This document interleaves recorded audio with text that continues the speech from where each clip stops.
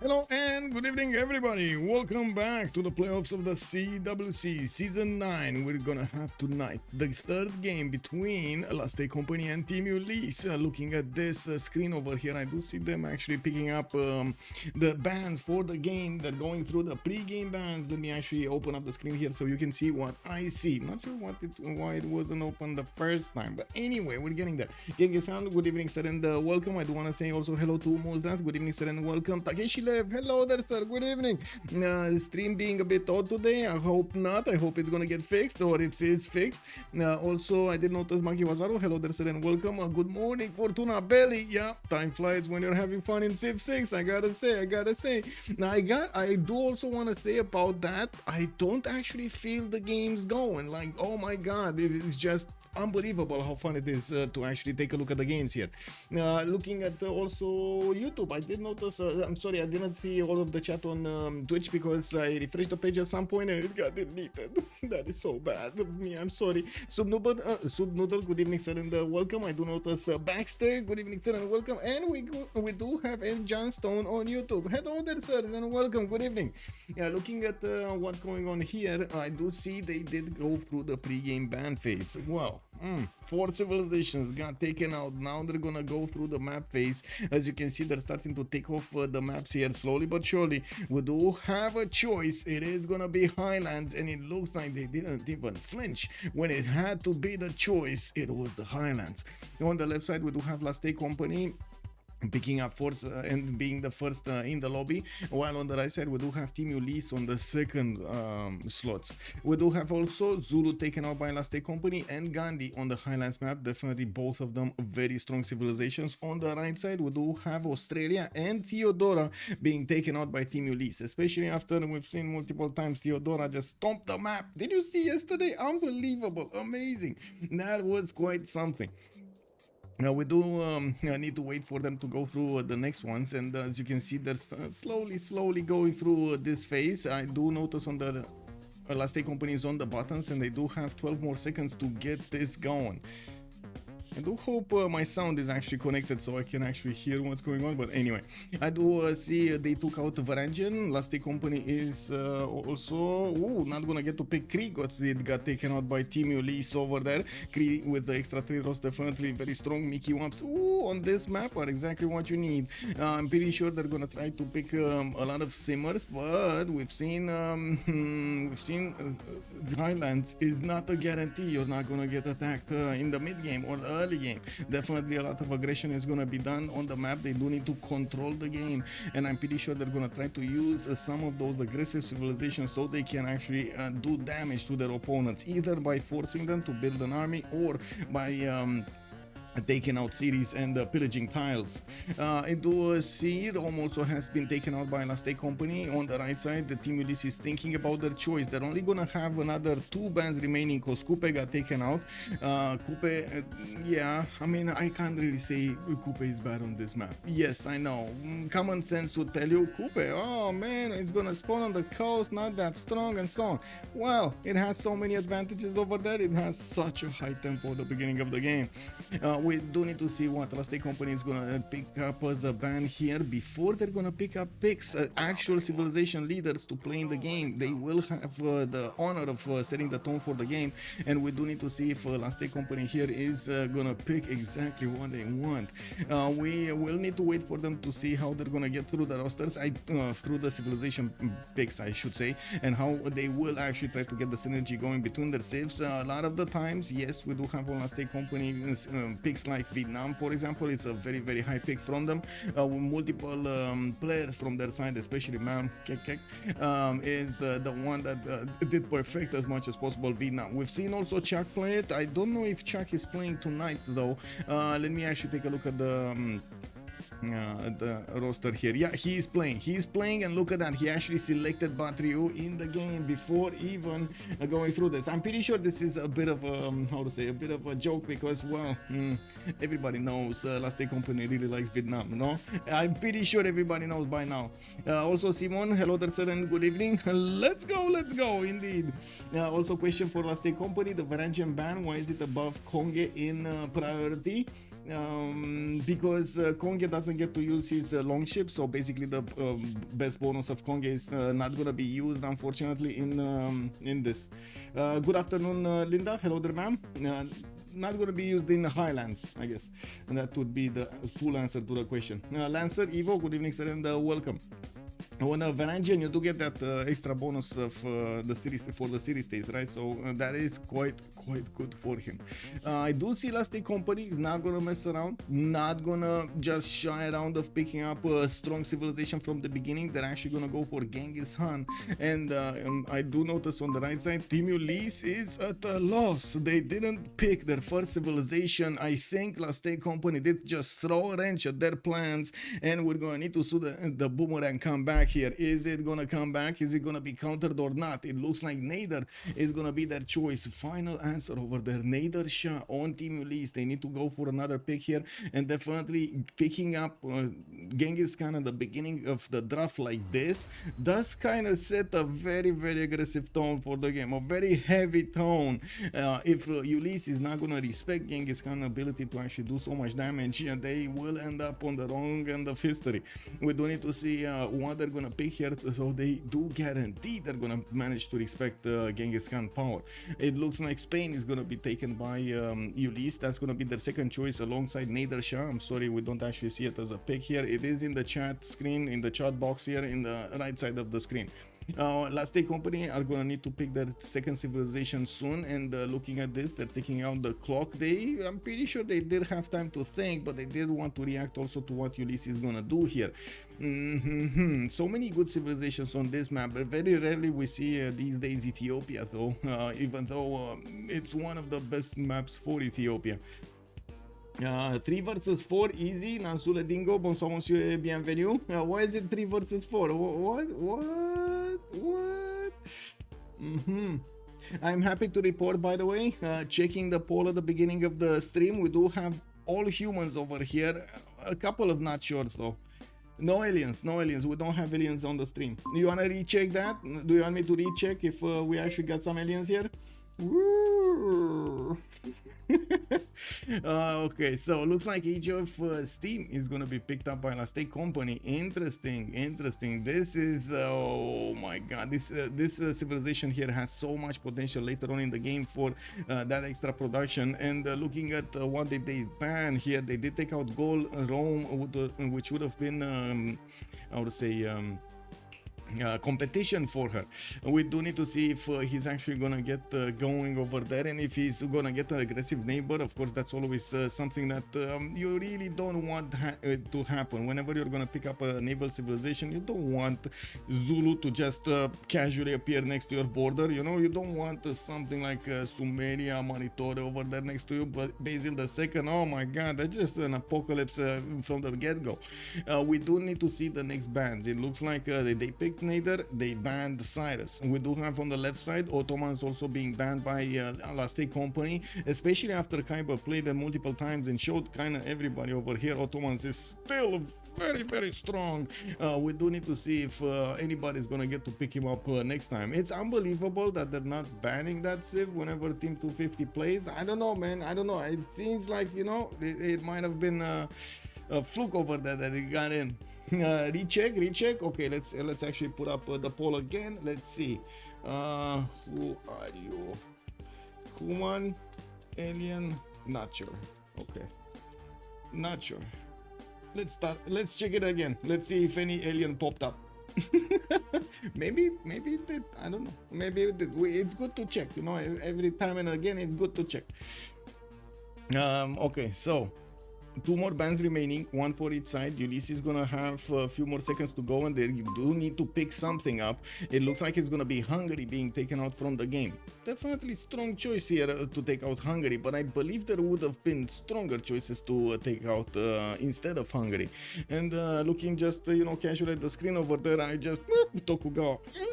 We do have Chandragupta. We got also Catherine de Medici, the Black Queen. We got Ptolemaic. Oh baby, we got so many good civilizations here.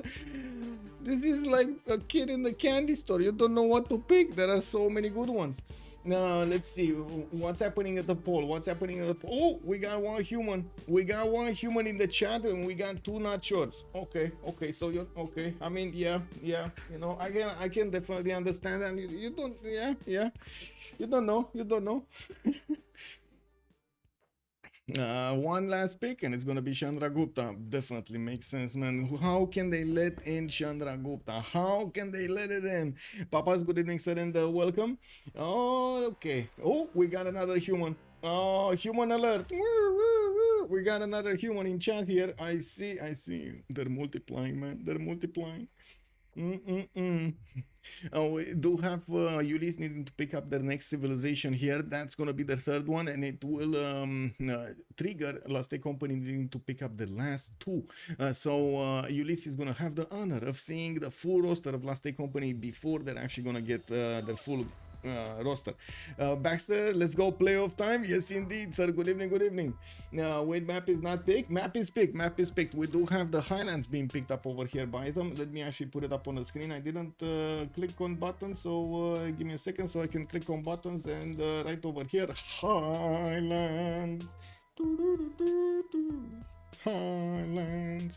Okay, let's see. Catherine de Medici, Black Queen, coming up here on Team Ulyss. It looks like he might actually have the opportunity to use those Guard Imperials this game. We're going to need to see how the intel is going to be played out, but definitely if it does end up next to Genghis Khan, that is going to be a good counter for Genghis, not allowing him to get the extra damage, the +6, the +12 that he usually gets from the extra intel.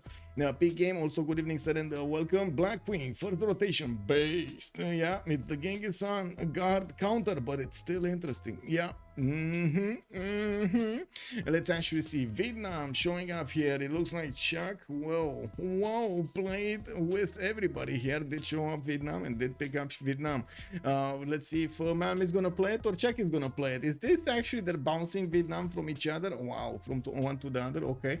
Looks like Mbande is also gonna be picked up by Last Company immediately as their fourth civilization, while on the right side Team Ulyss is gonna need to also finish their draft here.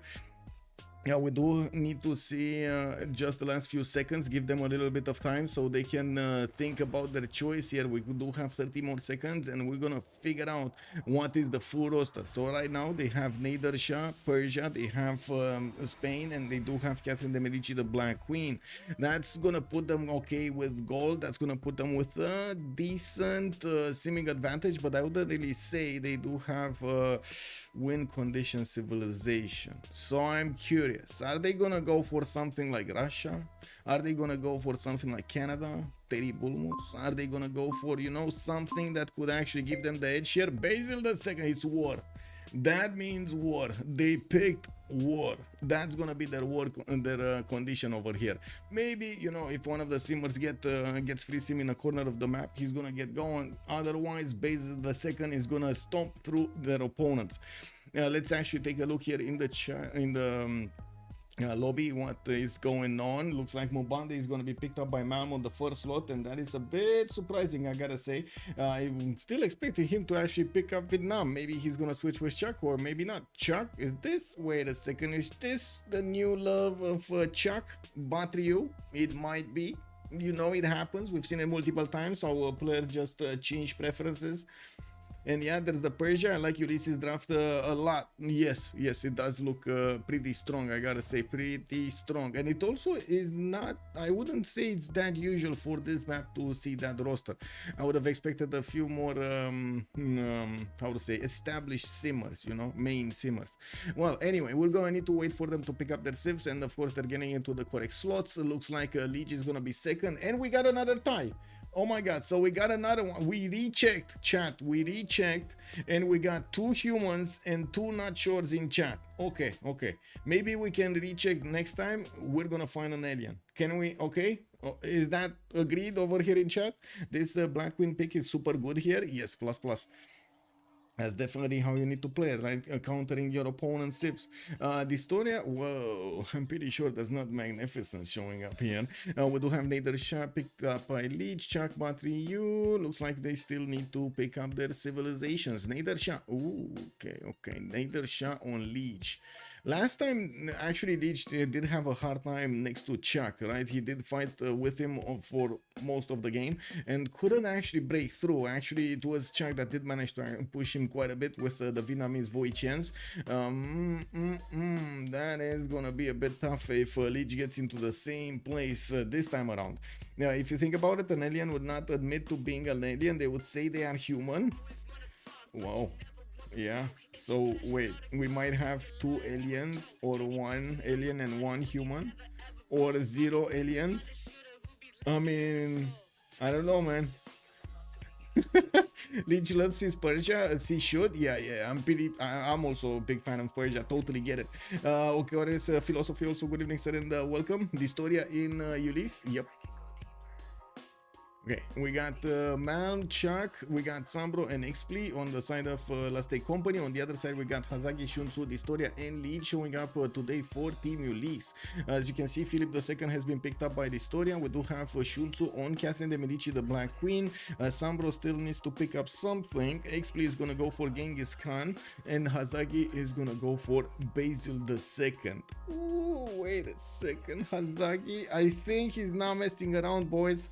I think Hazaggi, after some, I would say, deviation from the norm, Hazaggi over here is coming back to his roots. Like, he liked to play a lot more aggressive back in the day, like a few months ago. Lately, he was a little bit more on the simming side. He wanted to be the one that carries and so on and so forth, gets to that late game. Well, I think right now, he's like, you know what, I'm gonna go for what I know is gonna work over here. And he's gonna go for Basil II, and he's gonna try to stomp his opponents. Is he gonna have the chance? That's the question. We don't know if his adjacency to his opponents is gonna be good. And I do want to double check the 0 MS before we actually get into the game, so we don't end up making a big boo-boo here and disconnect. Okay, there we go, it's all good. So let's take remap condition. It's if Genghis meets Black Queen and if SunBro is isolated. Big game reads the game so well. Yes sir, and Ulyss doesn't want Spain versus Genghis. But I think they kind of have a scarecrow here with Basil II, or how to say, or Genghis Khan, right? Both teams kind of have a scarecrow. Whoever's gonna be next to them, oh, they really need to meet these ones. Right? Ooh, they need to know who are they gonna have to defend against. Let's put up the remap prediction. Just give me a second so I can click on buttons and click on how many remaps. 0, 1, 2, submission period for 10 minutes, and let's start it up. Yesterday we didn't even have a remap. Did you see the players were so content with the remap? Not a problem over there. Looks like Malm is also asking them to verify the settings, and the people are readying up, so we should have the loading of the first map in just a few seconds or a minute here. Hopefully it's gonna be earlier. Battle Cruiser, hello there, sir, and good evening. Starting to shape up quite a bit of a game here. Also, Subnoodle writing to us from YouTube. It's a real philosophical dilemma. Are we humans or just constructs made of, to think that we are? Are we machines? Perhaps we don't even know. Well, I mean, I guess it's kind of how you define those terms, right? Like, for example, machine, I'm pretty sure we can say that there are big resemblances between how to say, how body works in any kind of body, like even in animals and so on, and also machines,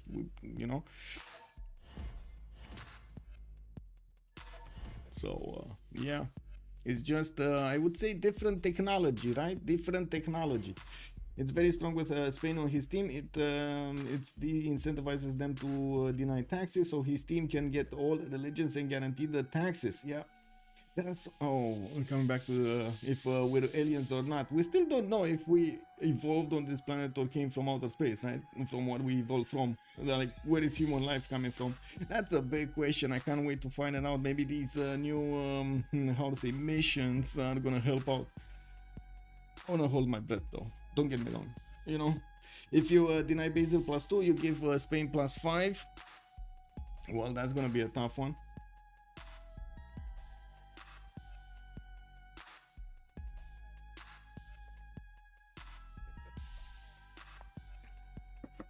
Okay, Do we have everybody going in? Everybody going out? Let me actually switch my color to something. Oh, okay, never mind. It's fine. It's fine. So loading up, we do have SunBro actually going for Victoria Age of Steam. That's the one civilization I didn't point out earlier. And loading into the first map, we're gonna get to see if Highlands is gonna give them that perfect spot over there to get the win or not on which side. We're also gonna need to see if there's gonna be some form of intervention from the gods into this game. There are of course natural disasters that can happen, or other events, random events, just you know, casually happening. A flood here, then a volcano popping up over there, and then a blizzard over there, and maybe a hut just randomly appears. A city state gives you a builder, and so on. There are so many events that this game has built in. Now we do need to see also what is chat gonna think about this. We're going left or we're going right. Good evening, good on Salty Capybara. Hello there, ma'am, and welcome. Hazaggi winning it. I mean, to be honest, he's 5 points above everybody, right? He picked up Basil II. I would say that's winning right there. Left, okay, we're going left. I'm sorry, Battle Cruiser. Salty was just faster with the buttons. Also, Simone was mentioning on YouTube, I like Mongolia draft. Yes, yes.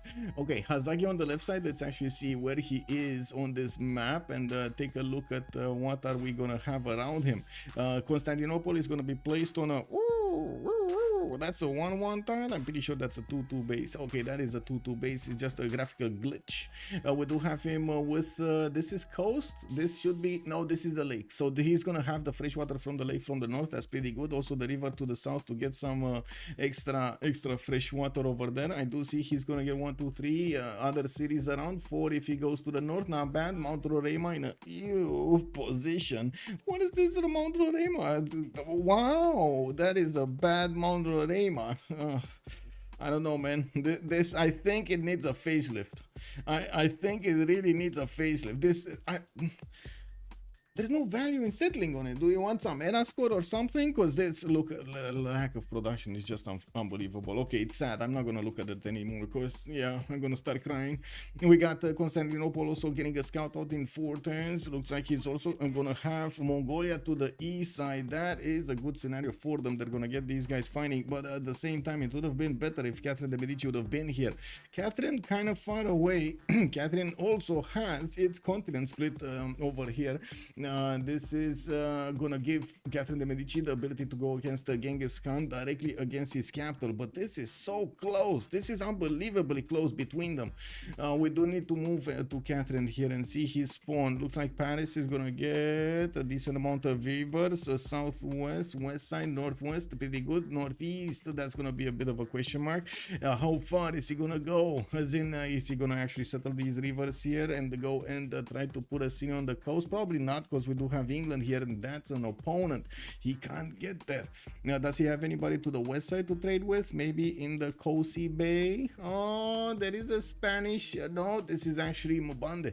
This is Mbande, Kongo. Okay, so we don't have anybody for him to easily trade. Wait a second. There's Masha to the north. Okay, never mind. He can actually go to the north, settle a city over here next to the banana, get the fish tiles, and of course get those trade routes to Masha through a city that he's gonna place in between. And we do have to take a look at dISTORIA here, looking at Spain. Where is Spain and where will we see him? Spain. Oh, Madrid over here. He does have +4 campus to the east side, other continents to the south, and it looks like he's gonna have rivers to place. He will also have access to the IDC, so if he actually wants to contest Age of Steam, he could try to contest Age of Steam on this territory. I wouldn't really say he's gonna do it like this. Coming out here, very few people actually try to do this, to try to chop out boats as quickly as possible, get all of those builders, get all of that logistics happening for the early game, for the moment that you need to upgrade. That is quite tough, and especially if you get pressured by your opponent, that's not gonna be easy. Not gonna be easy. Hazaggi missing 1 production. He's forturning his scout. It's bugged. Let me see. Hazaggi over here. Give me a second. Where was he? Here. I think he's working something else. Because wait, we'll turn 2. He's growing in 3 instead of growing in 4.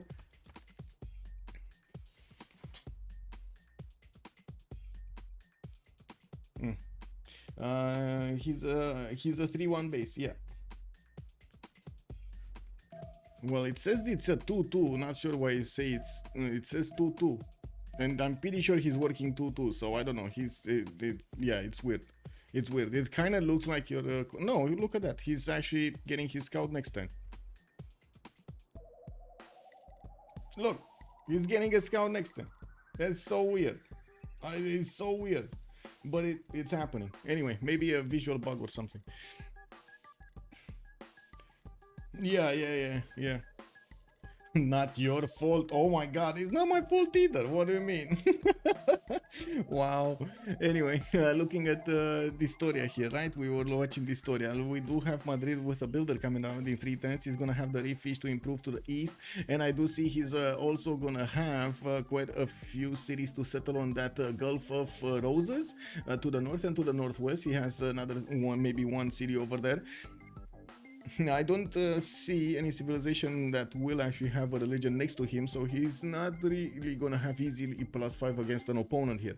Now we do have Lege to also take a look at. Nader Shah is gonna be to the west side. Nader Shah is also gonna be to the east of Karakorum. Looks like Xpli will have the honor of attacking in both Persian territory and Basil II's territory, Byzantium, to the west side.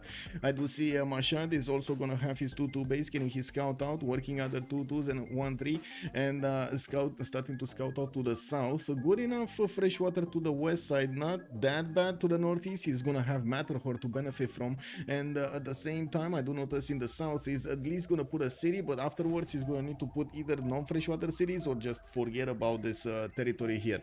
Good settle to the west side next to the lake. He's gonna get the 3-2 bananas to help him grow faster, and he does have some geothermal fissures between the continent splits. Oh my god, this is a quadruple continent split for him. To the northeast he's gonna have access to quite a few other continents. I don't think he's gonna have access to that many resources. From what I do see over here, it doesn't seem like they are rich with resources. Anyway, moving forward, let's take a look at Xpli's territory. He's gonna have his settler coming out in 5 turns. He did move his warrior towards the west, and it looks like he's gonna figure out where Constantinople is. While Constantinople, if it doesn't buy out a scout, he's not gonna know about his eastern neighbor. Oh wait, Mongolia is not gonna know either. Never mind. I think the hut just distracted totally Xpli over here. It's basically like the game threw him a candy and he just really needed to take it. He's not gonna have visibility over Constantinople anytime soon, or at least before the remap is gonna be voted on. And we do have Karakorum getting that settled out in 4, and I do see he's gonna have his freshwater settle to the south. That's a pretty good settle to base with 3-2 bananas, 2 of them, and +3 campus next to it. Not to mention more settles over here for the extra gold from the diamonds. Not bad. Karakorum pretty poked. And we do have SunBro to take a look at the city of London. He's gonna start improving his diamond tiles and his horses, and I do notice he has 2-2s to work at the moment. He's not going for the fish improvements, which is a bit of a question mark. We would usually see England, or any kind of naval power, try to get as quickly as possible his celestial navigation boost. Now he did improve his sword style. That's gonna give him a 3-3. He's gonna go for the crabs, and I do notice he went animal husbandry first, while sailing is gonna be next. He did take a chance that his horses are gonna be next to his capital, and it looks like indeed he was right. He does have that 3-3 horse style that's gonna help him out quite a bit. We do have him with possible cities to the southwest. A lot of cities can be settled in the IDC. Needs to be careful about the north from Spain, and I'm pretty sure he's gonna try to settle his cities on this coast towards Mogadishu, towards Spain, not to mention get some cities, but not a lot of them, on the eastern territory. Now we do have also Malm here. Malm is gonna be with Vietnam. He's, oh my god, he's coming back to his roots. Yeah, we got a settler in 2 turns from Thang Long, and I do notice he's gonna have a lot of forest and rainforest. Not that many freshwater cities, but it shouldn't be a problem. He has 1 here, 2 here, 3, 4. That's it. Does he have anybody on the seas? No, he doesn't have anybody on the southern seas to settle to trade with, and I do notice he's gonna have Hazaggi on the east side. This is gonna be another problem here. Hazaggi will also have the opportunity to do damage against 2 opponent civilizations, not only on the other, from the other side, Xpli, right? Not only any Xpli. And this is gonna cause quite a bit of a ruckus here in Vietnamese territory when those tagmas are gonna come on knocking down the doorstep. Wait, never mind. Black Queen is in Rage of SunBro. Okay, when a cat in the game, he can go guards.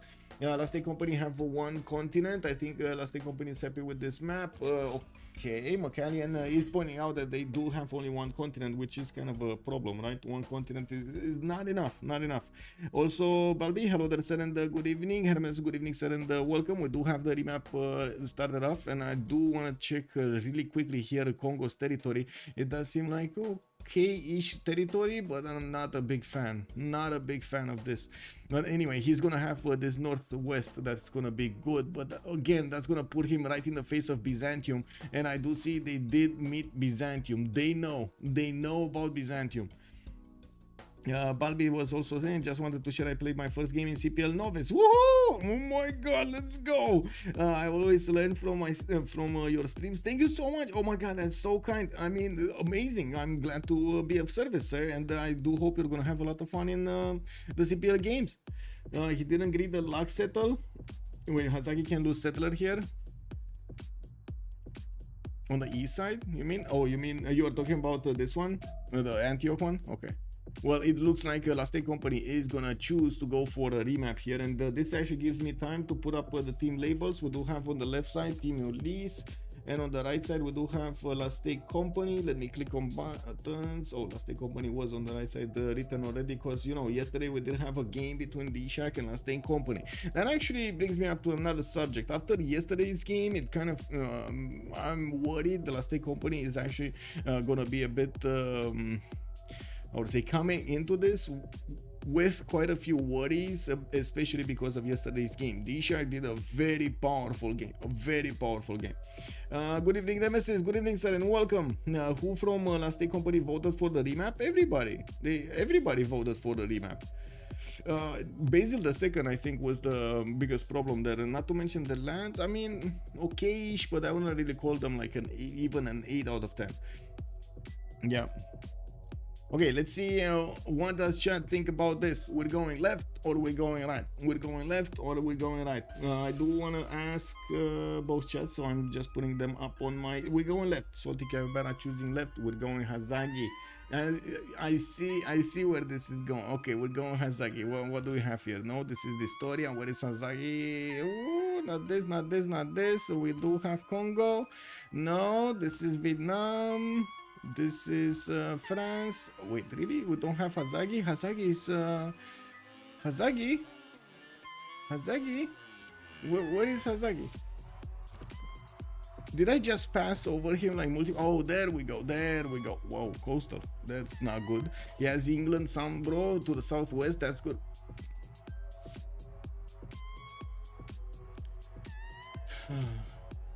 A lot of memories with the Dromos just flashed behind my eyes over here. A lot of memories. Seeing Dromos just taking out empires.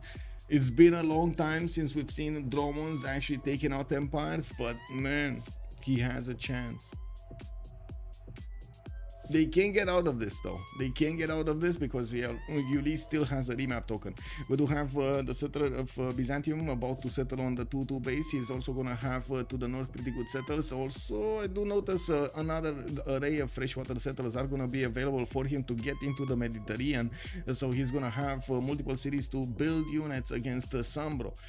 We do have him also starting to scout out to the west side, the reef fish tile to the west side, and the more reef fish to the south. Not bad. Marble settle also next to that lake would give him the opportunity to get a +2 harbor anyway in the water, and I would imagine he might actually prefer that.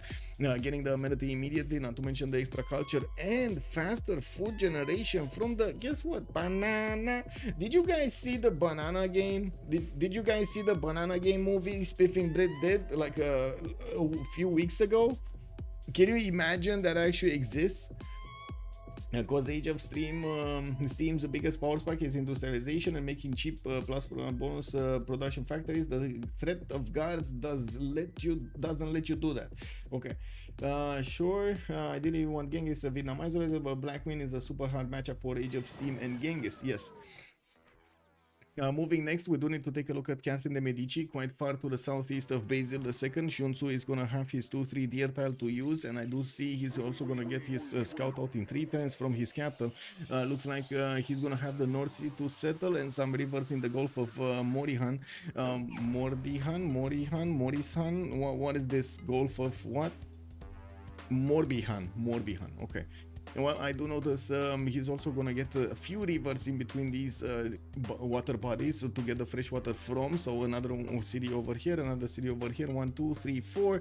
Not a lot of cities. I'm not sure I like the number of cities. I'm pretty sure he's going to need to build quite a few buildings that would give him the extra housing, which is not really ideal, but it can be played out.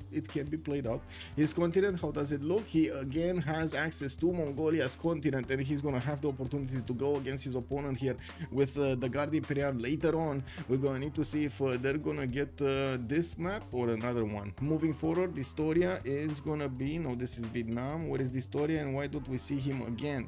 Okay, there we go. We got dISTORIA with his 3-2 banana to the southwest to benefit from. I'm pretty sure he can settle a city over there on the 2-2 base and get both of those bananas. We do have him with very good campuses. West side here, he gets a hut and he gets 2+5s. Not to mention he's gonna get, I want to say, the fresh water from the river and the chops from the stone tiles. A bit of a problem though that he needs to go for masonry to get those stones chopped or you know, put the campus on them. He does have another +3 campus in the city of Madrid, which kind of begs the question, what is he going to start up with? Of course, celestial navigation is the answer. We got sailing coming up in 7 turns. Definitely wants to get that harbor going. Good enough sea over here, water body for him to get his cities with the harbors, with the shipyards and everything. Looking at the Lege, we do have him here to the south of Madrid. That will give him the opportunity to get the traders going towards Madrid, which is going to be quite powerful. We do have him with decent freshwater, west side, east side, but to be honest, this doesn't look like amazing land. This kind of looks like an how to say, inland sea kind of a territory here rather than highlands. We do have him with freshwater settlers from these one-tile lakes, no rivers, not at all, and he just popped a recon unit from one of those huts to the southwest of Mashhad. He's gonna get a second one here from that city center, and that's fine, right? He's gonna keep the production for the settler next. Looking at Xpli to the north of Catherine de' Medici, Karakorum gonna get his 2-2 base, fresh water, quite a bit of tobacco over here, 3 tiles just in the capital. Wow, that's a lot of tobacco. We do have him in the south of picking up one of the huts, and it looks like he's gonna have a good city over there to settle on the rice tile to get the extra food and the mountain fresh water from the river. Not to mention another good city to the southwest and the northwest. Oh, that's actually, I kind of feels like it's better territory than France's territory. Why do I feel that? Anyway, we're gonna need to see scouts coming up in 2 turns. Karakorum here is gonna need to reveal his intentions. Again, west side he has Basil, south side he has Catherine de' Medici to go against. Both are opponents. East side he's gonna have Madrid. He's in between 3 opponents. Can he get to all of them? Probably not. Like, I see it's a lot of territory to cover towards Constantinople. The only one reasonably that he might actually get to is France, if France settles north. Looking at Age of Steam, we do have SunBro on this coast to the west of Basil II. I do notice SunBro is gonna also get his builder out, the reef fish tiles next to his capital there, and truffles to buy his tiles, 2-3 tiles, giving you that extra gold. I think this is Holy Idols Persia. It might be Blades Cat Games. Also, good evening, sir, and welcome. The 2.5 versus here is definitely because someone's power went out. Ooh, that's kind of bad. That's kind of bad. I'm sorry about that. Sorry to hear that. Also, Frankie Four Fingers. Good evening, sir, and welcome. Looks like a remap already. Genghis Khan is calling this out. We'll see. We'll see if they want to remap this, but definitely having Xpli over there in between them is not good. Not good at all.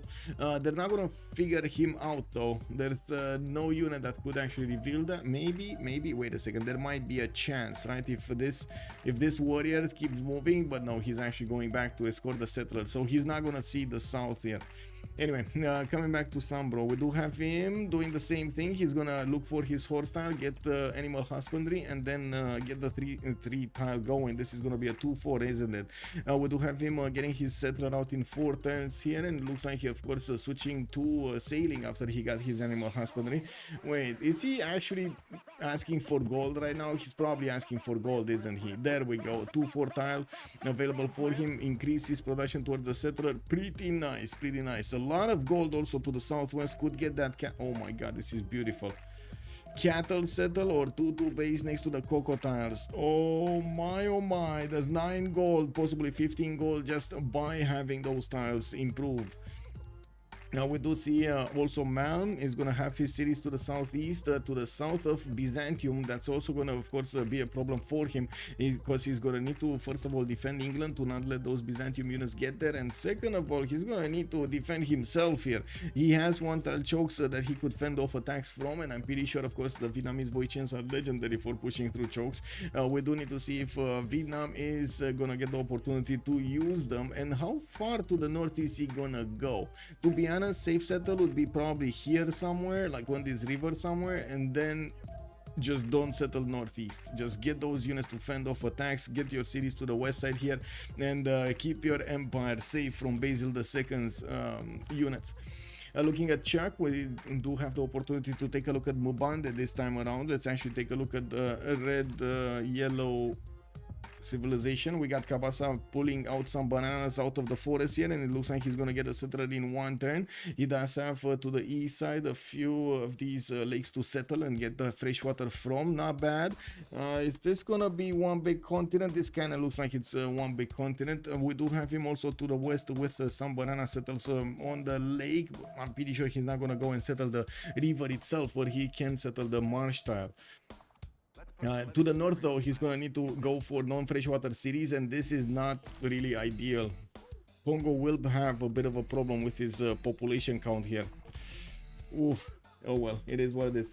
It's just not getting started. I'm just in time. Okay, who has he's Vietnam. Pretty sure Basil is the one who has to be scared. Big game calling it out. Basil II is to watch out over there. Be careful, Vietnam is coming. Vietnam is coming. Kongo doesn't care about no fresh. They can make the unique district. Yes, but not immediately, big game. Not immediately. Yeah, it takes some time. It takes some time. Basil and England on small C. Yes, this. I mean, if this map goes, I'm pretty sure we're gonna see Dromos on this map from Byzantium. There is no way he's not gonna get Dromos against England here. What is Congo's gonna settle? No close fresh water. Yeah, that's a problem. That is a problem on Congo. He's going right. He's going right, and by the looks of it, he's gonna get 1, 2, 3, 4, 5, 6, and a 7 to settle. Oof, that takes him quite a bit of time. 7 turns to settle a city, and this is probably the same, right? 1, 2, 3, 4, 5. Oh, okay. He has a 6 to settle here on the 1, 2. This is it. Oh, boys and girls, get ready. We got some action in the water. Hazaggi is gonna be challenged. Age of Empire. SunBro is gonna stand over there and tells Hazaggi, no way, you're getting my cities. And we do need to see also if we're gonna have over here Age of Steam realizing the mistake of this happening. Cornel Dincă, bună seara domnule și bine ai venit. Salut, what do you know of Jack the Ripper? Haven't seen him for a while now. He has been playing like a few days ago. I didn't see him stream, but he has been playing in CPL a few days ago. Also, go Hazaggi. Also, Salty Campera getting over there. The pom-poms ready. Woo. Let's go, Hazaggi. Hilarious Lotus. Also, we do have the easy prediction. Let me finish up the prediction. Let me put back the screen on Hazaggi here. Because I'm streaming from a 4 check as well, and finish up the outcome. It's 1 remap. We had 1 remap from Last Day Company, 0 remaps from Ulyss. Big game Artemis on Hazaggi. Well, I do see Byzantium is improving his deer tile here. He does have access to one horse tile to the southeast in his second ring, but he did choose to improve the sheep tiles first. I do notice he's going to the north here with another settle, and looks like he could get the cattle if he wanted to. Could even go for that 2-2 base uranium tile to the north, but I'm pretty sure he wants to actually min-max the position of his cities here. Now we do have him also with access to an iron tile. Didn't get the reef fish improved, and looking at his stacks, he's actually going for archery in 2 turns and the foreign trade in 5. We do have, is this a Mbande map? This is, this should be standard. Give me a second. This should be standard. Yes, standard resources, standard strategics. And this is the normal highlands, it's not rich highlands. Looking at Sun-Tzu next, the southeast, we do have Lyon getting scouted by Mongolia. Of course, that warrior kept on going towards the south and did meet his opponent here. I do see Paris is gonna get his settler out in 4 turns, and he's gonna get another city to the northwest here, or southeast. Actually, I'm curious which one. This is freshwater, this is not freshwater. So which one is he gonna go for? I would say freshwater, but you know, sometimes players do some different things. Nearly a steal from Lyon. Yeah, could have fooled me. I mean, to be honest, cool boy, there are a lot of resources on this one. And I was thinking about that percentage that got shared in the last streams. We were talking about the percentage of amenities, or I should say luxury resources that get spawned on highlands. They were talking about like 7% or something on that rich highlands, and I was thinking, like, is that percentage of tiles, of land tiles, or if that is percentage of total tiles on in the game? Hilarious Lotus, thanking chat over here for the 7k. Woohoo! Yeah, getting that high rolling going. Yeah. Let's go. Cu plăcere, cu plăcere, domnule. Jack is the woohoo. Yeah, I can't say that, man. It's not easy to pressure on this map, but if any Civ can do it, it's Genghis. Yeah, we do see Paris is gonna benefit from a horse tile on the right side, and I do notice he's gonna have 2 of these iron tiles here. We do have a warrior moving in between his cities, and he's gonna be a bit feeling the discomfort, especially with the settler coming off from Paris in 2 turns. We do have Philip II to take a look at, because we kind of, you know, squeezed out everything from Catherine de Medici. We do have, no, that's Vietnam. We got Madrid here expanding with Zaragoza to the south, and he's gonna get some monuments for the extra culture. I do see his 3rd settler is also choosing his location carefully, and let's see if he's gonna pull something up here. Okay, he's going west side, so I would imagine he's gonna go over here next to the mountains. I wouldn't imagine he's gonna go as far as Muscat, and if he does manage to put a city, wait a second, he doesn't, he plays Zaragoza over here and he doesn't get this properly. Anyway, it is what it is. 1 tile to the south, and it would have been better. He could have gotten, no, he couldn't. Never mind, it's fine like this. Never mind, I got confused. Black Queen is Genghis counter will be hard for him. Yes. Now we do need to take a look at dISTORIA here, getting his iron to the left side. I do see his also horses are gonna be right next to his capital. To the south, Persia is gonna be on the other side of this lake, so they will get the opportunity to start sending trade routes to each other. I do notice there are quite a few settles for Lege to try to get, so he can get that trade route with Spain. This is a continent split. They're gonna trade across continents, and of course it's gonna be extremely valuable for Spain to have that bonus. Now looking at Lege, we do have Mashhad with Sparta. Looks like a 3rd city coming around, can move towards the sheep tile towards the northwest, and I do see a settler in 7 turns, a 4th one coming around from that capital city. There is a Kongo scout trying to figure out what Lege is doing, and maybe he can sniff out one of those builders, and not to mention the traders. We're gonna need to see if Lege over here is gonna have that happening soon. Now I do notice he does have access to a trader, but did not get one yet.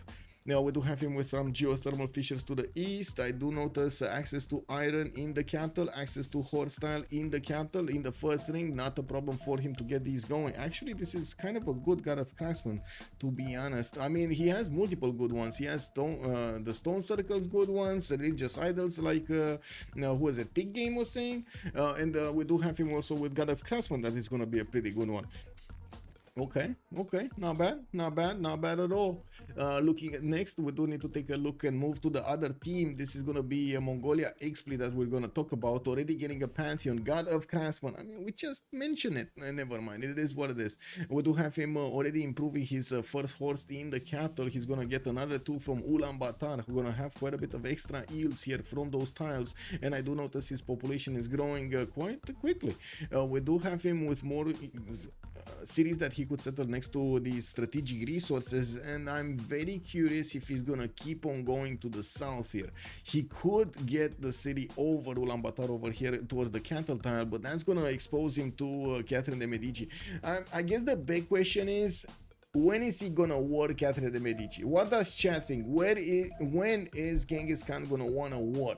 Is it gonna be early on to try to get an advantage over Catherine de Medici? Is it gonna be the mid game when he's gonna have the K-Shakes and Catherine de Medici is gonna have the coursers and the castle timing? Of course, getting the extra intel, which is not gonna be good for Genghis.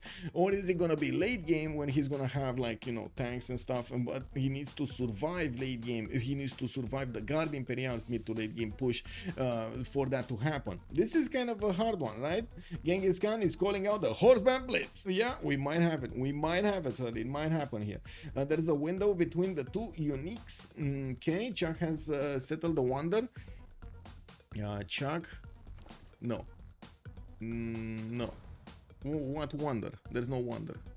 Okay, never mind. We're coming back to Mongolia here. Okay, so I do see his iron tile is gonna be to the northeast of Korakoro. I'm gonna have two tiles of that, and quite a few other cities in the north, east, northwest. This is gonna be a big empire if he actually wants to expand. Not a problem to try to get bigger than Catherine de Medici to the south. I do see SunBro with Age of Steam did notice Byzantium is going for some shenanigans here, and he's building a Temple of Artemis. He's actually getting one of these scouts from Vietnam to try to give him some information. We do have SunBro choosing to go with his second settle to the east side, Manchester, which is getting fresh water from the river, snaking around the border there, or I should say the coast there. While I do notice the English settler is also gonna move to the west side, where the coco's gonna be gold, right? He's gonna have all of the gold over here for himself in that one city. It's all shallow, maybe Dromos. I hope you're right, big game, because I'm pretty sure Hazaggi is starting to smell this out. You see Hazaggi's warrior? Right now, he sees the fish. He's starting to follow the fish smell, and he's gonna know where London is. And when he's gonna know where London is, he's gonna be like, okay, boys, it's time to go on boats. Let's go. Yeah, like Dromos are there to pull off. I know, right? Like, this is why I'm so excited, because I mean, I don't get to see this often. He needs one more theory on that coast with chops. Yes, plus. He doesn't really have another city with chops. I mean, I guess you can count this up. He's definitely gonna have quite a few of them, but then he's gonna lack tiles to work. South of Constantinople is also gonna be a pretty poor choice. Look at this settle. The marble tile is gonna give him access to 3 3s and 4 3s to the southeast. Man, follow that fish smell. Yeah, exactly, Hermes, exactly. He knows, man. He knows the way. Now we do have to take a look at Malm next, right? We did see, oh wait a second, on London we do have him with the horses already improved and iron tiles in the second ring. Okay, not that easy to acquire. I do have to point out he did choose the easy method to get the fast settle, the 3-1 base here in the city of Sheffield, which doesn't actually give him any gold right now. He's gonna need to actually work for all of those cocoa tiles or invest into them to get some benefits from the cocoa tiles. His people are not gonna be happy. Can you imagine actually having this city over here, living in that city over there, going to the border, just sitting next to a fence and watching cocoa, and you can't have cocoa? That's just nasty, man. That's just nasty. Can you imagine this? Like, imagine outside your house somebody puts like 10 chocolate bars and he doesn't let you pick any of them. Not cool, man. Not cool. He might get locked in though. England making galleys. Well, let's see if England is actually gonna get the opportunity to do to keep actually Byzantium as much as possible in his borders here. I do have to say I'm a bit worried that Byzantium doesn't have an second city here. Looking at Malm, let's see Malm, southeast of England. Big Game was calling out Malm that Basil should be afraid of Malm. So let's see how Malm is gonna play this out. We do have Vietnam here getting his campuses going, access to a few iron tiles to the west side. I do notice he's also gonna have a bit of cocoa to get his people happy there. I mean, he could just feed the cocoa to the elephants, get more gold like that, you know, just make bigger, and then get the truffles. Oh my, there we go, big plan over there, you know, you just ingest cocoa into elephants, elephants make truffles. Perfect. Galley that the England horse just asking to be pillaged. Yeah, anti-Willy Wonka? What do you mean anti-chocolate? What is that anti-chocolate? Same coast Byzantium, maybe we'll finally see some dromos. Yeah, first look at that, everybody's thinking the same thing here. Maybe we're actually gonna see some dromos. It doesn't seem like Hazaggi wants to do this. I'm definitely agreeing that Temple of Artemis is a big boost for him, especially in the case that he has quite a few improved patches already, and not to mention the camp. So 3 amenities and the food and the housing in that city of Constantinople. Is he gonna get to come back after that? Like after he's gonna get those get that wonder, those production points into the wonder, does he have enough time to get more galleys, to get to dromos, to actually smash through another defense from England and get a fourth city out? That sounds, it's a bit much, you know, it is a bit much. We do have Ansira here that did get settled. Unfortunately, because of the position of this fish town, he can't put a harbor there in the south. Looking at Vietnam's Pantheon, City Patron Goddess is gonna be his choice, and he's gonna get to 110 tons here. I do notice the 40% towards his district cost is gonna help him out quite a bit. Already got these campuses though, like these are the first districts in the city. Needs to get one from Cantho, and I would imagine he actually wants to wait to buy a tile there. I do notice he's gonna have access to an iron tile in Tanglong to the south, and yes, he's gonna have, where are the horses? Where horses? Oh no, they took the ponies. Well, I'm pretty sure they're underneath one of these districts. I don't know which one, but they're underneath there, right? No? Oh wait, he can't put them there. Where are the horses? And why don't I see horses? Did he settle on them? KW. Anyway, I don't think he can, right? Maybe the capital, but this one he can't. This one, maybe. Okay, anyway. Moving forward, Chak. We do have Nzinga Mbande, the west side of Malm. They could get the trade routes through this lake over here in between them. I do see Mbumbi is connecting to the capital with his trade route. Getting those commercials out is going to give him access to markets, which will give him extra trade routes. It will take some time to get all of those going. He did also get Goddess of the Hunt as a pantheon, a bit surprising, but he does have quite a few camps that he can improve. 1, 2, 3 with the non-freshwater city. Wow, he only has one camp that he can improve, and for that one camp he needed to spend so much gold because his 3 rings out. That sounds extremely expensive as a pantheon. Anyway, getting Magnus in the capital city, finishing up that commercial next turn, has access to an iron tile in the capital and a horse tile to the northwest in the second ring, while he's gonna have quite a few bananas to get going that extra population. Looking at the next one on the map here, let's actually take a quick pick on everybody. Maybe we do have some pantheons. It looks like Spain is gonna get his 4th city there, and choosing to go commercials, not harbors, is actually gonna want to fight for those extra trade routes from the merchants. Looking next to Persia, still no pantheon, getting his connection city towards the coast here so he can connect his economy towards Spain. And we do have Magnus establishing in the capital, while a few builders are coming around. Still no trader actually connecting these cities. He has one coming out from Bactri, but this is 1024 and this is his first trade route. It does seem like that actually delayed him quite a bit. Moving forward, let's see, do we have Vietnam here? We did talk about Vietnam. Age of Steam went for God of the Sea. He's gonna get the extra production from these coastal resources, and I do notice Byzantium is finishing up his holy site here from the capital city, which I'm pretty sure is gonna get another benefit of a government plaza. And I see he's also gonna need to get a holy site there to get that extra faith generation going. He really needs to get the faith generation going to have a chance. The first galley of SunBro is also starting to go on towards Constantinople. If he does manage to block Constantinople's ability to get boats out, this is gonna turn ugly really quickly. England is gonna have the ability to slow down the expansion of the navy of Constantinople, which is gonna hurt a lot Constantinople. And when do we have a pause? Relobby next turn. Okay. Culture is always good, and more culture helps having government titles. Yeah. Byzantium will be hard pressed on Ulyss too. Don't see him surviving cannibals. Yeah, it does seem like that's gonna be a hard challenge. Is this on marshes? That might be a marsh. Well, not on marshes, but yeah. True. The big game, I just had that thought after I was trying to get to the bottom of that. Like in between saying getting to the word campus, then I realized that he can't actually put them here unless there's like marsh tile or rainforest or forest or something. So then I tried to watch somewhere else where that could be, but it looks like the capital city is here. So I think that was my mistake. I was thinking Hualu is the capital city, but actually Thang is the capital city. So that actually has iron in the second ring. If just in the case he's going externals to Persia as soon as possible, which makes money for the boat fight. You gotta get the money.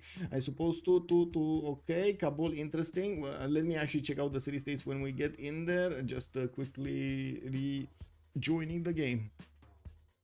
Should be fine. Should be fine.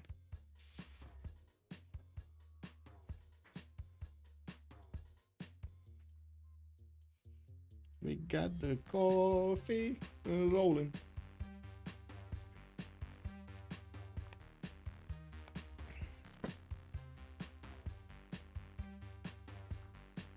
Hey guys, did you hear what Adobe wanted to do? Did you hear the news from a few days ago? They got caught with their hands in the cookie jar. Hazaggi might get punished super hard for his Artemis. Yes, that was a big investment, and I'm not that convinced at the moment. I guess we're gonna need to see his results throughout the game if it's gonna be worth the investment.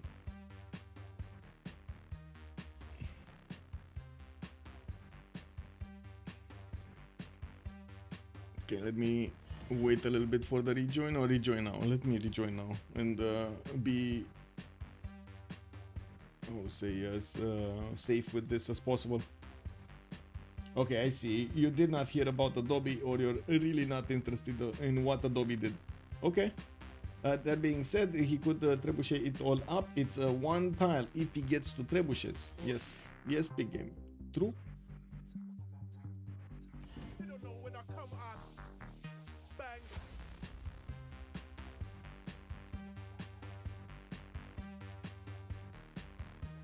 A NASA PC? Wait, one of those ones that actually check for aliens? He has one of those ones? Oh my god, I want to get my hands on one of those also. Beep, beep, beep, beep. I heard we're actually gonna be witness of an exploding star soon. If I understood correctly what's going on over there. They found a star that has started increasing its light significantly. Jack the Ripper, the only Twitch channel. I'm a VIP. Oh, come on, Johnstone. Batman the White, thank you so much for the follow. Much appreciated, sir. _the_white has joined the round table. Yeah, exactly. Beetlejuice. Ah, there we go. There's a man who knows. There's a man who knows. Very nice, very nice. Okay, yeah, it's been quite active, but lately it's been a lot more active, right? It increased significantly. Space Mumbo Jumbo. Oh my god. Oh my god. Oh my god, I was still watching Sabine making one of her rants about the climate change, and I was like, oh my god, no. Aliens confirmed your poll was foreshadowing it the whole time.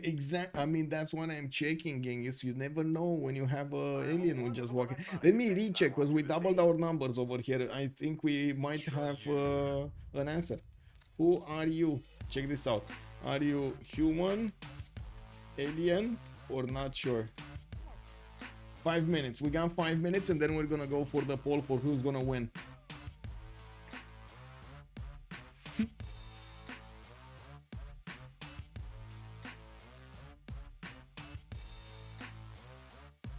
Okay, just waiting for Hazaggi to rejoin the lobby, and we're gonna get this going. Let's see if it's confirmed. We still have 2 not shores. We got 2 not shores. But that's a quick 2 not shores. Okay.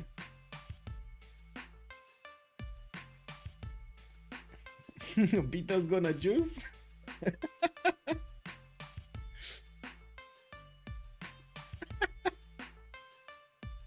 Hey, we got a human! You got a human!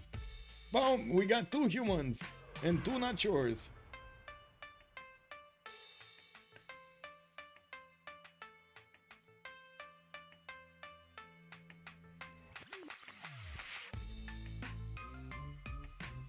Okay, should be fine with 0 MS. We're just waiting for Lege to reconnect. It's gonna be an interesting game with Age of Steam having the opportunity to actually go against Hazaggi over there on the coast, which he will have quite a few bonuses from. Royal Navy Dogcats, he's gonna have also the extra production from those resources that he gets to improve, the strategic resources. I'm pretty sure he's gonna want to keep as much as possible Byzantium contained in that corner of the northeast.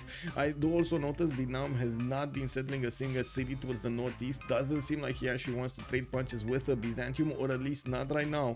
He might want to do it later on after he actually feels he has a strong empire and he could keep on training, building units and so on. We are gonna load into the game in just a few seconds. Looks like the countdown has started, and looks like the numbers are going to 0.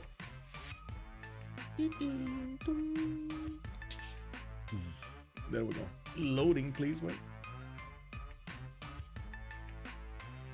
We didn't see what Genghis did, by the way, with what he opened. We're gonna see it now. It's something to keep an eye on. Yeah, exactly, if he gets 3 encampments. Isn't he kind of far away, though?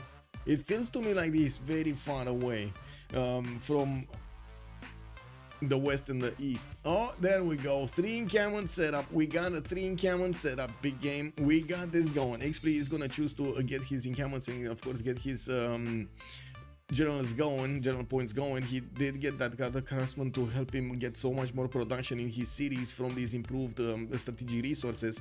We do have the 3rd encampment from Urumqi coming up in 10 turns, and he is keeping an eye out on the French citizens here in Lyon and Paris. I do notice he's gonna get his Magnus in 3 turns, and yeah, the commercials are coming around here from France, not going campuses, not going encampments, going commercials, and sitting on 3 cities. Well, France over here is gonna have quite a bit of a painful awakening when Xpli is gonna get his units to his borders. We do have Sun-Tzu getting his Magnus in Paris. I do see he chose a pantheon, fertility rates, which does give him extra food from these rice tiles, wheat tiles, and cattle tiles. So we do have him with an array of them, but not a lot of, to be honest. Like, there are a few of them, but not a lot of them. Anyway, it is what it is. Moving forward, let's see. Persia, still 3 cities, going for his 4th one soon. I do see Spain is about to settle his 4th one, and he did manage to grab a builder, a 3-charge builder from Muscat, which is going to help him improve these tiles here to the northwest of Madrid. That's a pretty good achievement there to get that builder from Muscat. A pretty good catch, I would say. Yes, it's like one of those miracle fishes you get out of the water once in a lifetime. dISTOS B4 is wild. Yeah, it is. It is in the wild nook of the mountains here. We do have him also getting commercial hub investments. Looks like Zankian is going to be the first merchant, which of course Kongo already gets bonuses of points towards. We do have him increasing his trade route capacity by 1 if he manages to activate it in his empire. Motion establishing first in Madrid. It does seem like he did choose to go Zaragoza to Madrid here, an internal trade route, but without using Magnus. Like chat was saying, they might be preparing to get these externals as quickly as possible for the gold. It's everything about the Benjamins. We do have to take a look also on the on the other ones. We do have Kongo here getting his Goddess of the Hunt to give him a bit of points here on the ivory tile. Getting his commercial hub investment next turn is gonna give him an advantage, and of course we're gonna need to see if we're actually gonna have Persia knocking it out, or wait, sorry, Spain getting it, or his opponent. Oh, there we go, a second project here from Zaragoza. That might just be enough for him to pick that up if we're not gonna see Kongo chop it. And let's see, Kongo, is he getting mining? Sorry, masonry. Is he getting masonry? No. No, he's not getting masonry, isn't he? No, he's getting mining in next turn. That's gonna take a while for him to actually get masonry and actually get good to chop that stone tile. Okay, Vietnam City Patriot Goddess getting his triple thun set up here for the extra culture. We do have him also getting a builder from Thang Long, able to improve truffle tile, iron tile, and of course horses. Does have some stone tiles to the northeast to also benefit from. Still did not choose to put that city to the north, and I'm thinking maybe England is going to get this city here. We do have Byzantium noticing that there are boats in the water, and as you can see, England is going to get to keep Byzantium away from getting too many units outside. This is going to cause quite a bit of a problem for Byzantium. He needs a drone and he needs it yesterday. Yeah, we do have Manchester getting galleys, Royal Navy dockyards from London, another Royal Navy dockyard here from Manchester, still prioritizing the galleys over everything else. He does need quite a few of them to actually keep on switching them if they're taking damage, because he doesn't pop heals right in neutral territory or well, anywhere outside of his borders basically. Now next up, let's see, what do we have?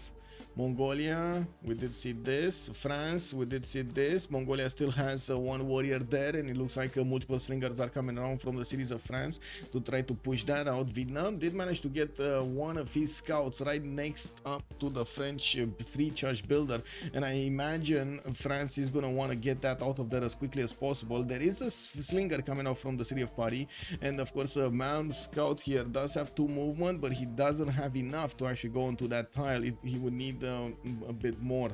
Unfortunate. Karashikat, good evening, sir, and welcome. Your kids hero, hello there, sir, and welcome. It looks like first of all the French scout did the French builder did manage to get out of there, and it looks like also Spain did recruit Zankian. With those projects he did manage to get it. 6 turns for a commercial from the city of Lyon. I do see 2 aliens in chat. Wait, we actually had 2 aliens in chat? No. Whoa. Declare surprise war on you. Yeah, we come in peace. Just like the Independence Day, right? Yeah. Okay, let's see. We're 1027. Let's take a look at the city states before they're actually gonna get through the golden ages. I do see Rapa Nui with Namadol and Antananarivo are gonna show up here for the culture bonuses. In the industrial zones are gonna get the benefits of Singapore and Johannesburg, and we do have Fez with Hattusa and Geneva for the science bonuses. Looks like Armagh is gonna be the only one for faith, and I do notice we do have Kabul for the military. Not to mention Hunza for the Hunza and Muscat for the trade bonuses. We do have Kabul over here. Kabul right next to Byzantium. I do have to mention here Byzantium is slowly getting his religion. He does have his holy sites starting to get his great prophet points going. He's on 4 great prophet points a turn. Doesn't seem like he's gonna get his religion in before the next era.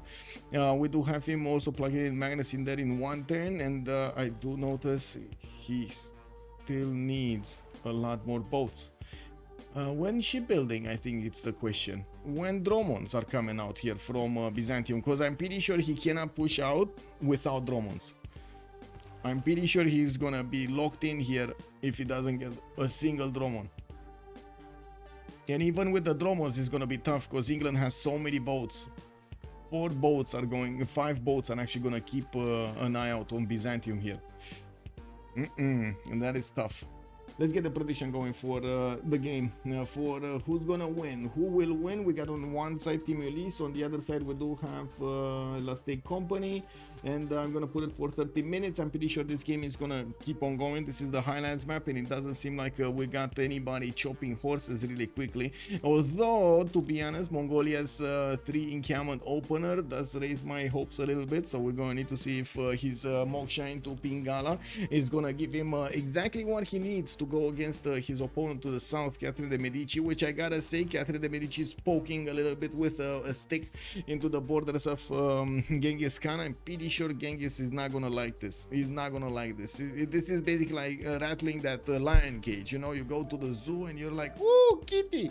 And then you're surprised that, well, kitty actually has big fangs. Surely you go to a stat stick there. What is Hazaggi cooking? Yeah, I'm quite curious what is Hazaggi cooking. He's ignoring this. He's ignoring this as much as he can. We do have him getting his extra 2 settlers out, and it looks like, of course, he's late on this. England did manage to get his 4th city, while I'm pretty sure he's gonna get the 5th one pretty soon. Okay, there we go. England just putting us many of these boats next to each other here, right in the face of Byzantium. I'm pretty sure he's gonna get that support bonus going, and that is gonna be an issue. This Byzantium galley, man, not good, not good. Oh well. Yeah, surely you go to Magnus Capital. Yeah, Magnus Capital with the Holy Site opener. Yes, yes. Yeah, casual, natural. Okay, 1029. Is everybody gonna get their golden age points? It looks like yes. 19, 19, 19, 19 across the board. It's fine. We do have an encampment training project also coming around from Mongolia, which is a bit surprising. I was honestly expecting him to get a lot of great general points. Kotal, ex-Kotal, good evening, sir, and welcome. From what I understand, this is a tie break. Yes, sir, this is a best of 3. This was a best of 3 series, and this is the last game out of this best of 3 series of the playoffs of the CWC's Stage 1 Season 9. We did see them win, of course, each of these teams win against each other, and this is it. This is gonna be the choice between going top bracket or going lower bracket in the next phase. They'll deny 4 times the generals. They're gonna deny the pool generals. Really? Okay. I mean, that's a lot of investment. Good afternoon. Good morning, Heining Dave. Hello there, sir, and welcome. Okay, I did put that. Let me take a look at this. Let me take a look at this and put my chats back up. Okay, that's fine. Vietnam takes 1. Genghis takes 3. Let's see what they're gonna pick up. Mongolia. Only Mongolia is making points. Vietnam did not actually get his projects going. And I do notice Gafron Plaza is going, of course, in between those holy sites to get that extra adjacency going. He did choose to go for God of Open Sky as the Pantheon, and will next turn recruit the Great Prophet, which he has 6 points of per turn. We do have holy sites from Nicaea, and next turn it's also gonna be, well, the turn of the Golden Age. Free heal. Where did you see the free heal?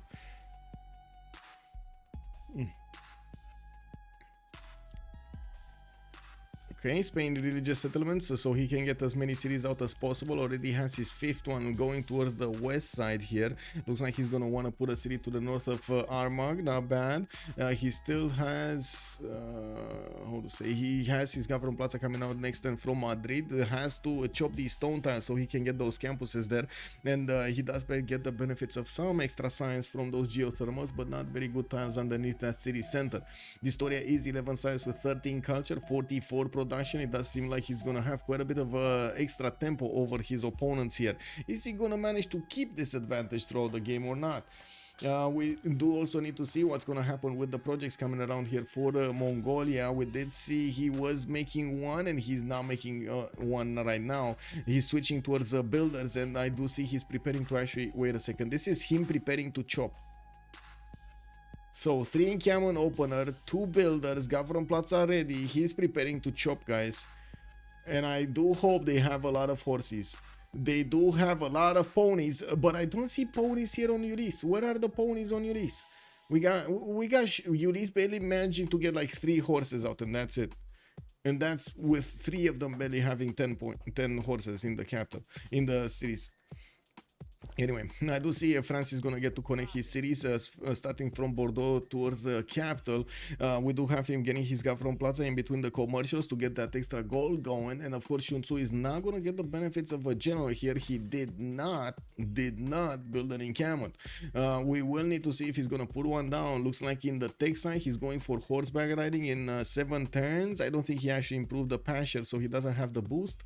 That means, well, the sheep tile is going to give him the boost. Political philosophy. Next turn, we do need to take a look at all of their golden ages here, starting off with Hazaggi's monumentality golden age. While he's on 21 faith a turn, he does have 8 science with 15 culture and 37 points of production. Unfortunately for him, he's also going to get pressured over here by England, which did manage to get that attack going against the Byzantine galley. Well, the galley, at least it's popping heals. That's good. And I do see an archer is gonna get deployed in Constantinople. This is gonna be free experience for this archer, not gonna lie. This is pretty good. Like, if he gets like 2-3 more archers, this is gonna be quite nice to get the free experience going. I do have to agree with Peak Game. Getting siege units is what's gonna help you out push these galleys out of your borders, or getting a dromos. But archers sometimes do work a little bit to add that extra spice, the extra damage on the galleys. They work against galleys. They don't work at all against like caravels or something bigger. Genghis will be coming in hot. Woo! Yeah. Hey guys, did you ever try out these nuts? Not a joke. I'm actually not joking.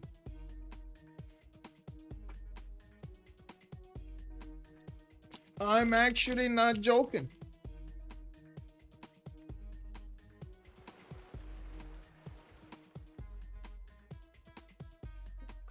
There is actually a brand from Mr. Beast called these nuts. Did you try it out? That's the question. I found it in a random store in Romania. I was like, what is this? What, Mr. Beast got into Romania? Oh, hello there. Hello. Anyway. Okay, so Hazaggi, we do have Sun-Tzu here, 3 cities strong. Mongolia did build the road towards Singapore, and it looks like he's getting his units out. We do have Sun-Tzu, 9 science with 15 culture, getting his horseback riding in 3 turns. Oh my god. And of course, we're gonna need to get quite a few builders to help him chop those horses if he wants to get them in good enough time. While we do need to see if Mongolia is gonna actually stop to take Singapore or just bypass to go and take Lyon first. It's all in the next few turns.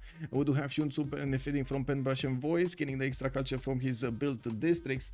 And let's see dISTORIA. Pen, brush, and voice golden age on Philip II. Wait. Yeah, exactly. Woohoo! Will Vietnam help push north against Constantinople? That's a very good question, and we don't know yet. We don't know. Vietnam is starting to move north. Ooh, this is a big sign over here from Malm. Big sign from Malm. And look at the archers, multiple archers coming out from Byzantium to try to save him from this push of England. Anyway, looking here, Mongolia moving in. Singapore still did not declare war, doesn't have enough units to take that city down, and I do see Singapore is preparing some defensive units there. dISTORIA 4 cities, Pembroke and Voice Golden Age, soon to be 5th city over here to the west side, and the Ancestral Hall is gonna pop in too. He might actually want to wait with the settler to put it down so he can get that builder, the free builder, whenever he's gonna place the city. He has the Spanish city of Coruña getting attacked by Muscat's warrior. I guess Muscat really didn't appreciate his builder being taken. I mean, those builders, they had families over there, you know, you just don't take them like that. We do have the Slinger of dISTORIA getting out of the city center of Coruña, trying to fend off attacks here from the warriors. They're all coming from hills, from everywhere, and this Slinger is not gonna be that strong to help fend off. It looks like he was strong enough to push back Muscat's units. Those warriors saw that Slinger's main hand, and they were like, oh my god, he's gonna crack our skull from 5 kilometers. No, let's get out of here, boys. It ruins his same way. Who's him? Surprise Black Queen didn't go iron working. Yeah, that's kind of bad, man. No, but yeah, it's important that the free simmer gets optimized sim, maybe not be effective. What are your predictions for Civ7? Predictions for Civ7. Return to the Civ5 wonder building style or expanding the Civ6 style. I would imagine they won't go back, they will go forward, so it's probably expanding the Civ6 style or something that we haven't seen yet. I wouldn't really go as far as making assumptions of how the game is gonna have all of its mechanics, but I'm pretty sure already there are in this Civ6 version version, there are a lot of mechanics that have been implemented that are working very well as intended. They're probably gonna be looking at the World Congress, which is definitely a good point to start. The governor, for example, was a good experiment for the game. I think they might actually need to think a little bit more on them, and maybe even take take a lesson from the BBG. How they approach the splitting of bonuses on the governors to make them as viable as possible to make use of. Looking at the next one, let's take a look at Lege here. Where is Lege and what is he doing? 2-4 cities, God of War and Plunder, getting his campus in 3 turns from Gordian, did place his government plaza next to Mashad and started to put down his Perides. As for the culture, he's on 14 science, 22 culture with 55 production, also 36 gold a turn. That's pretty pog. Let's see what's going on here. Okay, Galley got out. Byzantium did get one of his horses in the city of Constantinople. That's gonna be way too much damage. The English boats are not gonna get that city for free. We do have another settler moving towards that marble tile, and yes, Byzantium knows Vietnam might be coming forward towards the north.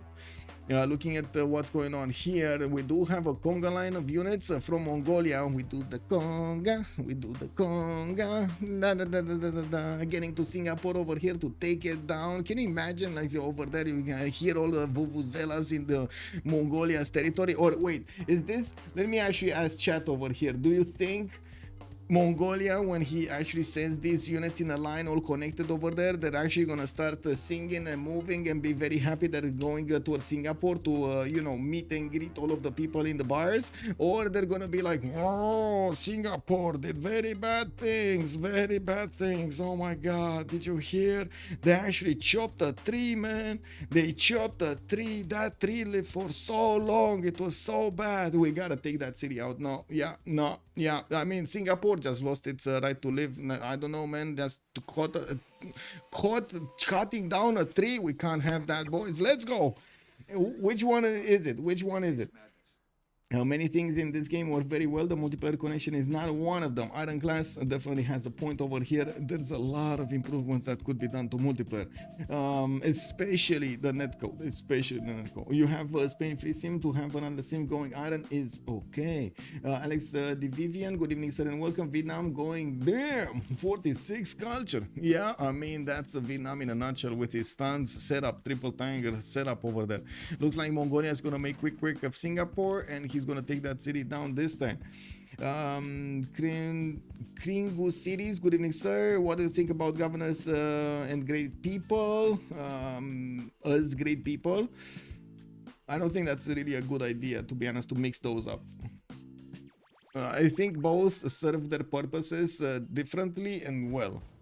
I think at least in the multiplayer community, I believe the majority of the community has enjoyed the governor race, the great people races, and I don't think they would enjoy racing for these great people to get those bonuses in those cities, just those cities. Like having both races at the same time is pretty good. Okay, next up, let's see, what do we have? We talked about Nader Shah. We're watching Xpli here, getting his orders up. I do see he's getting another encampment training project, and I still don't see an encampment from France. This is getting to the dangerous point. We do have Mongolia with such a big army. He's starting to pour through every one of these tiles, and as you can see, he did take out Singapore. That would be his 4th city. We do have SunBro with 11 science and 20 culture, still knocking on the doorstep of Hazaggi. Hazaggi doesn't want to open. He's actually going climbing to the window and trying to throw rocks at his opponents here and get those galleys out of his territory. But no, SunBro is relentless. He wants to get in there and drink that special ale that he knows Hazaggi has in Constantinople. He's keeping it a secret, man. That's you know, you can't do that. You can't do that. Just, you know, keeping cookies secret like that. We got God of the Sea also available for for SunBro. He also has 12 science of 22 culture, 62 production, pretty good. Doesn't have a 5th city yet, but that's soon in the making. We do have it coming out from Manchester in one turn. Did not choose to get the Gavron Plaza building, but he just clicked on audience chamber. Never mind. Okay, he clicked on audience chamber and started chopping it. Malm, 26 science, 48 culture. We do have the Vietnamese city of Da Nang being placed, and as you can see, we do have also Adrianople here to the south of Constantinople. We do have Byzantium getting another settler towards the south, which is a bit surprising. He must have not gotten the memo that Malm is here. We do have Malm with the ability to get that aggression going against Byzantium, but it's not going to be easy land to go through. He did manage to get a great general, which will give him the opportunity to have an extra +5 against the Byzantium cities, and he's putting, of course, more Thans here, while he's going to need to get his audience chamber finished in Hoalu for the extra bonuses. Well, let's actually see next. Where do we have Chuck, 10 science and 20 culture on Nzinga Mbande in 4 cities, getting audience chamber, and I do see him getting a 5th one soon to the north of Mubumbi, getting also a 6th one. Ooh, very nice. Gonna get it next to the bananas, and of course getting supercharged over there, helped out by the ivory tiles.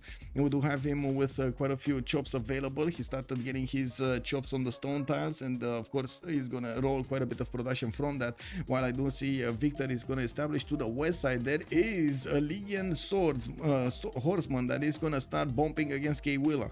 Wait, is this gonna be like casually one tapping a city here, 2 tapping a city center? Or is this gonna be Chuck chopping out the horse before Lege gets his attack? It's before Lege gets his attack, okay. Lege just didn't move his horse in time. Makak Velik, good evening sir, and welcome. Thank you so much for the follow.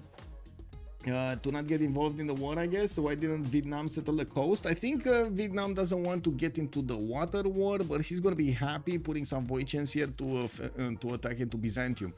We do see Byzantium still chopping out settlers, trying to get bigger, while he's starting to get his campuses out. I do notice he doesn't really have a lot of science, but neither does SunBro. This is the moment when the players are starting to put down their campuses, and of course benefiting from those is gonna give them the science.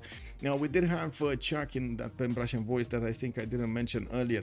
Okay, looking at what's going on here, Mongolia is starting to actually pressure France, and let's see the damage counter. We got a +3 intel on opponent's movements from France. Sun-Tzu is gonna be countering that +3 Mongol horde ability of Genghis Khan, and I do notice the archers of Mongolia are starting to chip away at the strength of the French horses, which will give him the opportunity to actually smash through at least one tile here.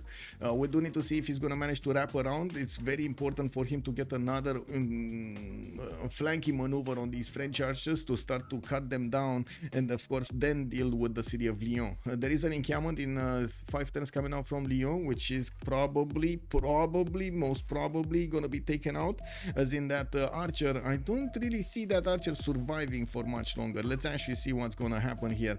It looks like Xpli is gonna actually prioritize getting the archers taken out, and of course slowing down France's ability to counter attack into his units. While he's getting quite a few units out, I do notice he is trying to fight for that encampment tile.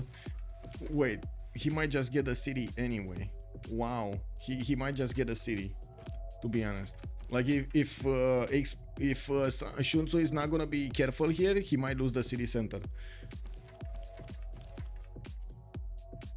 How many shots can he do? Can he do 3? I think he can do 3. If he does 3, this should be enough to take it down in 2 turns, right? You pop it one, you attack once into it, you don't receive that much damage. This one goes over, attacks another time. This one moves left, attacks another time. This one moves in and attacks another time, and the city should be down to like what, 30% or something, 25%, and the next turn you just take it. Yeah, no, it's gonna be a problem if Sun-Tzu doesn't actually put a horse inside of that city center. They can save it, yeah. If he buys a horse, there we go. He bought a horse. Yeah. There we go. They bought a horse. Good. Okay. So, military engineer popped out from a general. I do notice Spain is getting into the borders of Mongolia, and we're gonna have the honor of pillaging his tiles. We gotta see if Hazaggi is gonna get out of this. Looks like he's just casually ignoring these English galleys. He doesn't care of spending any point of production there. And I do notice he's getting more holy sites for the extra faith. He's on 42 faith with 54 production, not bad. Seeing that SunBro is on 67 and 1 faith at the point a turn.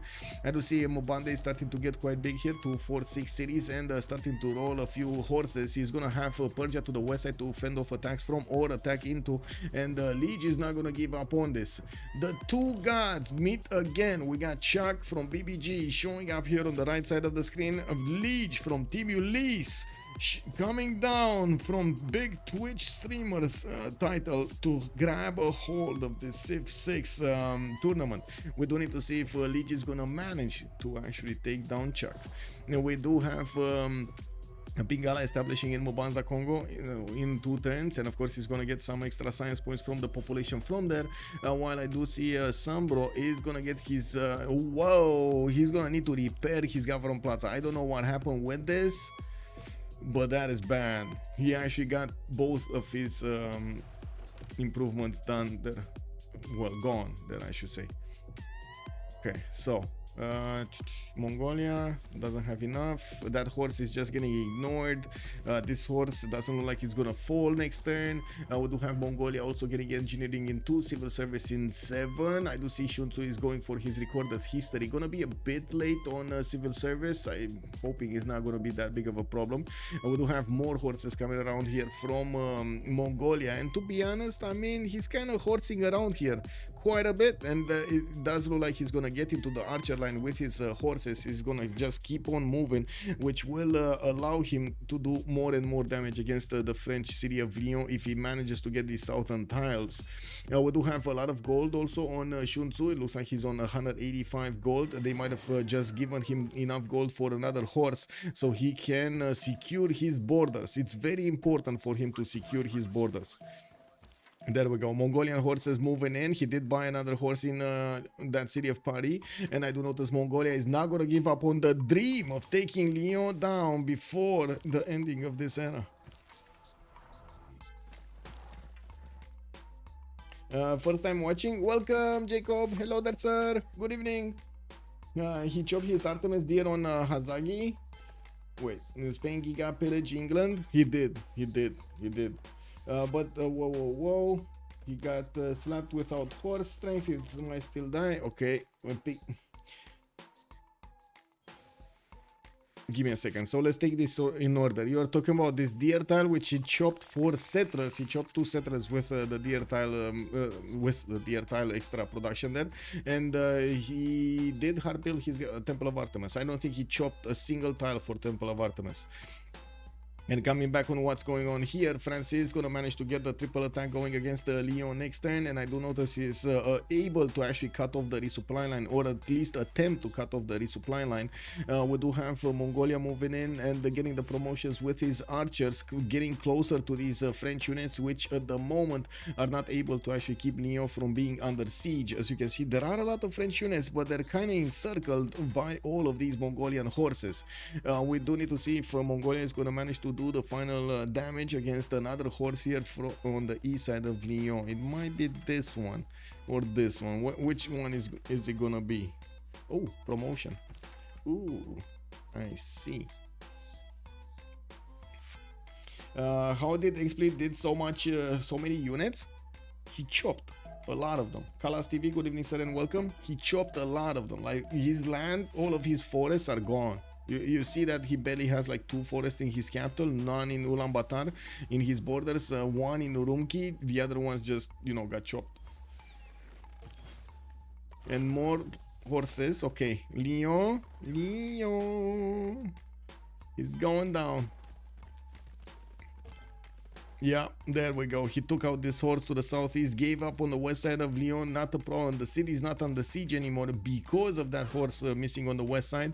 So he's gonna get a bit of health back. But to be honest, it's not gonna be that bad of an issue, especially since Mongolia is gonna have the opportunity to get another tile, another 2 tiles in the south. I would imagine Mongolia is gonna keep on doing the attack against Lyon city borders. And since Lyon did not go for walls and kept on going for units, well, it doesn't seem like he's gonna have a way out of this. We do have 3 units that would have the honor of attacking next turn, and that might be just enough damage.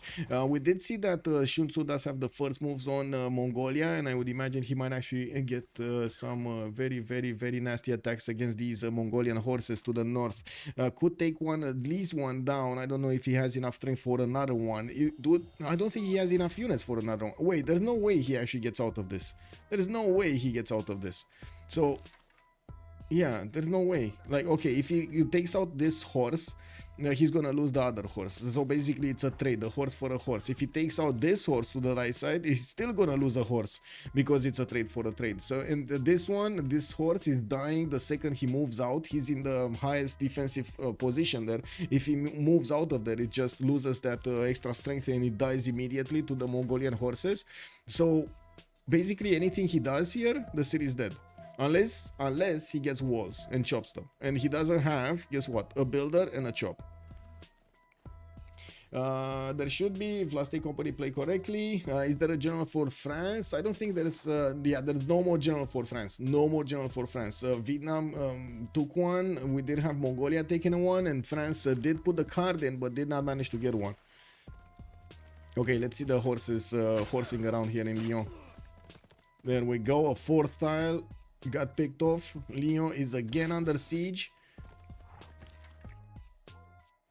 And we do have at least one horse with the ability to attack into the city center and keep it low, not allowing it to do that much. We do have also the exposed swordsman, and there we go. The second he actually moved out of the city center, he died, while this horse is just still getting ignored. We do have the archers picking off a little bit of health from here and there. Looking at Byzantium, we do have Hazaggi managing to get his theater squares soon out. I do see him getting apprenticeship and feudalism in 2 turns. Still didn't get a single Dromon, while he did manage to get a religion. We didn't check it. Revenge for the Dromons. Choral music with lay ministry. And we're gonna need to see if the Dromons are actually gonna be appearing anytime soon here. It does seem like he's taking his good old time to get there. He has a bit of a problem. Looks like there was a forest fire in Adrianople, and he's well, he's fine actually. He's fine. He's getting another city here to the southeast of Adrianople. That is in the face of Vietnam, and of course you do see the Vietnamese archers starting to get ready in Da Nang. Those are pre-builds for the Voichens, the unique unit of Vietnam. Sieging rules have changed. You don't need to be close to the city. Simonish, good evening, sir. You don't need to be close. You need to have zone of control, just like Pig Game is saying. So basically, because this horse has zone of control on this tile, it closes off this tile, and these horses are closing off this tile, so everything is under siege. Military alliance against France now, as well as 3 turns. Yeah, that's we did see it earlier that Sun-Tzu will be late on civil service. Not sure why. Maybe he actually went feudalism first or something. Yeah, well, that's 1 city down, and it looks like Sun-Tzu is going to need to get out of here. This is extremely surprising. We do have Xpli managing to push through Sun-Tzu's defenses. This doesn't happen usually on the Highlands map. That's why it's surprising. I'm pretty sure his K-Shakes are going to finish the deal. He has machinery coming out in 3 turns, while civil service just popped. We do need to see if any one of his allies is going to have a civil service also. Did I just see a Mongolian military alliance? Yes, 48 strength horses. These French units are not gonna know what they hit, what they got, what hit them. We do have civil service in 7 turns for Catherine de Medici. Oh my god, that's basically like a death sentence. Wow, that is gonna be a problem. Yeah, after buying even 2 horses. Wait, he bought 2 or more? Because there were a lot of units bought here, a lot of them. Yeah, it's unbelievable. It's unbelievable this happened, not gonna lie. Like there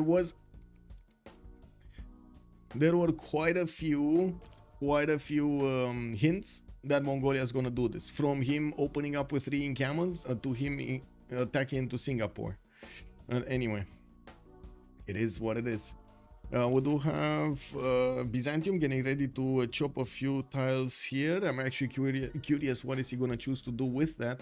He does have forces coming out from also his capital, and he did get to 63 faith a turn. I do have to point out he has a problem, a major problem with the science. SunBro is double his amount of science, and he's gonna get more. He's also gonna get the Stonehenge here, and I don't really see a lot of campuses coming out from Hazaggi or means for him to get a lot of science. He's getting Pingala in the capital, which is definitely gonna be an improvement on his science number when he's gonna get the extra science from its population count.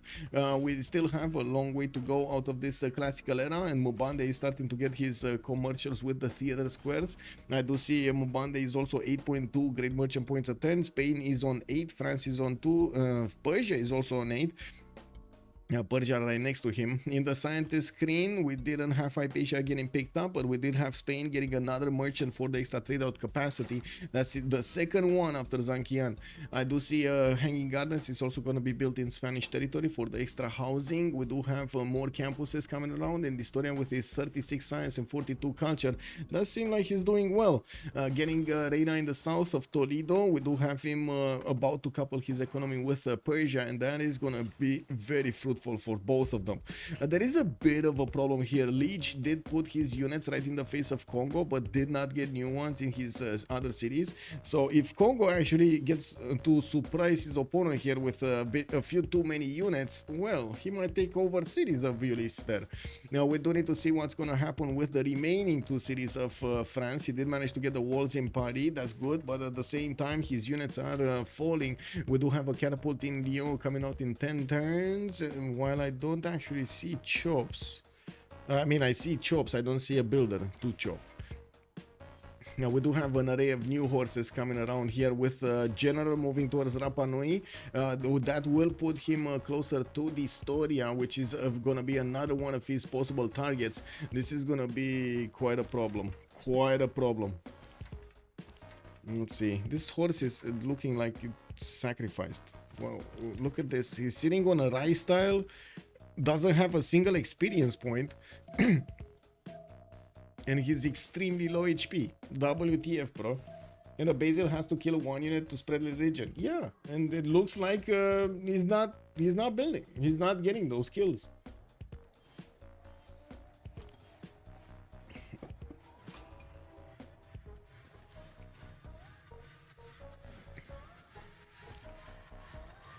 Okay, we got another city placed down. Leeds and Stoke-upon-Trent did get placed down here recently from England with an array of builders coming around. I'm pretty sure we're talking about feudalism builders with the extra 2 points. I do see there are still English galleys here next to Constantinople, while that archer did get to level 2. He's still acquiring...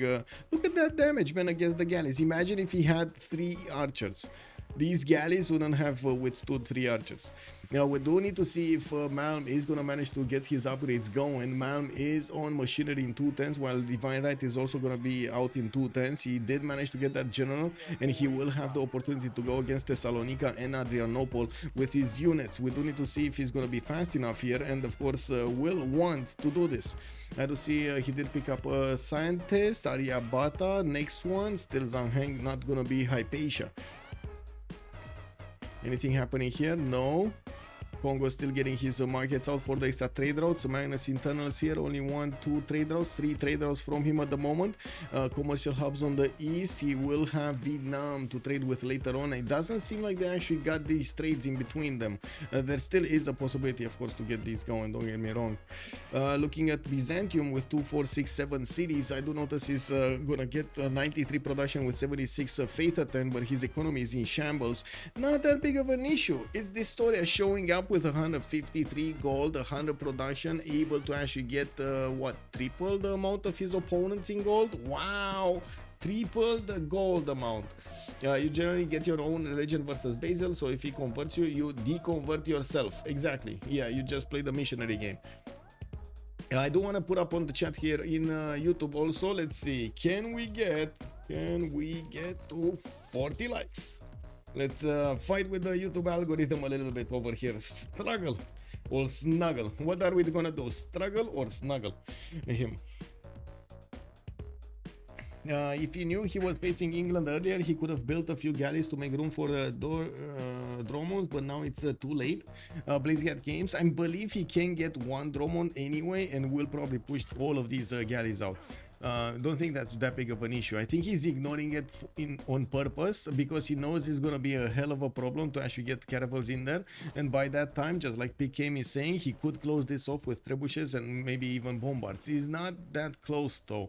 36 science versus 47 as SunBro. We do have SunBro getting battles in 1 turn. He's on engineering in 3, so at least he's gonna get his catapults out. We do need to see if he's gonna manage to fend this off or not. Not to mention, at the same time of the caravel attack, we might actually see Vietnam upgrading his Voicians, and these will be a problem for Byzantium. We're also starting to be very close to the Hippodrome timing here for Byzantium. The Tagmas will be a serious defensive unit. Okay, catapults coming out from Mongolia. He's gonna get another one soon. Looks like he finished the road also to the city of Lyon, the newly acquired crown jewel of France. Sun-Tzu is defending himself with an array of swordsmen and horses, and I do notice he is gonna need to stop these archers from attacking him somehow, because those guys are getting promotions everywhere. We do have Warlord's Throne also finished next turn in Karakorum. There is a Byzantium unit going towards his borders, and that will get the opportunity to pillage a trader probably, not to mention the campus here. That's gonna be pretty good. Didn't visit streams for a while. Simoniche, woohoo, let's go. Yeah, let's go. Battles in 1, caravels in 4. Yeah, can he actually do it? He's going Timas, he went nice, he's preparing Hippodrome spam 4 nights. Exactly, the Hippodrome timing is coming around here, just around the corner. We do need to see when he's gonna get to make use of them. You do see he's pre-placing them in some of his cities, waiting for technology. We do have Vietnam also getting his own units out. Still did not manage to actually get an army towards Thessalonica. He's sending his great general to see what's going on there and see if the beer is better in that city than in his. We do need to see also here if Xpli is gonna keep on moving. Looks like he is getting attacked, counter-attacked by the French archers, doing quite a bit of damage. The Government Plaza of Paris did get pillaged, and as you can see, he's moving stronger units on the front line there. Now we do have the archers needing to take their rightful place as attacking units, and of course, where are the K-Shakes? Where are the K-Shakes? We got K-Shakes coming around. Come on, Xpli. Construction in 3 turns, feudalism in 1, no K-Shakes. Really? Wow. Okay. Spain is getting invaded by Mongolian horses. I do see he's gonna have an array of units to the west of Cordoba, and he's gonna get to fend off some attacks. We do need to see if these units are gonna be strong enough. Not really to actually push back the Mongolian horses. And I do notice the Mongolian horses with the general bonus are actually gonna do significant damage against Spain. Maybe even push his religion there, but he doesn't have crusade, so it's kind of useless to actually push his religion there. We do need, well, it's Mongolia, right? It's not Basil II. Yeah, wow. Kick W. For a second I thought it's, oh my god, I really thought this is Basil II attacking. It's not, it's Mongolia. It's the same nation attacking into France over there. It is what it is. And we got Persia managing to get his campuses out from Bakhtri. Gavron Plaza did finish with Warlord's Throne, getting his encampment training project so he can roll one of these generals. We're talking about right now medieval Renaissance generals. There are no more classical medieval ones. We don't have yet a general from Kongo, and by the looks of it, he doesn't have an encampment down, so I don't really believe in his chances of getting one really quickly. I am really curious what's going to happen here, and what are the plans of Xpli to go against Spain. It looks like he's going for the pillages. That's what he wants. The pillages. Yeah, makes sense. Going towards Valencia here might actually get to shift enter over there to the east side. This is going to be painful for dISTORIA to take care of. Okay, Mongolian horses still did not manage to punch through. I think they did take another tile. Didn't they take the tobacco tile here? I think they took the tobacco tile. If I'm not mistaken, that was a tile with a French horse or something. If they can afford it, going to be rolled by Voichens. Let's see, because the moment, let's actually take a look here. It's not looking that good on Last Day Company's goal per turn. We got 7, 42, 29, 23. It's not bad altogether, but not really good, especially when you see on the other side, dISTORIA. Woo! 144.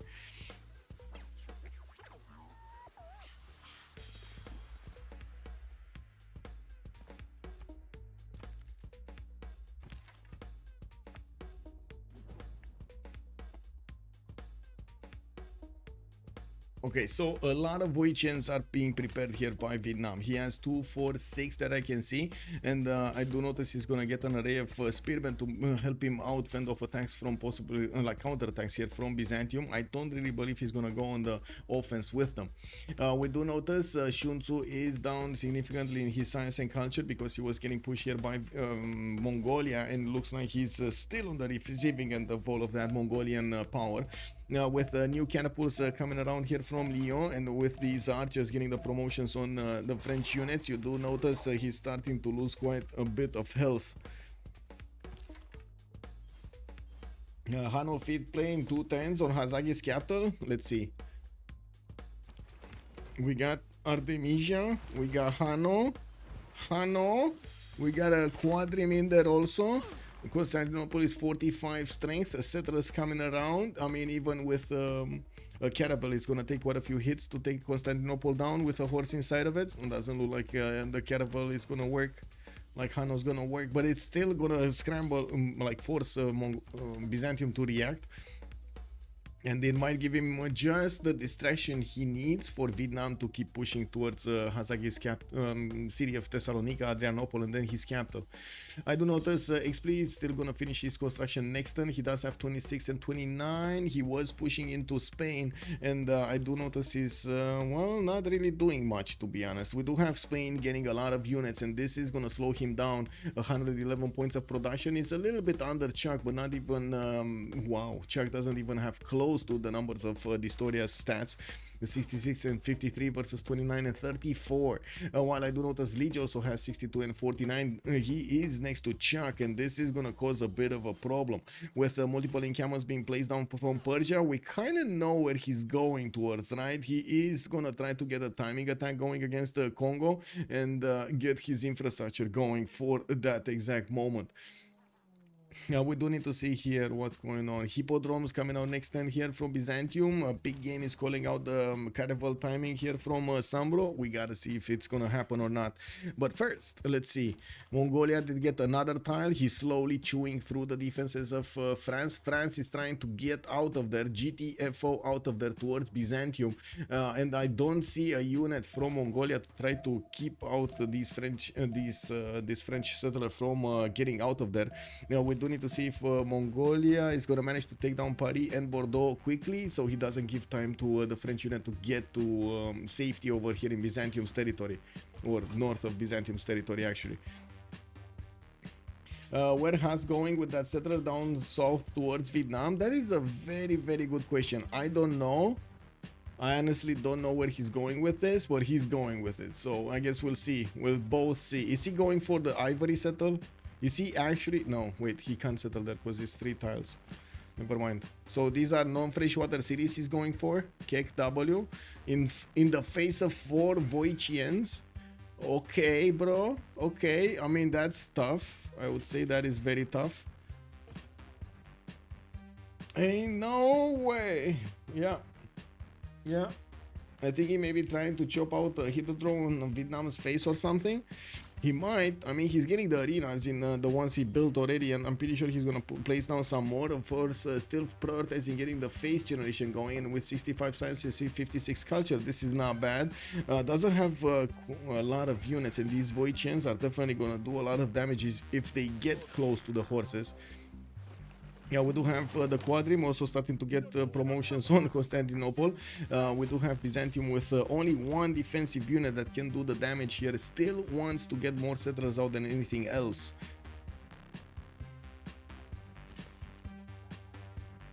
Okay, 1, 2, 3 archers able to attack into this swordsman next turn. I'm pretty sure that swordsman is probably gonna die in 2 turns. Yeah, if not next time. It kind of depends on how strong the initial attack is.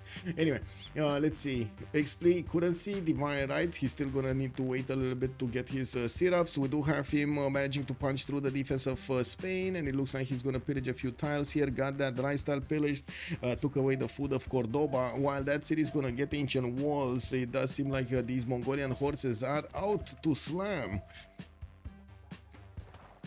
Yeah, they're out to slam. This builder though, this builder might save him. Can he get, no, he can't get the fourth tile. He can only attack. Okay, that's it, the city's safe. There is a knight coming out there, it's fine. Oh, or is it not fine? You know, saying it's fine when it's actually not fine. Oh well. Meanwhile, Vicky is coming with caravels and frigates. Is he though? Is he? Because I don't see him moving. They're not investing. Because, I mean, again, gold. Where gold, right? Like, even if SunBro wants to upgrade a caravel, where gold? He needs 180 gold without mercenaries. He needs mercenaries. And he's going medieval first. That's going to take a while to get there, no? Wait, medieval first. Wait. He probably got mercenaries already. If he's going medieval first. He does. There we go. Professional army. He probably just got it. There we go.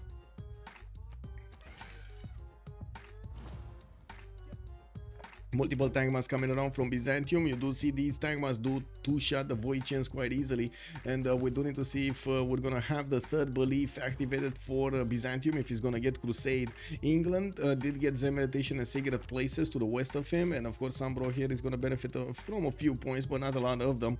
Now we do need to come back a little bit later, because this is the time we're gonna need to watch Mongolia do his thing. Looks like the horse almost died, and I do notice the Mongolian units are starting to be quite dangerous here. They're outputting a lot of damage quickly from these ranged units. The Mongolian catapult core is also going to start chewing through the defenses of France's city center very quickly when he gets next to it, and the engineer is going to build a road to connect to allow it to move quickly. Hanno and fleet, yeah, he has Hanno and a fleet. Wait, he does have a fleet? Where is fleet? Where is fleet? Where did you see fleet?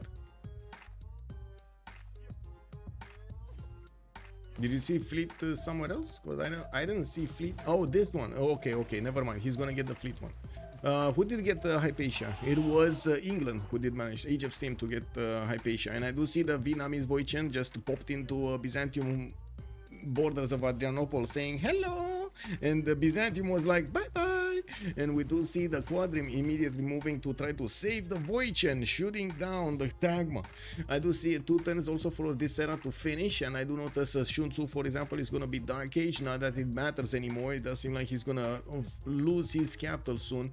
Hazaggi is 68 out of 58 points. He's gonna secure his golden age. dISTORIA securing his golden age with 61. I do see Lege is gonna need 1 more point, and there's a significant chance that he's gonna get it. Now on the other side, Xpli is gonna need 2 more points. Do we have, come on, where are the Kesheks? Like, really, this is so late, bro. Anyway, he's managing to punch through the French defenses easier and easier, and of course getting access to castles is gonna give him access to coursers, which is gonna be a very strong unit, the next tier unit from the next tier unit upgrade of the light calves. I do see SunBro also 54-55. He's gonna need 1 more point, should be able to get it quite easily. Now we do have the caravel upgraded, and he will start bonking against that city center. That city center actually is gonna get catapults, and it looks like again Byzantium is managing to fend off attacks from England without any dromon. Not a single dromon has been built. Core catapult on Genghis is based. Yeah, Square Jam, good evening, son, and welcome. My god, you actually reminded me of that what was that Space Jam movie? Oh my god, I need to watch that after the game. I need to watch that. This is online speed. Yes, online speed. Gallius Dorius, no one getting around with England. That is true. Plus multiplayer is always online speed. No one wants to sit the 10 hours. I think you're very how to say optimistic to finish a standard game in 8 hours. Not gonna lie, man. Oh my god. We did try out at one point by mistake the sequential turn setting. Not sure if you guys know. We're playing in simultaneous turns right now. Basically, it's the same. It's real time, basically. But you can set it on sequential turns, which basically means every player gets his 2 minutes in sequence. So 2 minutes one, another 2 minutes somebody else, another 2 minutes someone else, and so on. I think we got to turn 5 in 1 hour. 1 hour. That was incredible. Anyway, it is what it is. We do have Byzantium setting the city of Cherson in between the mountains. Extremely surprising that he chose this. And yes, we do need to see Hazaggi fend off attacks from the Voicians. He doesn't seem to care about the attack on Constantinople, especially with the catapult showing up. He's gonna do significant damage to the catapult, chipping away also with the arrows of the archer. Looking at Paris, we do have the catapults starting to move in. There are 3 of them, one of them a core, and moving in to attack the city of Paris is gonna manage to lower the health and take that city down quickly. You know, we do see Mongolia is also gonna get the upgrade soon. Castles in 3 turns. Paris did get a men-at-arms. That is a problem. That's a very strong unit. That is a problem. Let's actually see if the catapults will have enough strength. They should have enough strength. They should have enough strength. All 3 of them are gonna actually deal damage next turn, or they should do damage next turn. This one moves here, this one moves here, and they all 3 attack into Paris. Anyway, era score. Chuck did get his golden age. Looking at Chuck putting down his first encampment. Persia is way ahead though. We do have him getting theater square festivals for the writers. I do see in the scientist screen there's not really much of a race. Let's actually take a look at Spain. What happened? He pushed back the Mongolian units. Cordoba is still alive. He did manage to lose a few tiles. 1 tile I see as a mine, and I do see Xpli did not manage to get new settles out. He's still on 5, and of course working on doing as much damage to France as possible. Now with the walls going out next turn, well, he might have a chance to take out that city soon. Next turn we do have the golden age, and let's see the moment of truth. A dark ager here, and that's it. We do have a dark ager on Sun-Tzu. He's down to 2 cities. Can't really say, you know, he should have gotten the golden age here. This top spawn is good enough to 1v4. Corp top catapult is 45 maybe, and that's gonna rip the city. Yeah, so you can, like, just look.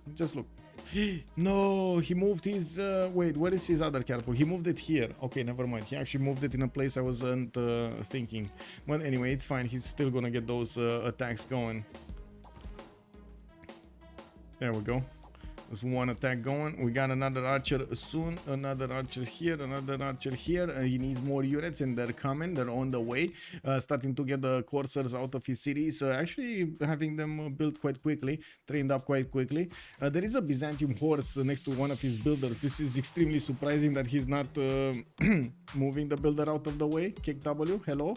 Like, how is this possible? These are opponents, right? So wait a second. Did you see how long that took? Is this a sin? Chat, is this a sin? Xpli just giving builders to Byzantium like that? He had the movement on the builder. He could have brought it back in. Heliotov, good evening, sir, and welcome.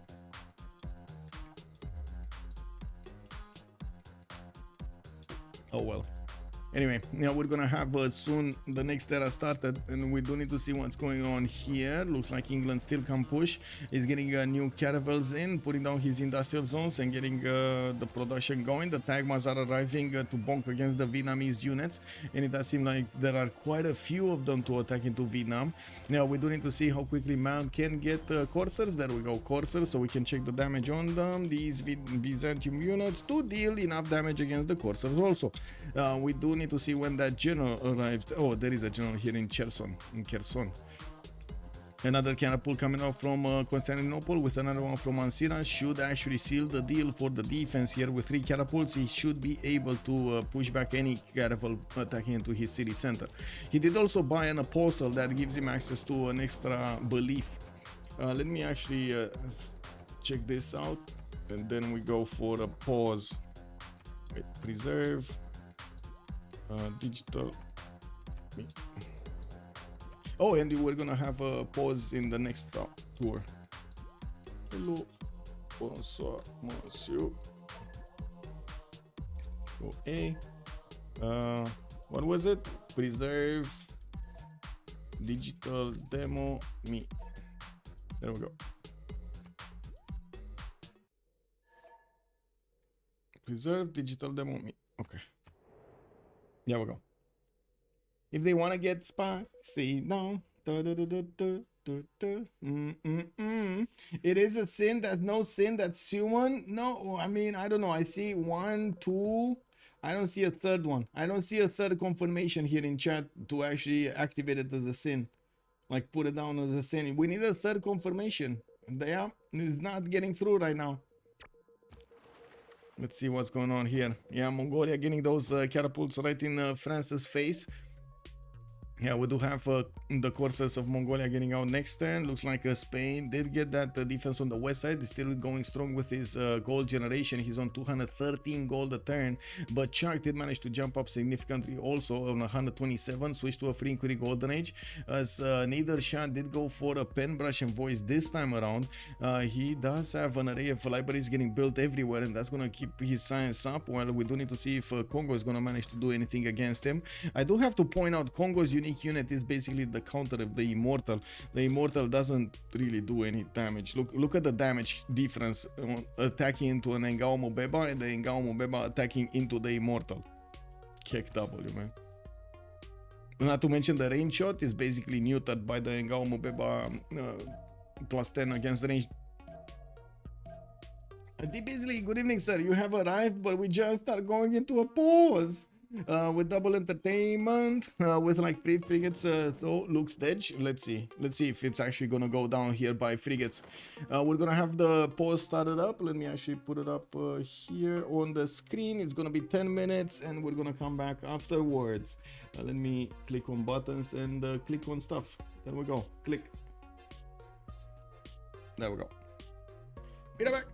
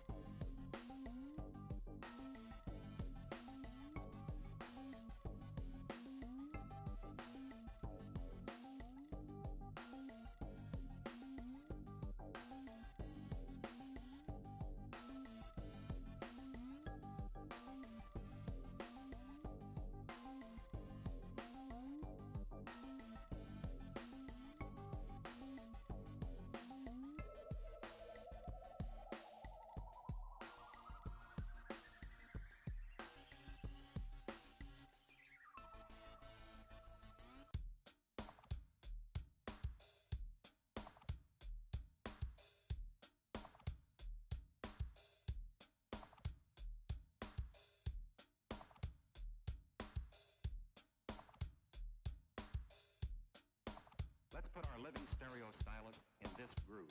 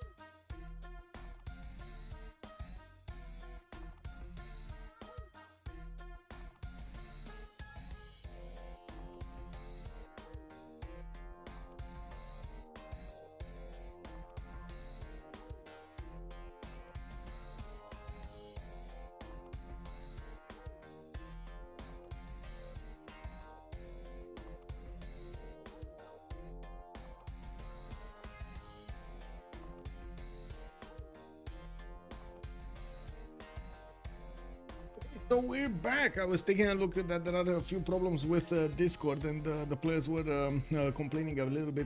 Some of them did need to actually change comms on another Discord to try to fix the problem. I'm not sure what's going on there, but anyway, let's come back to the game and see what did happen through the Congress. No buildings can be created in the harbors. That means no shipyards, no lighthouses. We do have monarchy getting a one wildcard policy slot, and Victoria did gain the 2 diplo points. I do notice the Byzantine catapults are slowly chipping away the English caravel strength, while that caravel is just about to get its promotion. We do need to see if it's gonna go down or not. I'm pretty sure it's gonna get a promotion. We do have the Tagmas also needing to move on the Vietnamese units here soon. We do have a few new heavy chariots coming around, and of course still a few chops for him to benefit from. Let's take a look. Monumentality Golden Age, a second one, 108 production, 75 faith versus SunBro's 126 production, 85 science, 45 culture. It looks like SunBro did manage to get higher than this, and he should be getting higher in production, much higher in production than Hazaggi soon. We do have Sun-Tzu about to lose his capital. Yes, he did manage to get 2 men-at-arms upgraded, and I do notice Mongolia just keeps on going even through these guys. We don't have stronger units, or not that many stronger units coming up from Mongolia, but finally the courses are getting in. We do have to see when those caches are coming out. Unfortunately, Mongolia could not get to upgrade his tiles to the west side. Timer in the middle of the screen. Yes, ma'am. Thank you. Much appreciated. Thank you. I don't know why that just doesn't disappear. Anyway, you have... Yes, thank you, Cisco. Good evening, sir. Did you come back from France? Oh my God, man. How was it? How was France? You went in France exactly at the hurricane season or something. Oh my, oh my.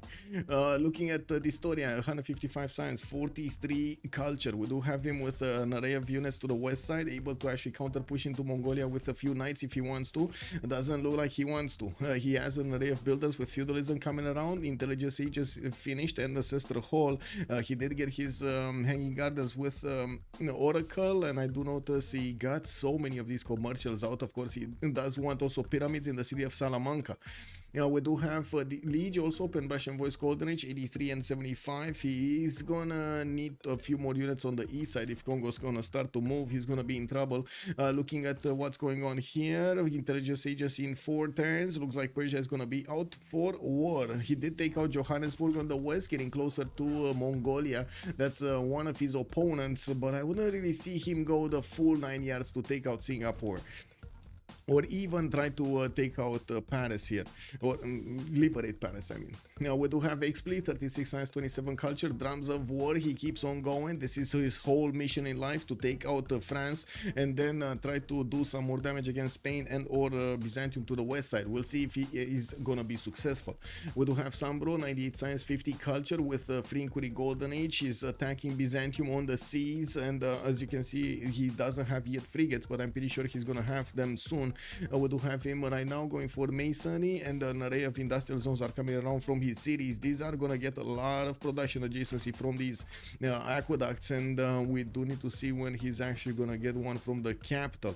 We do have also the other cities getting the extra bonuses from the aqueducts here, and of course he's following up with campuses for that good nice science. We didn't have Byzantium moving towards the city and towards Vietnam, even though he does have a few Voichens that he could easily take out here.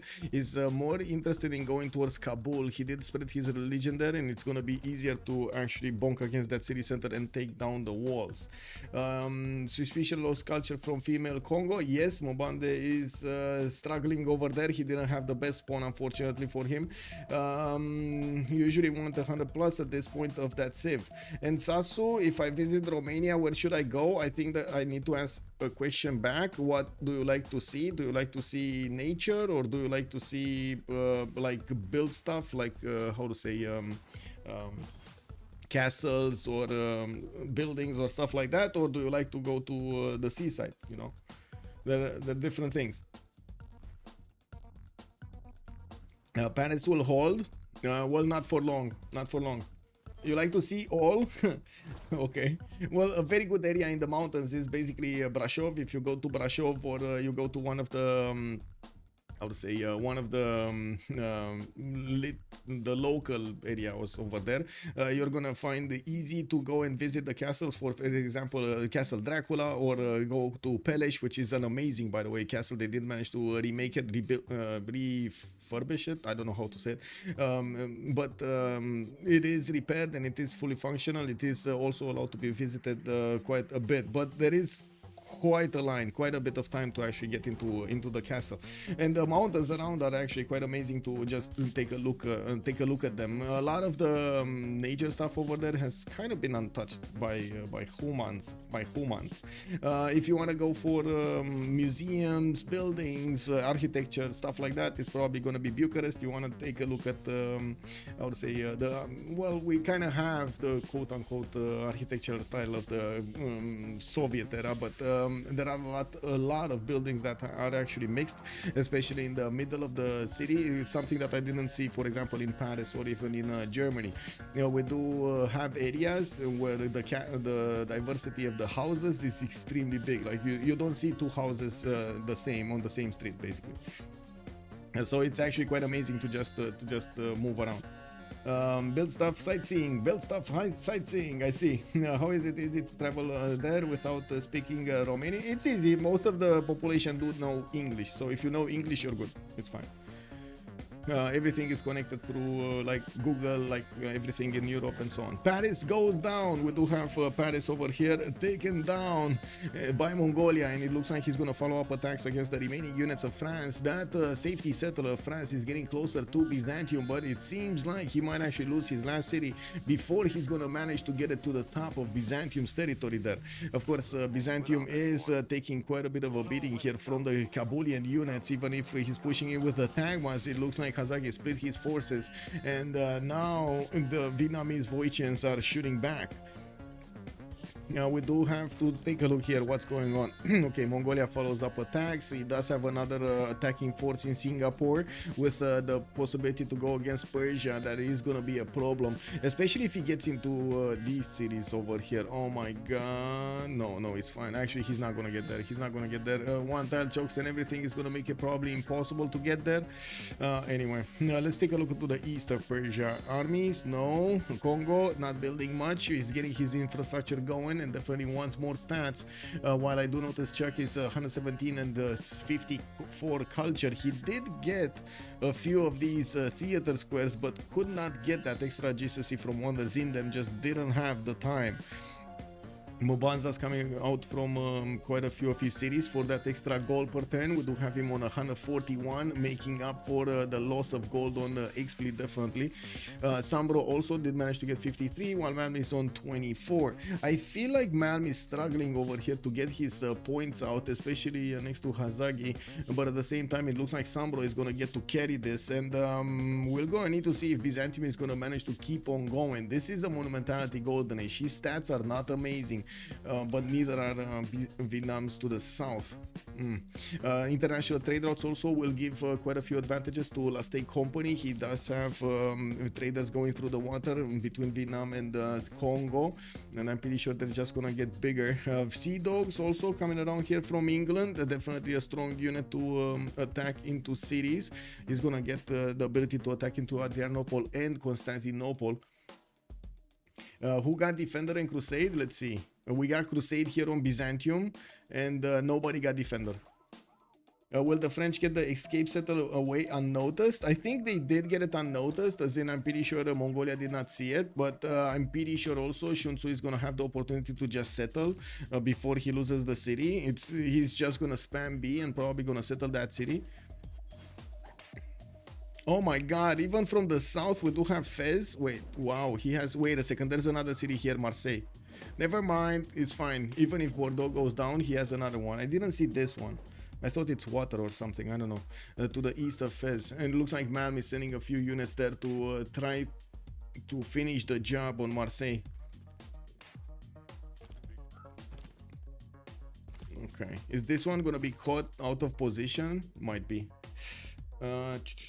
Okay, let me actually put up the chats in order.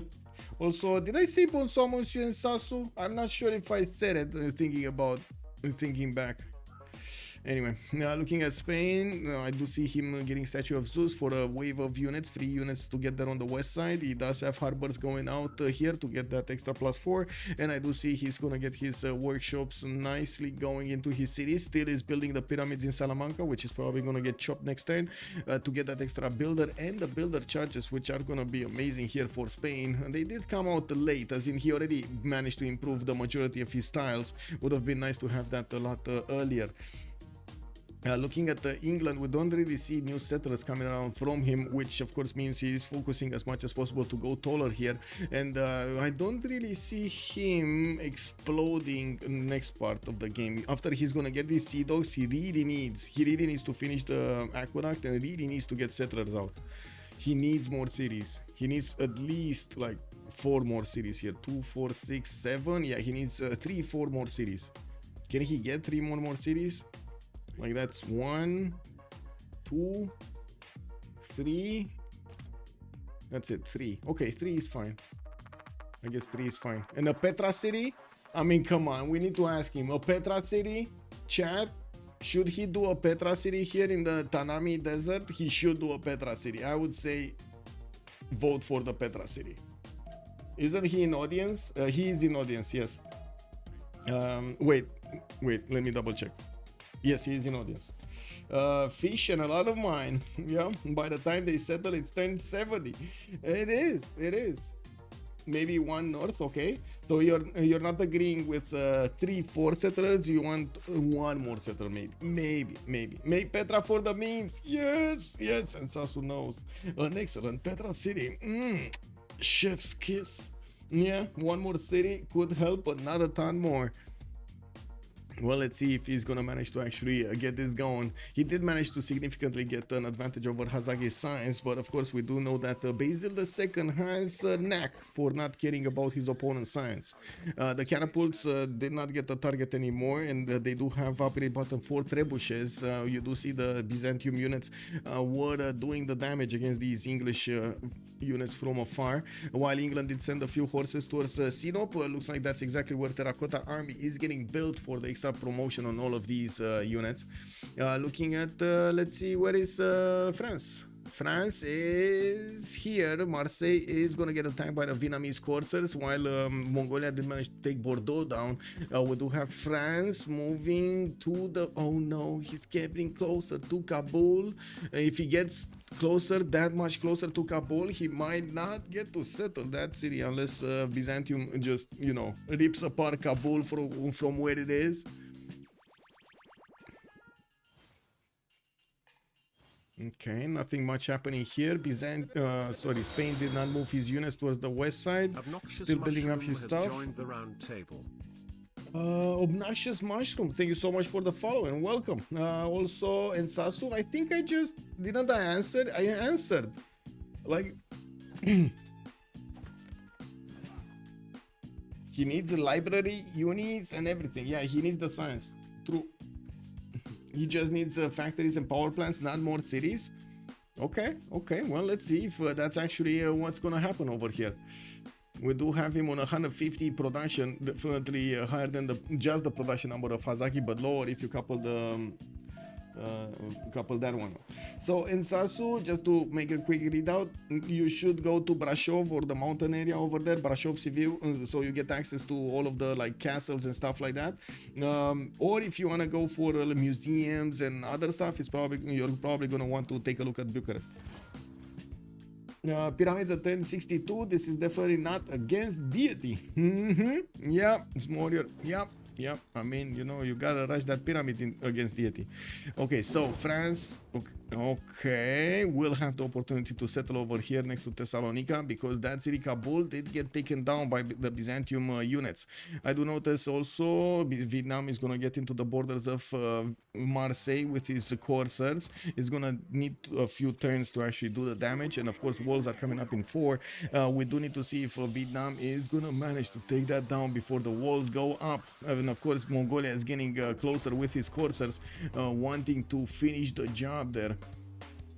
They did not see this settler moving north. They do not know about this settler having the ability to just settle a new city there for Catherine de Medici. Okay, Byzantium still is not getting pressure that much. England does have a sea dog that can double shot a trebuchet quite easily, doing massive amounts of damage here. It is going to be successful in pushing back these trebuchets from his coast, so he can go and attack Constantinople with that unit. Now we do need to see if he's gonna get more. Yes, he's gonna get more. Another one coming out from Manchester, so he can pop these trebuchets one at a turn. That's gonna be a bit too much to handle for Byzantium's production capabilities. He's not building these trebuchets as quickly as you might think. We also need to see how Malm is going to get out of this situation. He doesn't have that much stats on 71 and 75. Yes, he's about the same level as Hazaggi with a little less production. Well, I would say actually a lot less production. He's getting his universities out and a few more markets that will help him get those extra trade routes, and we're going to need to see him getting the gold from his ally here from Kongo. While Kongo is getting an array of units, I do see corsairs and new settlers are coming out from his cities going towards the western side, building up encampment training projects for those general points. It looks like he's 1 or 2 projects away from getting Amina. Actually, it's 1 project, and just wait a second, that's Persia. Kongo, he's multiple projects away. He's like 4-5 projects away from getting 4 projects away from getting this. That's a lot of projects. And look at the expansion, 1, 2, 3, 4 settlers coming around here from Czech. He's gonna want to get all of these cities settled here in the north and in the south, and of course wants to get higher than Persia. Persia is going taller. He's getting a wave of units, and it looks like he's preparing for a cuirassier attack here. Is he actually gonna have the tech? He's on military engineering in one turn, humanism in one turn. Is he actually gonna have the time, the tech? He's gonna have the time to tech. He lost a city though. He lost Johannesburg to the west side. It looks like Mongolian units from Xpli did manage to get into the borders of the Persian defense here of Johannesburg, took down that city, and I do want to double check if he managed to get some yeah, he did get the Diplo favor also. 166 points here for Xpli. France settled the city Amboise. That actually, of course, city got discovered here. We do have the Mongolian corsairs on the way. A few of them were already moving through these forests. By the way, this horse of England is not seeing the Mongolian corsairs. He shouldn't be seeing the Mongolian corsairs. Okay, this one, he's seeing this one, but not this one. This one is not on a 2-2. Yeah. So we'll see if that one goes into Edessa and Antioch and starts pillaging, creating havoc. Okay, Marseille looks like he's not gonna go down. Not gonna go down next turn. It needs to go down next turn. It's gonna get ancient walls up. Yeah, unfortunate for Malm here. Very good for England. Okay, for England, for Vietnam, oh my god, for Catherine de Medici. Okay, let's see the attack runs. We got to see the fleets with movement, and looks like another one right behind it with movement. He did not start to shoot these trebuchets. I believe he actually wants to do this as much damage as possible from the get-go, from like immediately. So he actually surprises Hazaggi with how much power he has. And I do see new hippodromes are coming around from the Byzantine side, and I do notice these Vietnamese units, the Voichens, are taking quite a bit of a beating here from these Tagmas, but they're using their mobility to do the counter attacks, and it does seem like the Byzantium Tagmas are getting challenged. They're getting challenged. I mean, it's still much easier to win versus AI. Yes, of course. Genghis, welcome back. Also, I see France has capitulated. How is Genghis' progression going? I mean, not really good in getting relevant in the science and the text, but he did manage to take down most of the cities of France. There's one remaining here, Marseille, which by the looks of it is not gonna fall before the walls are gonna go up, and looks like Amboise is gonna get the protection of these Byzantine Tagmas. The Mongolian corsairs might just go around it. They should be seeing this city. They should, yeah, there we go. They do know about the city center, where it's at and what it's doing, what kind of land is next to it. We're going to need to see if Mongolia is going to manage to push through it. New units coming around, campuses for a little bit of science there. Corsairs, of course, on the menu. We do have Spain getting a wave of free units from Statue of Zeus, and following up with settlers here from his cities. He wants to get big. Look at dISTORIA just expanding. Let's actually see what's going on here in England, getting his units out. We do have him Mahabori Temple. Looks like he might actually want to get a push towards the Diplo victory, since they did manage to acquire more points on Xpli from the liberation. It does seem like they rolled the first points also in the first era, right? Age of M's team did manage to get those. He will have the opportunity to get this Mahabori Temple for 2 Statue of Liberty later on. He does have only 56 culture though. That is not really enough to get civil service and civil engineering in good enough time. True if you're against noobs, noobs and boobs, they're easier than AI. That depends on the opponent. I mean, it's okay. Wait, which opponent? If it's AI, which opponent? There are multiple AIs. Beasley, what did you find out? Did you create a new AI and we didn't know about it? Okay, more damage being done here. Looks like SunBro is managing to take out Hazaggi's units, 1 unit at a time. Even the Tagmas, not a problem. And of course, these Sea Dogs are going to retain their invisibility here next to the coast. The Byzantium Tagmas are not going to get the option to reveal them. We do need to see if Vietnam is going to manage to punch through the Vietnamese defenses. Hazaggi, of course, is one of the hard rocks over here of Ulyss. If both Sun-Tzu and Hazaggi are falling, this is going to be a major issue for Ulyss. dISTORIA is going to need to carry this alone, because it looks like Lege is going to be locked in a war with Kongo. And we will have Vietnam with England, with Vietnam and England free simming, basically. This is going to be a major problem. Looks like 3 nations from Last Day Company did pop over 100 signs. We do have them also generating a decent amount of gold, 52, 43, 172. While Hazaggi is losing 49 gold a turn, we do have Xpli losing 34. Of course, both of them have been warring for quite some time. Marseille did pop the walls, and as you can see here, the Mongolian units are actually going through the water directly towards Byzantium's borders, or I should say to the last city of Amboise here, the last bastion of France. Now we do have the first Mongolian unit about to enter its borders, and he's gonna see the ancient walls did pop off, so I'm pretty sure he's gonna need to get either to expend a lot of strength into that unit's defense, or get something that will take out the walls. He still doesn't have K-Shakes, catapults there. Of course, it's gonna be a pain, a very big pain, to actually get a catapult through this forest and rainforest hilly territory. Looking at Spain, we do have him putting down his aqueducts. I do have to mention he did get a few of these industrial zones down, and I do see the +6, but that's a +3 doubled over there. I would imagine, well, that should not be big enough. He's on 200 production. We do have 200 production on Chuck, and SunBro is on 163. And I would imagine SunBro here is going to explode with production when he's going to get his own workshops up and everything else. He does have +5 industrial zone, another big one here. I don't know how much is it, but and I'm not gonna count, but it is big. Okay, let's count. It's 1, 2, 3, 4, 5, 5. A +5 here. Okay. Okay, there we go. English Sea Dogs going through. Looks like Vietnamese pikemen are also crossing the rivers to go towards Adrianople. That city is gonna be slowly taken down. You can see the Sea Dogs, Sea Dog fleets can actually triple shot it, quadruple shot it, and of course the pikemen will just go in. Nothing else to defend that city center. Vietnam in the south is pushing through Thessalonica, and these crossbows of Byzantium are just not doing enough. While these pikemen of Vietnam can do so much damage against the Tagmas. So much damage. This is incredible. So much damage. I mean, they are their counter, don't get me wrong, but it is usually it's quite unusual to see the Tagmas at this era taking so much damage.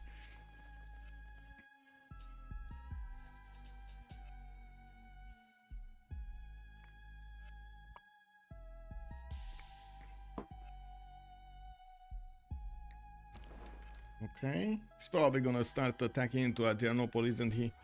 Okay, let's see. We got an attack from Kongo being prepared, and it looks like Chuck did manage to get the goal going to upgrade all of his horses into coursers. He will have the opportunity to go against Persia, and it looks like he's gonna catch Persia over here slipping.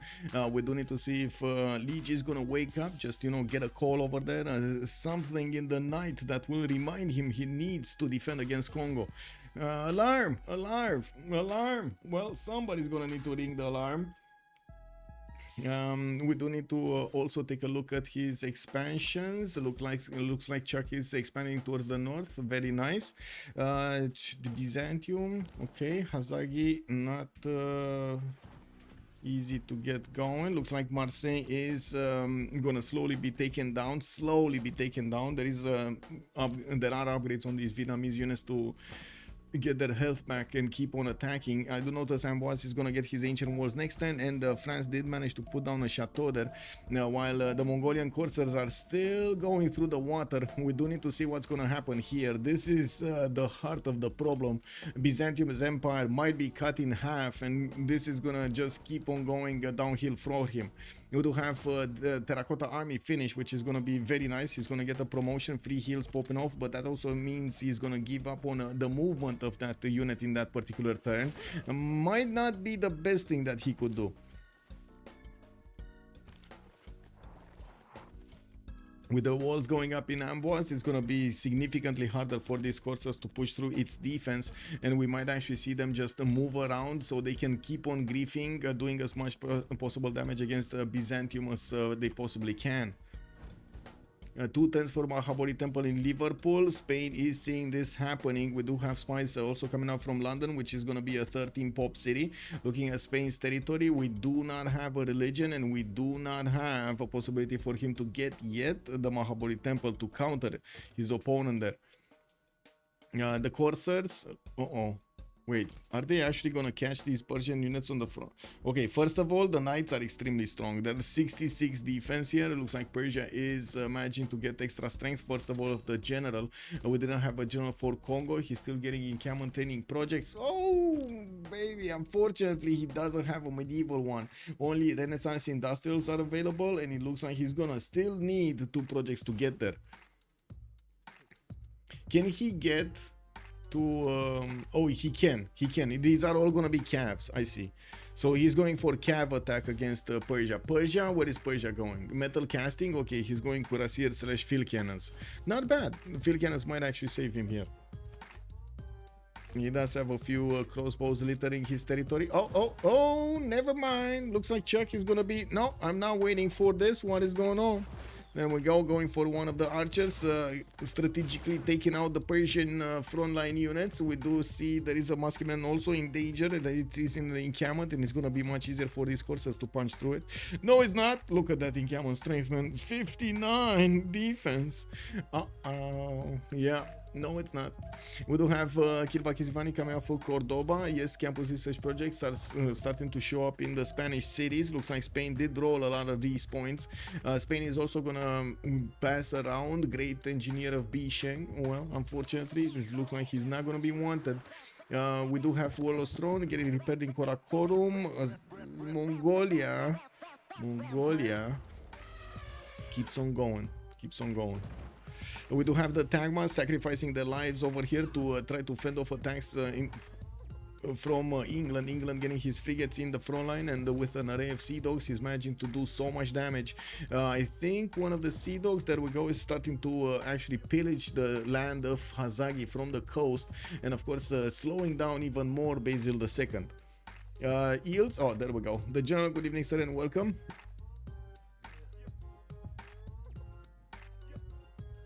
Hey, we're getting to 40 likes. We're actually on 36 right now, so if you do like the content, click on that like button. I do hope you're also gonna leave a comment down there on YouTube. Thank you. Looking at this, it looks like Hazaggi is scrambling to get all of his cities chopped so he can actually fend off attacks from Mongolia. We do not have that much time until the next era. Only 7 turns are separating us from the next era, and it does seem like Hazaggi is still gonna be in trouble here. England is trying to do as much damage as he can, while England is also gonna roll 2 more Diplo points here. We do have SunBro on 4 out of 20. That's gonna put him on 6 out of 20, and there is a significant opportunity for them to roll this next Congress. They will probably need to be careful to keep as many points as they possibly can, so they get to use them in the next one also. Mongolia trying to get in there in the city of Amboise. Doesn't seem like he's managing to punch through, especially with the walls. This is going to be very tough. A lot of strength will need to be expended here. We do have the Byzantine Tagmas also able to attack into the Mongolian courses with enough strength. Vietnam did manage to help out the push against Vietnam, but it looks like the moment he's exposing his Voichins is not good. The Tagmas do have the possibility to take these down with 2 shots, and as you've seen, Hazaggi is not really uncomfortable attacking with the Tagmas and sacrificing their lives. What's going on here? We do have Zranka getting attacked, and he might fall. It might fall. We do have a Corsair going in there as quickly as possible, while I do see Kongo will have the opportunity to attack into that city center from 4 sides. Yeah, he should have 4 sides, right? Moving here, moving here, moving here, and bam, 4 sides. He should actually do differently. But anyway, yeah, that's it. Attack, charge. There we go. He caught it off guard. Persia moved out the knight from inside of the city center, left the city exposed, defenseless, basically without any panties. And that Corsair took the chance. Took out the city of Zranka's health. It's down to 67 out of 200. City is not yet under siege. It does have a water tile here. We do have Kongo getting into the campuses of his opponent also, and Lege, as you can see, is on 161 science with 111 culture. He lost quite a few units also in the south, but then managed to damage some of these Kongo units. We do have encampment training projects coming out from Kongo, and of course with his new expansions, he's gonna get bigger. But he doesn't have a new army, and Lege is building a new army. I'm pretty sure Kongo is going to need to follow up with his own units being sent again to Kwilla. Looking at Vietnam, we don't have units, that many units. Oh, never mind, we do have units coming out from him. I saw the Accurate and I thought, no, this is not happening. We do have industrial zones also getting set up here. It looks like Malm is getting that extra production going very nicely. With new knights coming around and 119 science, he's going towards ballistics in 5 turns, which is going to be significantly faster than Basil is going to get it. Not to mention nationalism in 4. He's going to get his field cannons with I would say very strong attacks against his opponent here. I do want to point out how fast these Byzantine Tagmas are falling here next to the coast. This is not easy for the trebuchets also to counterattack into the Sea Dog fleets, and as you can see, SunBro did deploy quite an array of ranged units. Yeah, there we go, another Tagma falls. Every turn, man, every turn a Tagma falls. Marseille, unfortunately, still not going down. We do have Mongolia deploying his crossbows, but it's taking a good old time to get there. A lot of this land is filled with hills. Okay, new units in Rapa Nui, nothing happening here. Spies coming out to Urumqi, getting an intelligence agency, still didn't get new cities. Okay. I think we need to take a look at, where was it? Here? Zranka. Okay, okay, city is still alive. City is still alive. No, it's not.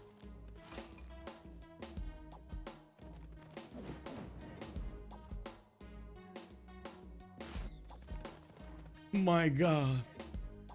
My God. If only he didn't open up that tile. Honestly, I was thinking about that while it was happening. Like, I was thinking, oh my God, he's gonna have this corsair over here with enough movement to go, and I thought he's gonna go through the south, right? And then Persia just opens up that window of opportunity, the tile he needed to do the last attack against the city center. Wow. Well, that's one city down, and Lege is going to lose quite a bit of science. He's down to 140 and 109 culture.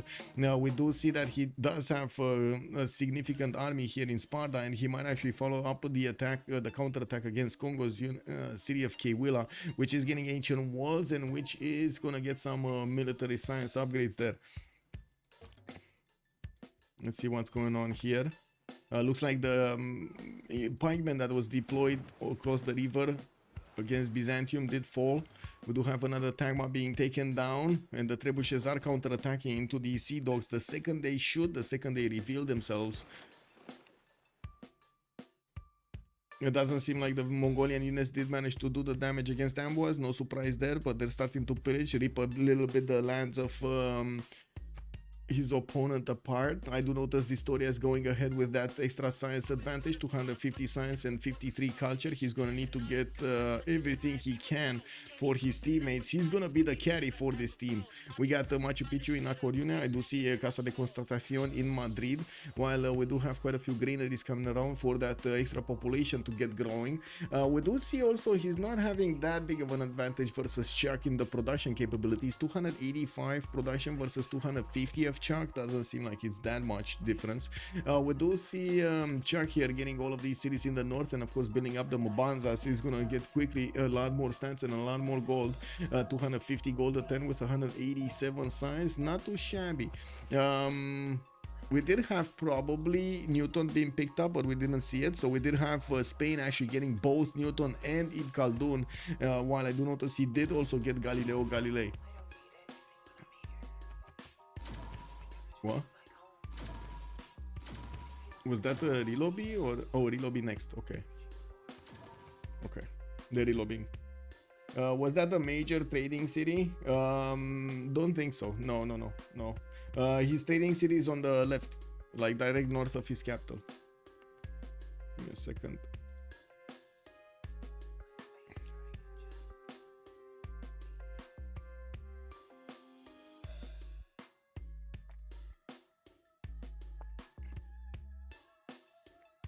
Wait, do we do another alien check? We actually got quite a few new viewers. Maybe one alien did go in. Do we do another alien check, chat? There was Byzantine Tagma stacked in Constantinople, so they are relobbying. Oh, I see. That's why he said they're sorry. I know. Wait, really? Okay. Are you sure? Because they went a turn over.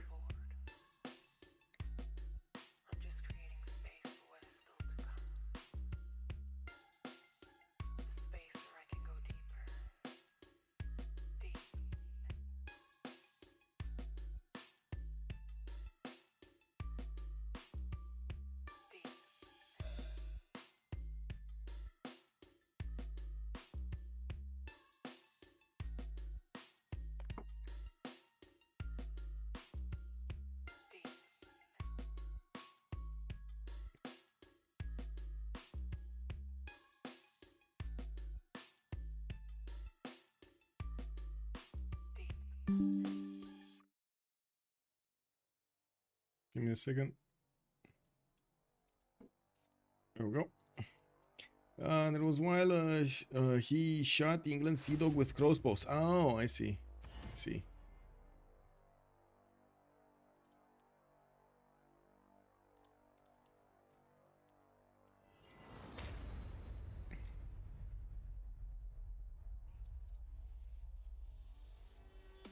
Okay, just need Lege and Xpli to join back.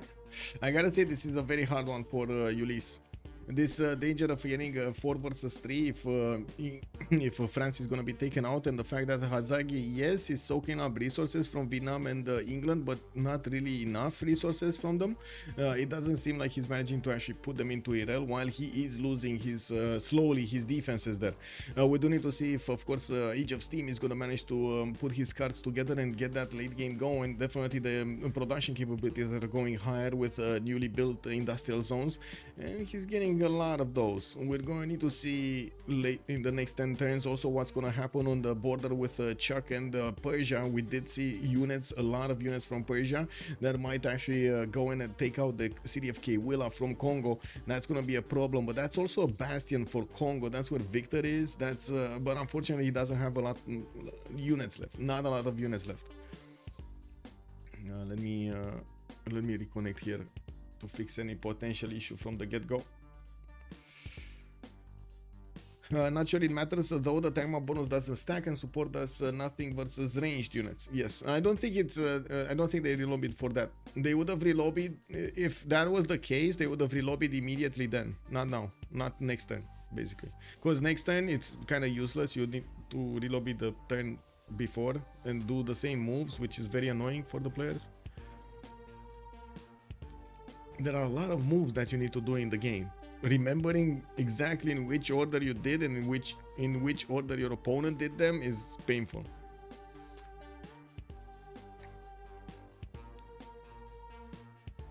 Yeah, I don't know, BlazeCat.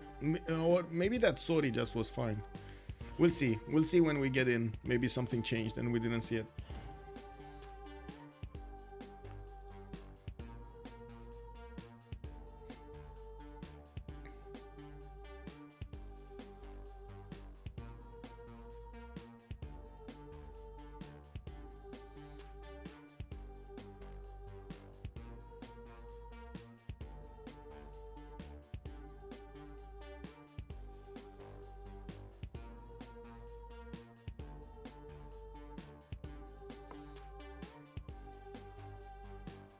Okay, we got everybody in. Xpli just needs to ready up and that's it.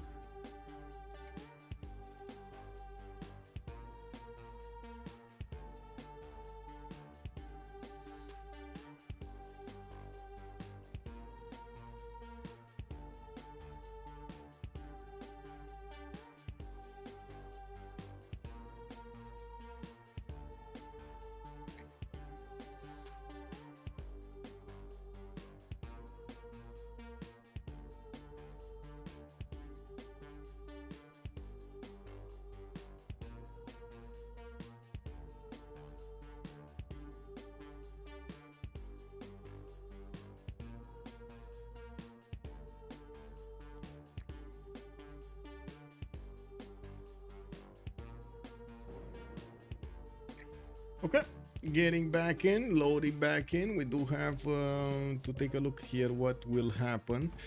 Okay, is this the previous turn? How can we check if it is the previous turn? Because I'm pretty sure I saw these Mongolian units here. Marseille, okay. No. This one went in. Okay, this went further a little bit. Mongolia stopping this. Okay, units from Persia. We do have new units from Congo. Okay, Kewila is going to get the ancient walls this turn. It's going to finish them. That means we are in the turn thereafter of what happened over there with the stack. I do see Spain is also going to finish that kill Vakizivani in 8 turns. We do have Mongolia still getting spies and building up his intelligence agency for, guess what, more spies. And we will need to see him use them against his opponents here. Ancient walls in Thessalonica, ancient walls in Adrianople, helping to save those cities from the pushes. We do need to see if the trebuchets are going to be taken down here. Byzantium still has quite a few units deployed. I'm pretty sure England is going to slowly chew through them. Okay. Let's see here. Is Lege gonna move? When is he getting calves? He's getting calves next turn. Military science coming out next turn. Nationalism coming up next turn. He doesn't have cuirassiers yet. I was thinking he's gonna go cuirassiers. Looks like cav is gonna be his choice also. While I do notice a lot of pre-builds coming around from Kongo, we do have heavy chariots being selected in his build queues to move to the west side to reinforce the city of Kewila. Those will turn into cuirassiers when he's gonna get ballistics, but he doesn't yet have ballistics. That's a technology he really needs to take off there. 188 science. We do have 4 more turns until the next World Congress, and we're gonna need to see if Spain is gonna manage to play this out 1 versus 4 here. Is good thing is he does have to the south Persia to trade with, and that will help him out a lot with these traders getting a lot of bonuses towards his cities on the different continents. Also factories coming around from quite a few cities of dISTORIA. He doesn't actually have a lot of encampments. There's no infrastructure here for a lot of war, but of course the production will carry him to 181 are a lot of points. The city count is going to be a lot lower than Congo though. We do have 2, 4, 6, 8, 10, 12 cities from Congo, while I do notice on Spain we only have 2, 4, 6, 8, 9. We were asking questions here about what will England do, and it looks like he's not getting another city. He is getting new factories out for the extra production capabilities, markets for the extra trade routes, and universities for the extra science. He kept on doing the damage against Byzantium, pillaging the tiles here of Byzantium slowly but surely, and helping out Vietnam push a little bit stronger. But I do notice at the moment Byzantium did manage to stabilize this defense. It's gonna be harder and harder for Vietnam to push through, and it seems like England at the moment is not breaking the city of Adrianople. There is a possibility he's gonna start shooting every last second of the turn against the city of Adrianople and take it down turn by turn. They're still working on taking on Marseille. Marseille did manage to take out another one of the Vietnamese coursers. It does seem like the horse is also going to pop next turn, and Vietnam is moving in with his, Mongolia is moving in with his crossbows into the amber tile so he can chip away the walls there. Crossbows, well, not going to be extremely strong, but they're still going to be a lot better than coursers. In the World Congress is going to be quite a question if Age of Steam is going to manage to get his Diplo points. Another 2 will manage to be a lot, and of course they could have the other points also. We're going to need to see how many of those questions are they going to win. Kilat, bonsoir monsieur, bienvenue. How many text differences? Let's see. We do have chugging along with 30 text. dISTORIA is going to be 36 text. SunBro is 33 though. Wait a second, actually SunBro is higher. He's 33 while dISTORIA is on 36. 3 text difference. Looking at the total tab here, dISTORIA is 4100 points while I mean, I think this is much more easier to understand. 1100 points of science. That's 25, more than 25% more science here on dISTORIA. A quarter. I do notice Mongolia did keep on pillaging here the lands of Byzantium, got 1, 2 more tiles taken out, and I do notice also Vietnam did manage to do more damage against the Byzantium cities units, but not a lot of it. We did have Mongolia building another army in his main cities, and the question is, where is he gonna go? It does seem like first of all Spain is gonna have a good defense here in Cordoba. A lot of units are gonna be deployed there to the north of Rapa Nui, and it doesn't seem like Mongolia is gonna get to attack into that territory. Intelligence agency in 3, he will have probably the mission of taking out Amboise away from France, while Sun-Tzu is trying to get another settler going. We do need to see if he's gonna manage to get it safely somewhere. He needs to get it to the top of Byzantium here so he can stay alive. Well, Xpli is still very bad in stats. Basil II, 85 science and 80 culture. Monumentality, golden age. Is not gonna have that ability in the next era to buy out his support units, his sorry, builders and settlers with gold, with faith. My God. We do have builders coming up from Kwila, and I do notice Kongo did get all of these units on the west side, and he's gonna start upgrading and promoting them. He did manage to also get, let's see, knights, not cuirassiers. 3 turns out from ballistics. He's gonna get the boost from Malm, which is gonna be quite important. Malm was getting another array of units, a new array of units, and this, if these are gonna turn into cuirassiers in the next turns, this will be a very good unit for him to go against Byzantium. Byzantium is still getting metal casting. That is quite far away. Wait, is he actually still getting metal casting? No, he got metal casting because he has a bombard. So he's gonna be on ballistics soon also. He just needs to click on it. Okay, maybe it's not that big of a difference between them. Might be just 2 turns or 3 turns. That's about the time Vietnam needs to get into the borders of Byzantium. So yeah, they stabilize that. Marseille. Okay, getting attacked here. Thing about Vicky is that with really good promotions, the +10 while defending. What? Oh, wow. I read the first sentence and then the second part of the second. Thing about Vicky is that her production is insane. If her team can stall Spain, she can catch up. Yes. Bombards are 45-55 with really good promotions. The +10 while defending. Yes, that is a very good one. Hard to push without battleships, probably. But he's still putting pressure on Byzantium, and of course, you can see how much damage he can do to the walls. Also, we do have him taking out a lot of units, and Byzantium here is struggling with getting them new on the front line, struggling with amenities also, his own content level.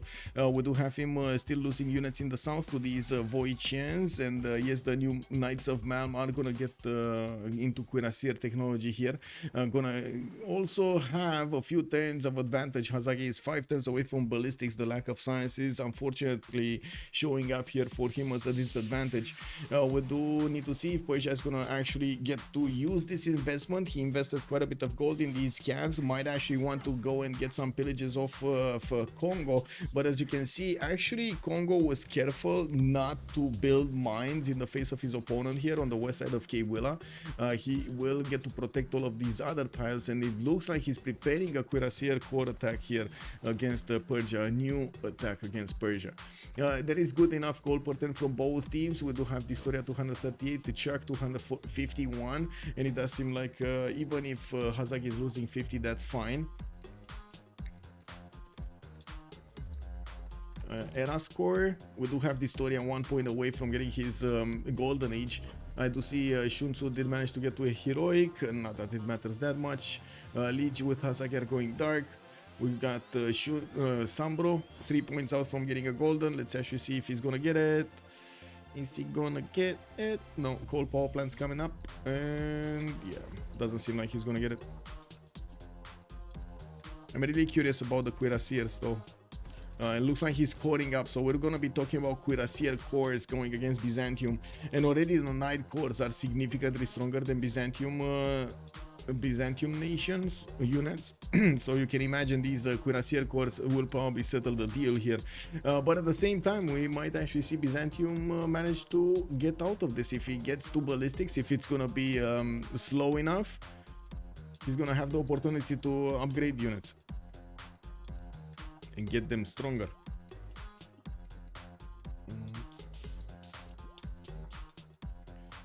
Do we have... Hey, we managed to get to 41 likes. Thank you so much. Oh my god, we're getting through.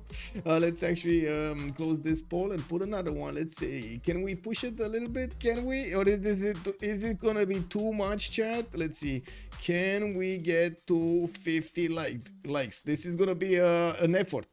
Yes, group effort over here. Let's see, yay or nay. Let's see, 9 more likes. We got 41 right now. Let's see if we can get to 50.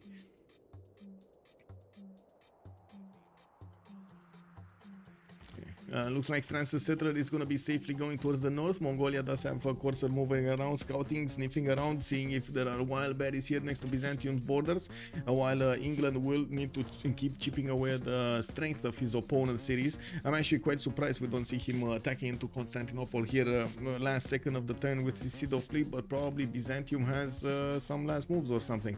Anyway, now we do have cuirassiers also getting promoted here in Vietnamese territory soon. His Knight Corps is gonna try to protect the Voitian Corps here. It looks like Abu is gonna pop those hills stronger. Looking at Lege, Lege is moving towards the city of Mubanza, Kongo, where there are a few heavy chariots that did not get the promotions. Kongo did get to cuirassiers and will have these strong units to attack into his opponent soon. They're gonna get cored up, I'm pretty sure. It's just a matter of time until he's gonna get enough of them together. And Chuck does not have nationalism. Whoa, he's on civil engineering. He does have 284 production and 109 culture, while I do see on the other side Lege is 155 and 113 with 156 production. The production capabilities between these two empires is starting to ring alarm bells in my brain, especially since we do see that Persia is only on 2, 4, 6 cities, while we do have 2, 4, 6, 8, 10, 12 cities from Congo. It's basically double the numbers, and that is a problem. That is a problem. When Congo is gonna get late game and he's gonna start to flex those muscles, oh man, we might see a pancake out of Persia. Yeah, I'm making a prediction right now. We might see a pancake out of Persia. Woo! I saw heart. I saw you, whoever you are. I saw you clicking that heart on YouTube. Yes, I did. I have to say, looks hard for the last day company, Byzantine installing them so long. Spain might just be unbeatable. Yes, and dISTORIA, of course, a very well-known player, is usually the one that can carry. We're going to need to see if this time around he's going to manage to do it. I'm pretty sure he's going to try to get planes up here, especially because of the lack of infrastructure for the land units. Maybe some helicopters alongside those planes. We do have an array of campuses getting built. It's going to take quite a bit of time. He did get Casa de Constatación, which is amazing. He has so many cities that will get him those bonuses. Lele Fury has joined the round table. Lele Fury, hello there, sir, and good evening. Thank you so much for the follow, much appreciated, sir. Consuls coming up from Spain. What's going on in the score screen here? So we got significantly more points on the last day company. They're going to need to split them up if they want to have the best chance of optimizing these points paid. And I do have to point out they also need to do the math, so they do know how many votes they need to do so they can secure the win but not give up more. Cannot put more points into that because you just lose the points, right? It feels like Genghis is not contributing enough. Well, he did manage to take out a nation here, right? He's gonna keep on going to take out more cities from France. I'm pretty sure Mbande is just gonna be on the hit list soon. It's just a matter of time until Mongolia is gonna get there. We do have finally a Acacia coming out from Karakorum over here. I'm very happy. I'm very happy about this. Mongolia going to be in for pain. Well, yeah, I mean, if Spain is gonna start moving, but Spain is not moving. Spain cannot move, if I'm not mistaken.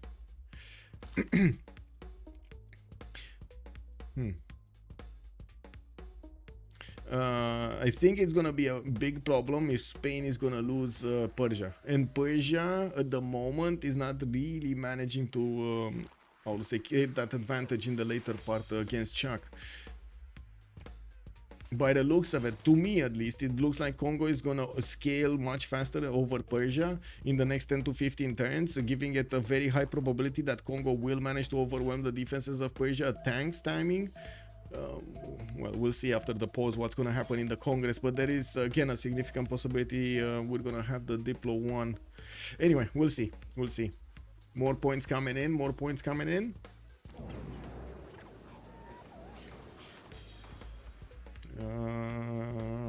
What was missing? Was there what happened? Let's go. That.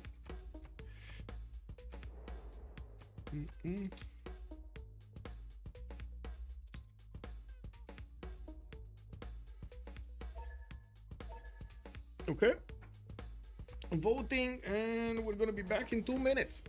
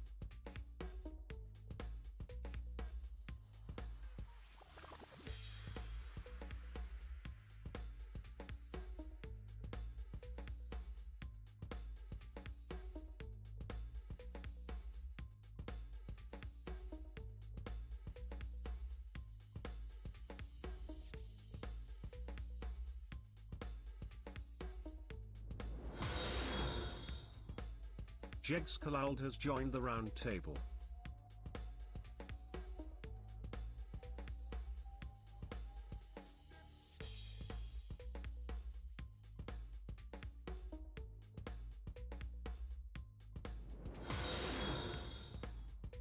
Nader has joined the round table.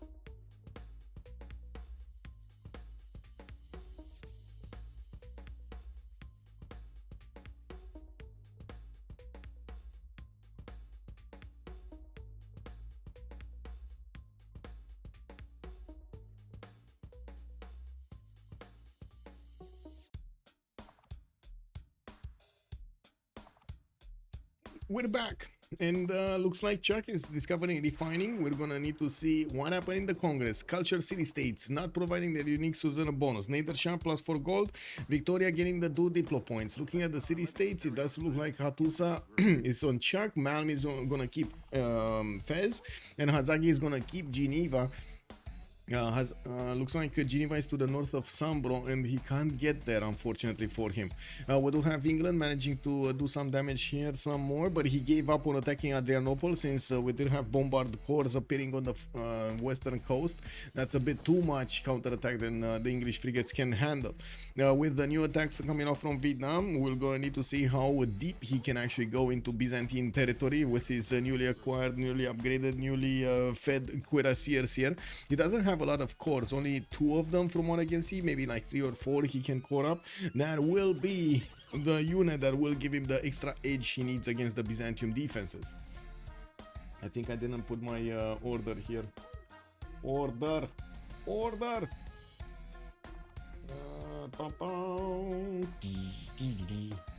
Hey, Himnatsor, thank you so much for the follow, much appreciated, sir. Did I miss something? Wait a second, I see also Jixka Lul, thank you so much for the follow, sir, much appreciated. Also Mongolia getting cans, yes indeed, ideally he can roll Byzantium because otherwise England can never get there. Okay, can I ever catch up? I meant after he took out France, that was huge, but it feels like Genghis always irrelevant himself along with what Genghis does to opponents. Yes, his spectator vote messes up the lobby. Do you relobby? Yes. Yes. No, sometimes, actually, sometimes. The problem with relobbying is whenever you're gonna relobby during a turn for the Congress, it will refresh the Congress options. They're not gonna be the same Congress options, and the players might actually, most of the time, actually feel it's gonna be important to keep those options. No, it's gonna be hard to get them on the same page. Yeah, exactly, like Genghis Khan is saying. What did happen here? So yeah. Well, let's see. Diplo. Where is Diplo? We got SunBro on 10 out of 20. He did manage to get quite a few points. That means he could easily get 14. Where is he? SunBro is getting guilds. He's getting printing. He's also building up his coal power plants and starting to roll a lot of production capabilities. Where is he? SunBro. SunBro, 313 production, 173 science, astronomy. Wait a second, he's not printing that. Astronomy and the civil engineering next turn. That's what I wanted to say. Civil engineering next turn. So he's gonna get the opportunity to start building up the Statue of Liberty in London with shipyard production and already coal power plants and factories activated. He doesn't have chops though. 1 chop and that's it. 1 chop. Maybe 2, but I don't think he wants to take out the truffle rainforest. You don't want to let those pigs out, you know. Let's see. Vietnam is also gonna get the opportunity to start bonking against these units of Byzantium, and yes, we're gonna see the general show up there, but it's not gonna help. It's just Hannibal Barca. We do need to see if he's gonna get a new one. I don't see one. Let's see. No, next general is very expensive. Let's actually see who did manage to get the generals. Genghis Khan got Gustav Adolphus. We did have England Admiral. Okay, not that big. Kongo did get Jeanne d'Arc. That's it. Wait, so Gustav Adolphus, Jeanne d'Arc, Amina on Persia. Okay, I see. And the next one, Napoleon Bonaparte, the industrial modern one, it's gonna be so expensive, 535 points, it's gonna be a lot. We do have Persia coming up with the cuirassier armies to go against Kongo. He can double shot units here and he's getting an array of bombards. I'm pretty sure Kongo shouldn't be that far away from getting his own nationalism, and he is upgrading a lot of units. He has significantly more units than Persia has, but I guess we're going to need to take a look at the score screen here. 981 military strength versus Lege's 1245. It looks like we have an image problem here, or maybe we don't see because, well, I know what's the problem. They're heavy chariots, they're not actually promoted, upgraded. An industrial zone coming up from Kabasa, that's going to be a +6. Ooh, baby, that's a lot of production. Not even an aqueduct next to it. Lege may try to steal Liberty, but I don't think so. As in, I don't think he has enough time or production to deploy to a statue, because otherwise he might actually lose this front. They have a referee watching. Ooh, okay. Wait, another thing, if the team wins the domination or religious victory, they don't notice because the spectators deny the victory in game screen, do they still win?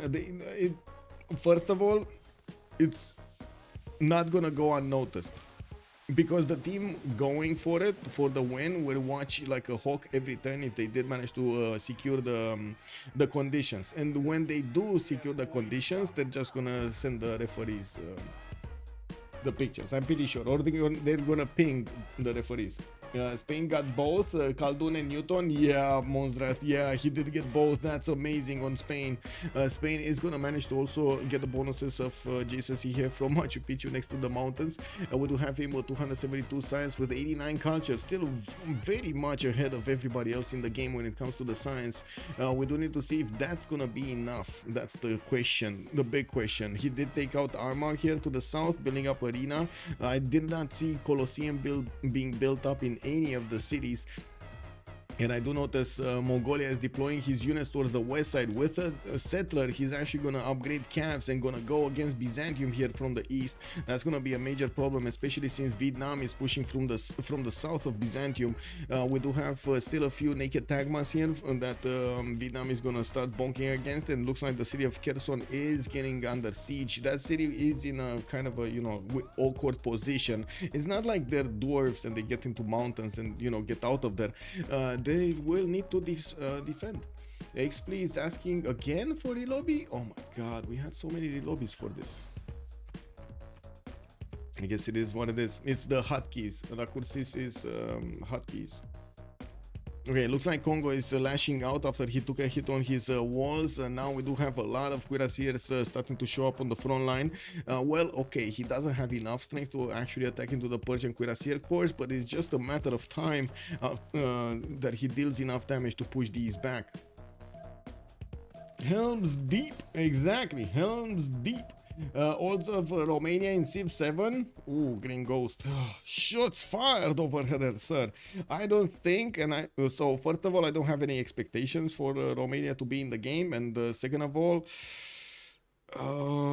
I don't really want to think about that, like I don't want to set up my hopes that high. So my answer to your question is probably gonna be 0. Zero, just 0. It is what it is. Siege of Kherson is like the siege of Helm's Deep. Exactly. Mongols have a quarter of the world for themselves. Yes, Morion. But if they don't notice, they should still win. Yeah, basically, if the conditions have been met, they should still win. But again, that's up to the referees, and that's up to the condition of the game. That I'm not sure. There are still a few niche scenarios in which that weren't mentioned over here that will need to be ironed out. Bucharest city state carrying the country. Yeah, exactly, right. We got a big city. That's it.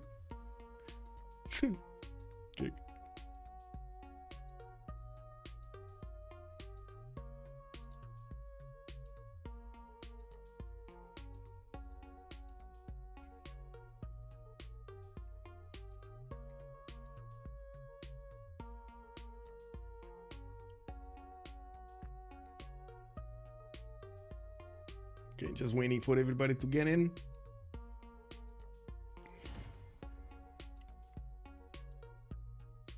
Puerto Rico isn't it wait 1 second. Puerto Rico isn't it a state technically? An American state, right? Yeah, the 51st state, yeah. Is not given state privileges that I am aware of. I don't know exactly what is the difference there, like the legal difference for it.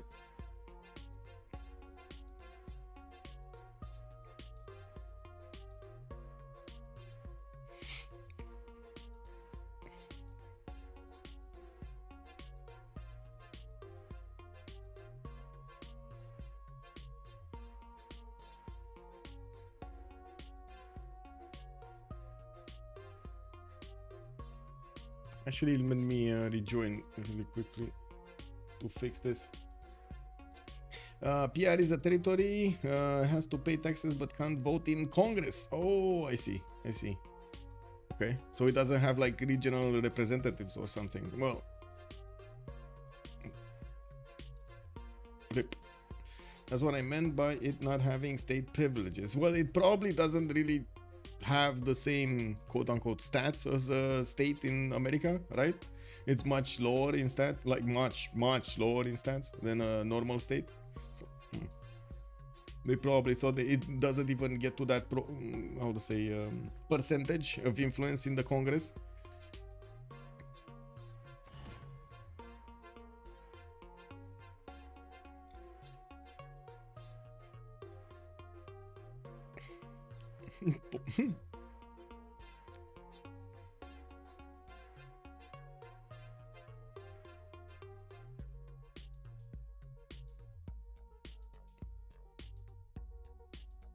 Bad politics, okay.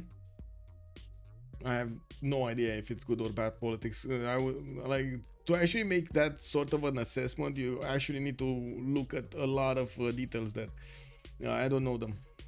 Guam and Puerto Rico are territories, but they do not have voting rights and are not subject to most federal laws. There we go. Kamban, good evening, sir. There we go. So they don't have that much of a, you know, willpower to change stuff, but they don't need to follow the other stuff also implemented by US. No,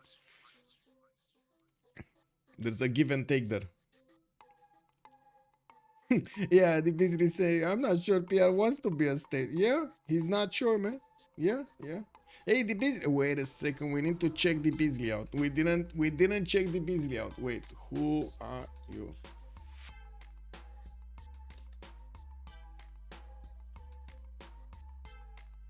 Okay, we do the test again, guys. We do the test again. Let's see if anything changed. Do we have any wild aliens showing up?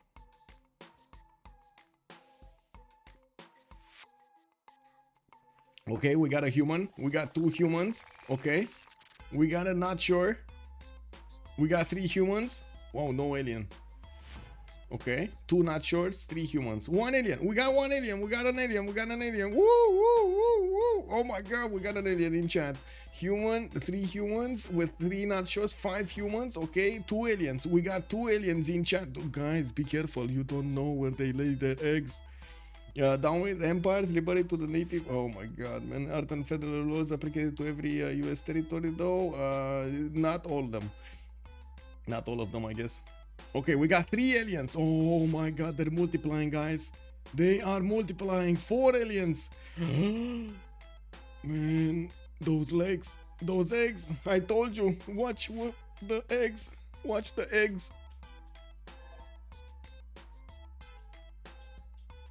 Okay, Hazaggi is coming back, but soon, not now.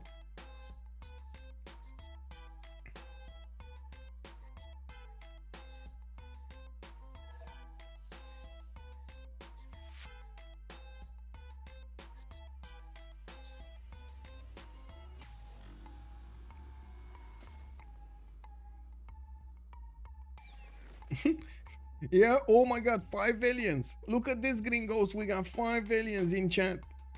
Take us to your leader and capital. Beep, boop, beep, beep, beep. Are we in a weird species remake? Yeah, it looks like, man. We got 5 aliens between us. 5 humans, 5 aliens, and 4 that don't know yet.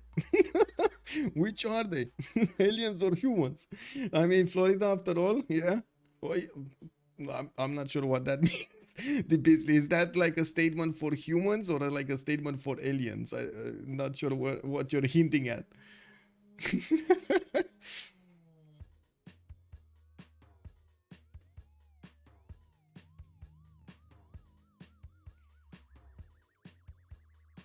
Oh my god, it's a tie.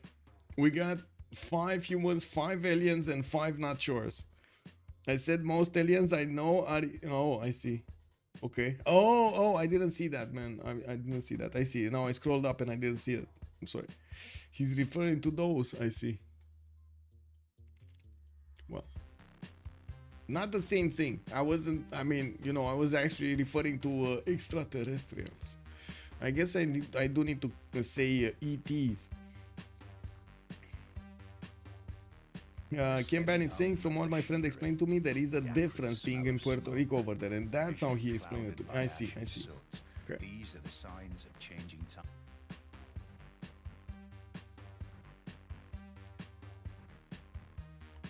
Okay, coming back. We did have Kherson under siege. We do have, of course, quite a few strong units from Vietnam, but now with Byzantium benefiting from field cannon cores, he's gonna lash out. He's gonna have the opportunity to lash out. Looks like in the cities of London, we do have Statue of Liberty getting built in 7, and looking at the great people, he doesn't have access to those ones that give him extra production towards wonders. That would have been very good. Industrial Zone Logistic Project from Sheffield. Multiple universities also finishing. Botala Palace in 8. So in 8 turns, possible 8 turns, he's gonna get actually another 4 points. That's gonna put him 14 out of 20 for the Diplo. He's gonna be 1 Congress away from, well, almost 1 Congress away from winning. And I do have to point out, Last Day Company actually did come out ahead, well ahead when it comes to the Diplo favor points. They would have the opportunity to win the next Congress, or at least 3 points in the next Congress. Looking at the units of Mongolia, he's getting that settled quickly with the Keshek, and it looks like Byzantium here does have a few swordsmen on the east, deploying a few tankmans to try to fend off attacks, while Mongolia is going to need to promote this. Byzantium just got a tankman in the water, and so what's going on. I do notice Mongolia has a lot more forces moving towards the northwest, so it looks like Cavs are going to be the answer for his troubles. We do need to see also what's going on. Is Lege going to get to punch through Kongo's defenses? Looks like at the moment Kongo is keeping his borders, but we're going to need to see for how long. The field cannons do deal a lot of damage to the Persian cuirassiers, and Kongo is 1 turn away from getting his cores. That is going to be the unit he's going to be looking for, because all of these cuirassier corps of his opponent Persia are managing to do a lot of damage against him. John Dark for him. On the other side, Amina, both of them are getting points for their generals, and of course we're going to need to see if we're going to have Kongo managing to get his tanks soon. Steel walls in 5 for Chuck. We got refining coming up for Legion 5, and do see, of course, the production capabilities are still with Chuck 320 versus Legion's 171. Half of the production capabilities. Hey, wait a second. How did we turn this chat into aliens? We got 7 aliens in chat, guys. They multiply. Okay, who did it? Who was the first alien and started multiplying here? What is this, man? I honestly didn't watch game, just recently came back, but that map looks like the Mongols committed, how many towns did they raise? They not that many actually. We did have him taking out Lyon and Paris, and then he took out these 2 cities over here on the west side. Now he does need to take care of Amboise. That's the last remaining bastion of France, except these other 2 settlers that are going towards the north. We do also see new caps, a lot more caps coming out from Mongolia. Took out Singapore as a city-state, took it over, and as you can see, we do have all of his caps moving to the west side. The city of Choir is going to be the upgrade point for all of these units, and he does have Gustavus Adolphus with the military, so he could get these going. His calves are also benefiting from +6 intel on Byzantium. That is going to be perfect for him to get that extra damage against his opponent. We do have also the units of England getting back, rifling in 2 turns. He's going to need refining so he can get these battleships upgraded while he is getting that Statue of Liberty quickly. We do need to see if anybody's going to try to contest it. Doesn't seem like it. Maybe Spain? No, I don't see Spain getting it, but he's trying to contest Potala, and it looks like he's getting it faster than his opponent, Age of Steam. Liverpool, no chops. No chops for Liverpool. That is a bit unfortunate. No chops. Except this time this movie is not rated. Okay, what will we still know is that life itself is alien. Yes, Morio. Yeah, true. Exactly. We don't know, man. We don't know. BlazeGat Games. Hello, sir. I show you that eye. BlazeGat Games. I'm a fleshed and blooded biped known commonly as a human. Wait, what is this human you're talking about? I assure you that I do not have extraterrestrial origins. Well, how do we know where your energy came from? And that I do not in any way resemble the earthling felines. I can guarantee you my life, my humanity. I see. Kyber, good evening, sir. I just watched that earlier. Let me actually take a look. They are passing this, and it looks like England with Spain do have the most points here. Mimar Sinan is going to take a while until he's going to be picked up by anybody else. They do need at least 2 projects to get it, and it doesn't seem like anybody's making those projects. So I would say kind of no. Hey, Monster! Oh. Human 1000%. Thank you so much for the 100 biddies. Much appreciated, sir. Okay, from the south, it looks like Vietnam got pushed back. Byzantium with his own cuirassier corps and the field cannon corps did manage to do enough damage against these Vietnamese units to make them run. We do need to see also if Mongolia is going to manage to get through these Byzantium defenses, while Mongolia still has quite a few movement points, movement turns to get into the borders of Quire and upgrade these. We do notice Francis keeps on getting out of there. Now we do have to take a look also here what's going on. Looks like Persia did give up on attacking Kongo, especially when Kongo did manage to get his cuirassier corps out. Not to mention we're gonna need to see more encampment projects coming out from Kongo so he can recruit one of the modern generals. I'm pretty sure 100% he's gonna go for those tanks here. Now we do need to see a lot more encampments being placed down if he actually wants to get cores out or stronger units out. He only has 2 of them. That probably is not going to be enough to get him the oil he needs. We do see him getting more camps, getting a few more amphitheaters, an entertainment complex from Mbande and Sundi, and of course a few more field cannons. Looks like he's just going to keep Persia at arm's length and probably going to focus on that Diplo victory. We do need to see also how Spain is going to try to fend this off of Potala Palace in Coruña in 3 turns. Does mean he's going to deny 1 point from England. We do have England building it in 6. That's a bit too late to get it going. Statue of Liberty is the important one. Potala Palace would have been nice, but not as good as Statue of Liberty, and I didn't see anybody contesting the Statue of Liberty.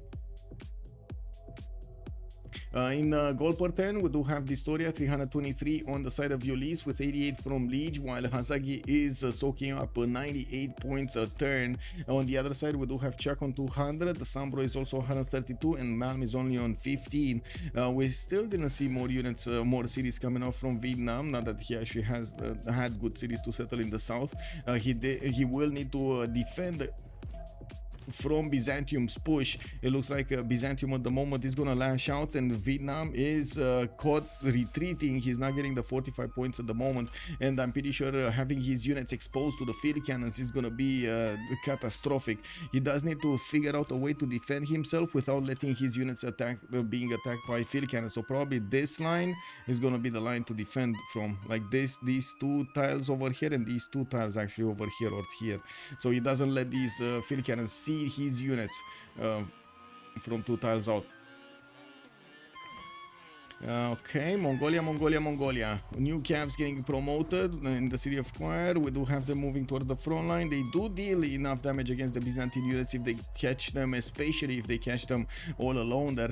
He's not going to take out Amboise, he's just going to grief Hazaggi here. And we do have also Xpli only on 75 science with 28 culture, while Hazaggi did manage to get his 133 and 93. We are just moments away from actually seeing England getting his refining, and he's gonna get his battleships. The upgrades for the frigates are gonna allow him to deal the damage against the Byzantine cities from 3 tiles out. That is gonna be probably enough damage to take out the majority of these cities next to the coast. Sinop, Constantinople, Adrianople, even Ansira are all in battleship range. Ziltek, good evening sir and welcome. Also Kilad, how much Diplo favor? A lot on Last Day Company. Wow. Wait, protest a little too much is suspicious. You might be an alien. Yeah, the Beasley coming out with the accusation over there. We're gonna need to see how BlazeCat Games comes out of this. How fair, my fellow humans, enjoying human food like popcorn and soda. Yes.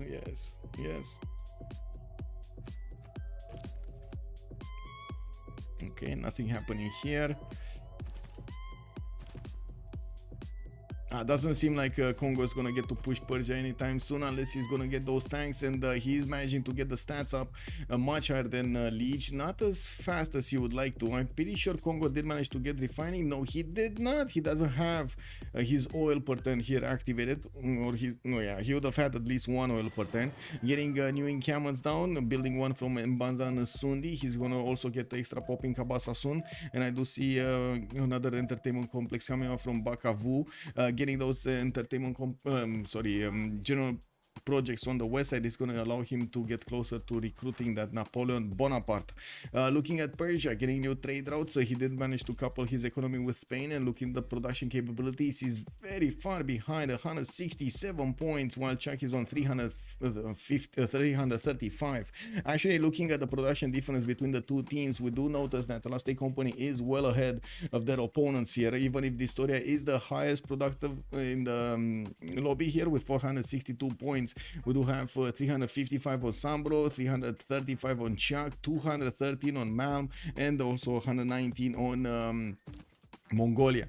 Mongolia deploying so many units against Byzantium, forcing him to defend his east side while he's gonna get attacked from the west and the south. It does seem like at the moment Byzantium is gonna need to figure out how to get to these units here. You do see Vietnam did retreat those units from the 2-2 bases, so he doesn't get hit by those field cannons, but a little bit further back than I was expecting earlier. You know, we do need to see if England is going to start upgrading his frigates into battleships. That's also a unit that he's going to get for free from his city soon. Next time he's going to get Statue, and he's going to lose Potala. Yeah, he's going to lose Potala. It's going to be built here. Akorunia is going to get it going. No units from Spain to move to the west. We do have Persia, builders, traders, and a few more of these cuirassiers. He's not getting the cores directly though. Not surprisingly.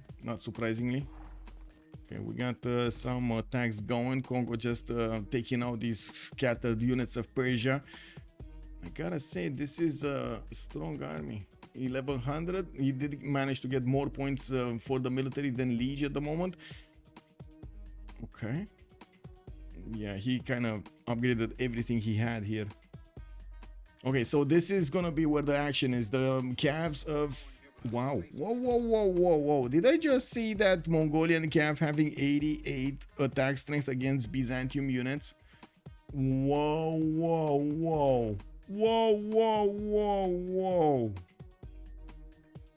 Now that's a problem.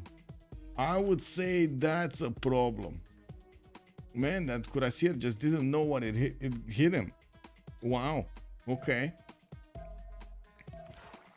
Well, let's see with the new units coming in if he's gonna have enough strength. There are more settlers from France. He's trying to expand everywhere, and I do see he's also getting some escorts for his units to be safe here while he's traveling towards the northwest of Byzantium with multiple settlers. We're going to need to see him. Ooh, baby. Look at the shift enter from Xpli, getting all of his units early in the morning next to the city of Antioch. Oh my god, imagine this. He didn't want to sleep through the night, and now he's gonna have the attack vector against Antioch here. Might take that city down in one fell swoop. Basil Empire is so barren. Yeah, he chopped everything. He chopped everything. That was his only way to survive. He chopped and chopped and chopped. And what did he do more? Chopped. Right? Yeah. Mongolia doing Mongolia things. Yeah.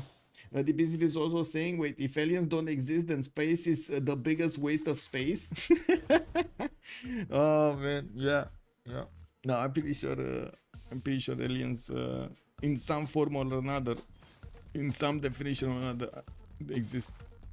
We just don't know yet.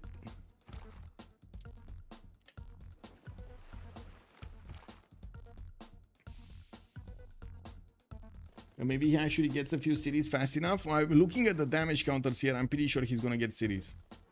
Like, when are we talking steel walls from Hazaggi? 410 steel walls? That's not enough. As in, that's not fast enough. Viking shots, they basically dying to calves. Okay. He's probably gonna last a second attack into the city center here. There are 4 units with enough movement points to attack into that city center, and there isn't that much that okay, there we go. Another 4 units. Well, that's 5 units that could attack next turn, not this turn, next turn. But he's just taking out units here. He's just taking out these units of Byzantium. Oh, just got a cuirassier. Easy peasy. Cuirassier Corps also in Byzantium is going to be taken out as fast as the walls go up. We do have, well, faster than the walls will go up. We do have new units coming out from the city of Choir, getting promoted there. The line stopped though. It's taking him a bit too much. It's taking Mongolia a bit too much time to get new calves out and send them to the west. Looking here, looks like the units of Persia are going back into his city center. dISTORIA is going to get his research labs. He's also getting a lot of baths here, or a lot of other wonders. He did finish his Potala Palace, while a Statue of Liberty did get finished here in the lands of London. That means we do have 13 out of 20 points for SunBro. He's going to get access to Noble, and we're going to see if he's going to get that going. Looks like Dmitry Menderev is going to be the next one, and I don't see... No, I don't see it. I don't see it here. Okay, so Antioch probably gonna be the first city falling here from Byzantium. While I do see the battleships are starting to appear, England is gonna start shooting down the Byzantium cities from too far out for these bombard corps to counterattack. We do have also Vietnam managing to soak up the damage from the Byzantine units and putting field cannons to attack into them. Much stronger 89 strength from the safety of the forest. Do we have Kongo also lashing out? No, not yet. We got combustion in Fortens from Fort Chuck, and Kongo is gonna start coring up his remaining units. He will need to start also getting some artilleries and finishing up his military academies for the extra oil turn. We do have him getting some quite a few arenas actually. He got entertainment complexes and quite a few arenas from his cities. We still need a lot more science to appear here on SunBro and Chuck, and it does seem like they're not giving up on this until the last second. The last possible second. City went down, another city is gonna go down. Looks like Chuck is, Hazaggi is gonna lose Nicaea. Salty, are you still here, Salty? Salty, that's a problem. That is a problem. Wait, Spain is 564 GPT. Yeah, he's in a reformed coinage, and he does have Lege also 146 next to him. Chuck is normal, SunBro, golden, reform. He's only 140. Heini Dave also, even if we found them and annoyed them because they're so fast away, we'll have plenty of time to prepare. That's making a lot of assumptions, Heini Dave. A lot of assumptions. First of all, the first assumption is the light speed cannot be breached, which at the moment we still don't know for sure, because you know we still find kinks in their how to say in their equations. They're not like the new observations show us the equations are not correct. That's basically what's happening. And a lot of stuff will probably need to be rediscovered. Or I should say recalculated. We'll see. Interesting times ahead, I gotta say. Woo! Woo! Steel walls showing up in the clutch here. We do have Mongolia managing to get into the borders here of Byzantium, but the steel walls are gonna slow him down from taking down cities. The English battleships will start chewing through the walls regardless, and the pillages are still gonna be done. Hazaggi is gonna be milked over here of all of his gold and his resources. Now, while we do need to see what Kongo is gonna do, I think this is gonna take a while to see this happening. We do have Vietnam moving forward with his units, and he's building up his military academies for the oil turn. We do need to see when he's actually gonna get that going. SunBro 2 turns combustion, 2 turns nationalism, starting to attack directly the capital city of Byzantium, of Hazaggi. It is gonna be put under siege by the Mongolian camps, and also the Mongolian camps will have the opportunity to take out the bombards. Now the bombards are kind of outmatched by the battleships, and we're gonna need to see if he's gonna fall quickly enough. The Mongolian units cannot attack into steel walls without the battleships. There is no way he can do that. Okay, England statue. Thanks. Okay, research lab, 6 turns for a research lab. That's a long time, man. 6 turns for a research lab. That is unbelievably long. 50, and he has the 50% production towards research labs buildings. Oh, he didn't activate it. Never mind. He bought it in Madrid, but he didn't activate it. Okay, getting some sewers for the extra amenities and housing. Lege is getting his combustion also in 5. That's going to be 3 turns later than Chuck. It doesn't seem like the moment Lege is going to have that technological advantage he's craving for. While Chuck is going as quickly as possible in Cameron training projects, we do need to see if also Persia is going to have enough points. If Chuck gets this one, the expensive one, well, then Persia is gonna have enough points for the next one also. He can just buy labs. Wait, did he get Jesuit? No. I mean, he doesn't have a religion. Okay.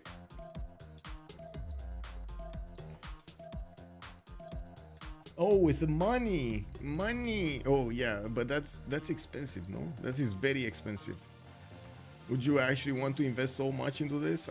I don't know if that's a good return. I mean, I would say that's not really a good investment, but sure. Okay.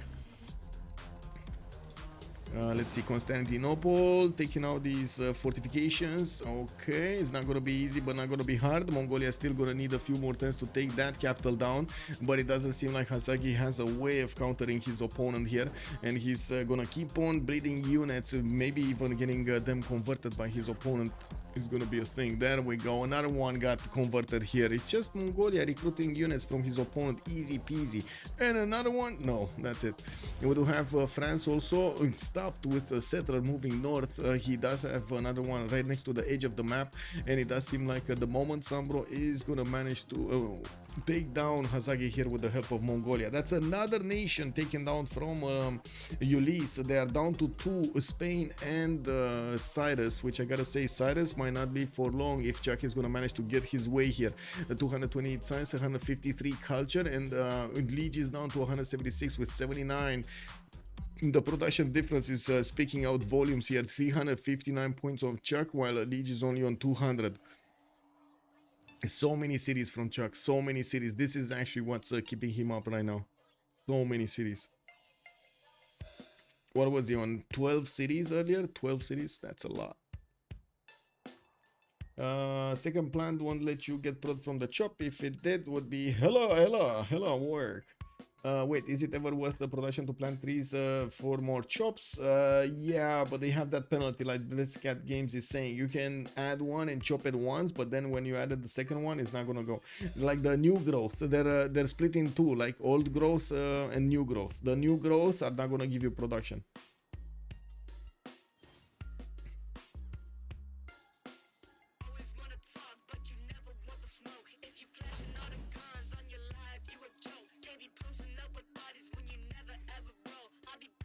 And dISTORIA Giga. Yeah, Giga production. But unless he actually gets magically like 10 GDRs in the next 15 turns, because that's the problem, right? It's a ticking time clock here for Diplo to happen, and dISTORIA needs to either get a win condition or deny their Diplo. So he needs to start killing off opponents. There is a much higher chance that he's actually gonna lose his allies than he's gonna take out opponents. We did see, what was it, yesterday? We did see, who was it? Wait, who carried yesterday with Theodora in the HOH versus Hash's Heroes game? Who carried yesterday? Can you make a lumber mill on the new growth? Yes. Yes, basically, that's why you should get them anyway. Okay, looks like Constantinople might actually fall this turn. We do have 5 battleships that are getting ready to attack, maybe a 6th one also. And these cavs are gonna take it down. There we go. That capital is taken down. Government Plaza also fallen. We do have Byzantium here with only a few units remaining in the south. And he's gonna get squeezed between Vietnam, Mongolia and England, while I do notice Mongolia is getting a few more of these spies in. He's trying to do the missions to get stuff going. Fortunately, well, of course, Mongolia is gonna need to keep this city with loyalty, but it's not happening. We do have tank cores upgraded and promoted right in the face of Persia, which is 2 turns out from his own combustion.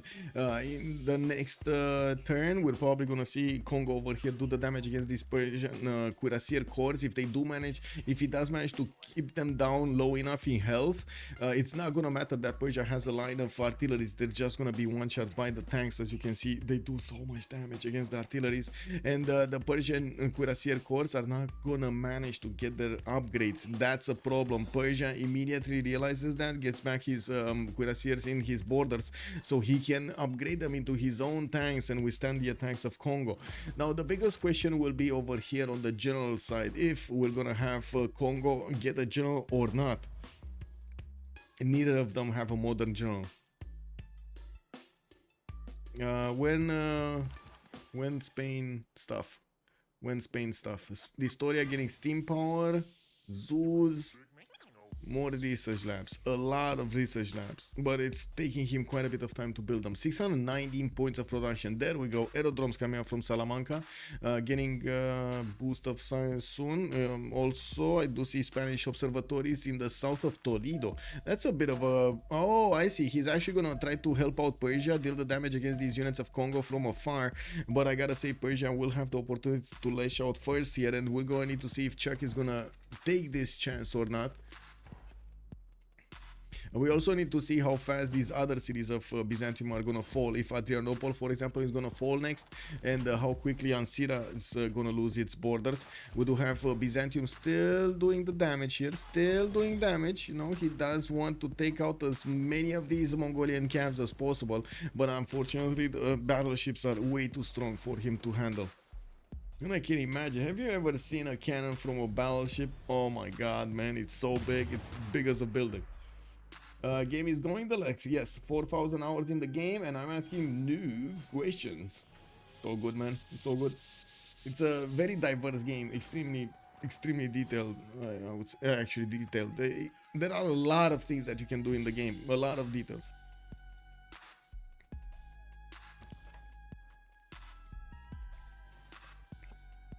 Only if you're like Teddy Bullmoose, maybe, I don't know. It's not usually worth though, because it comes so late. Okay. Oh, about the lumber mills. Okay.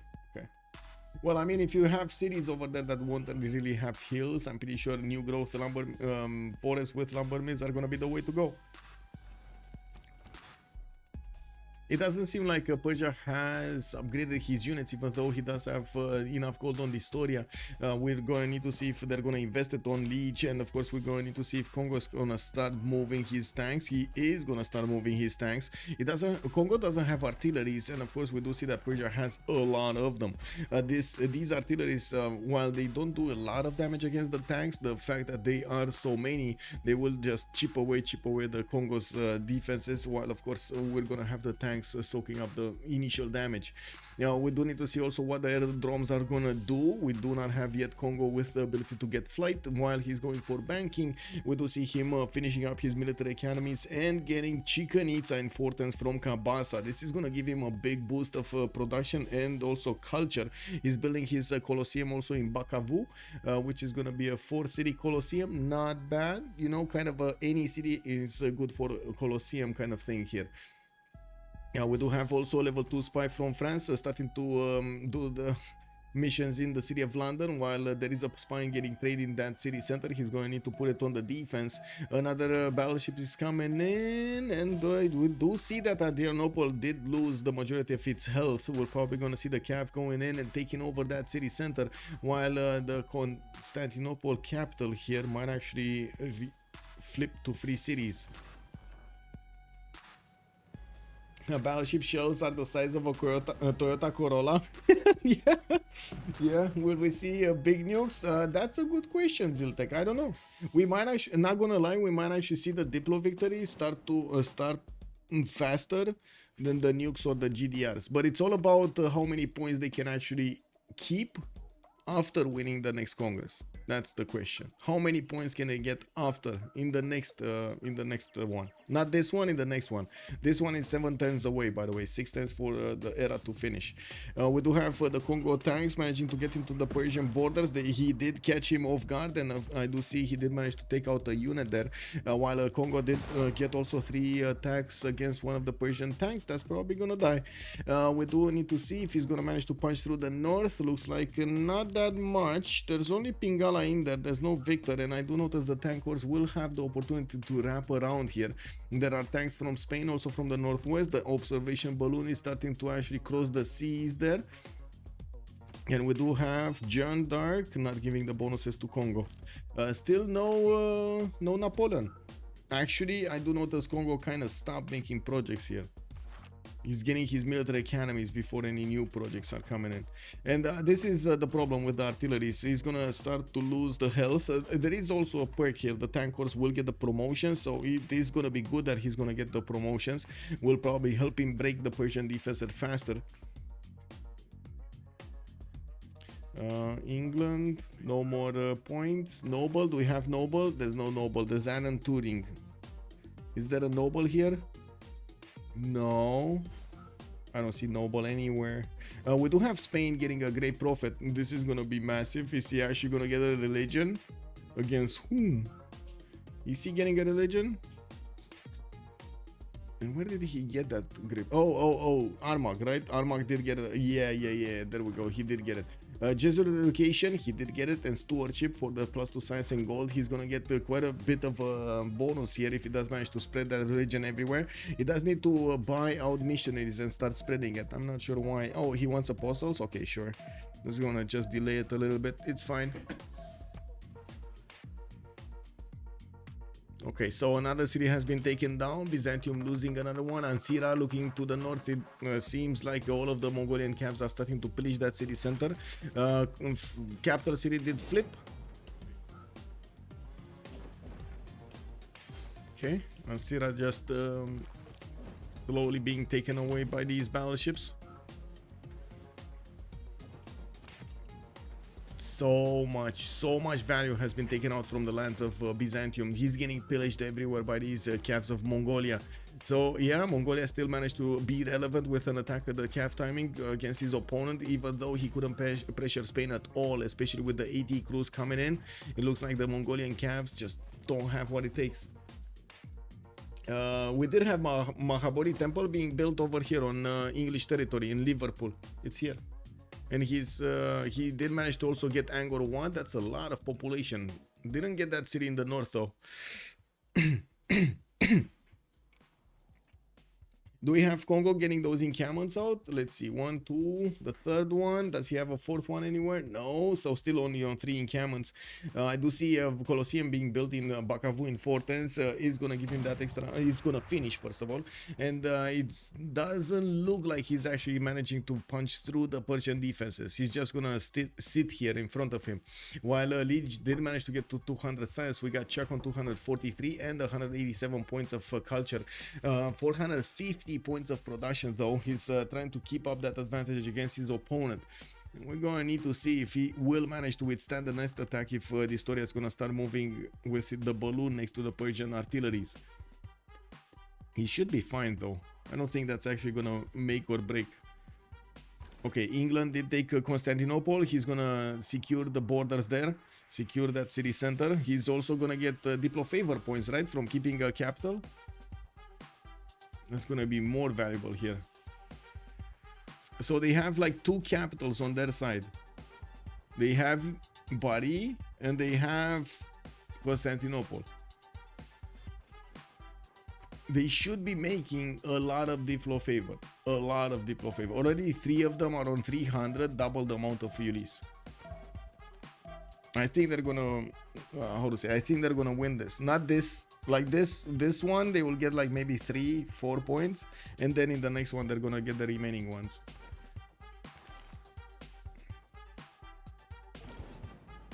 England is managing to get 25 great scientist points a turn, and it does look like he's starting to do significantly more damage against the cities of Byzantium, taking out the walls much faster than before, as you can see.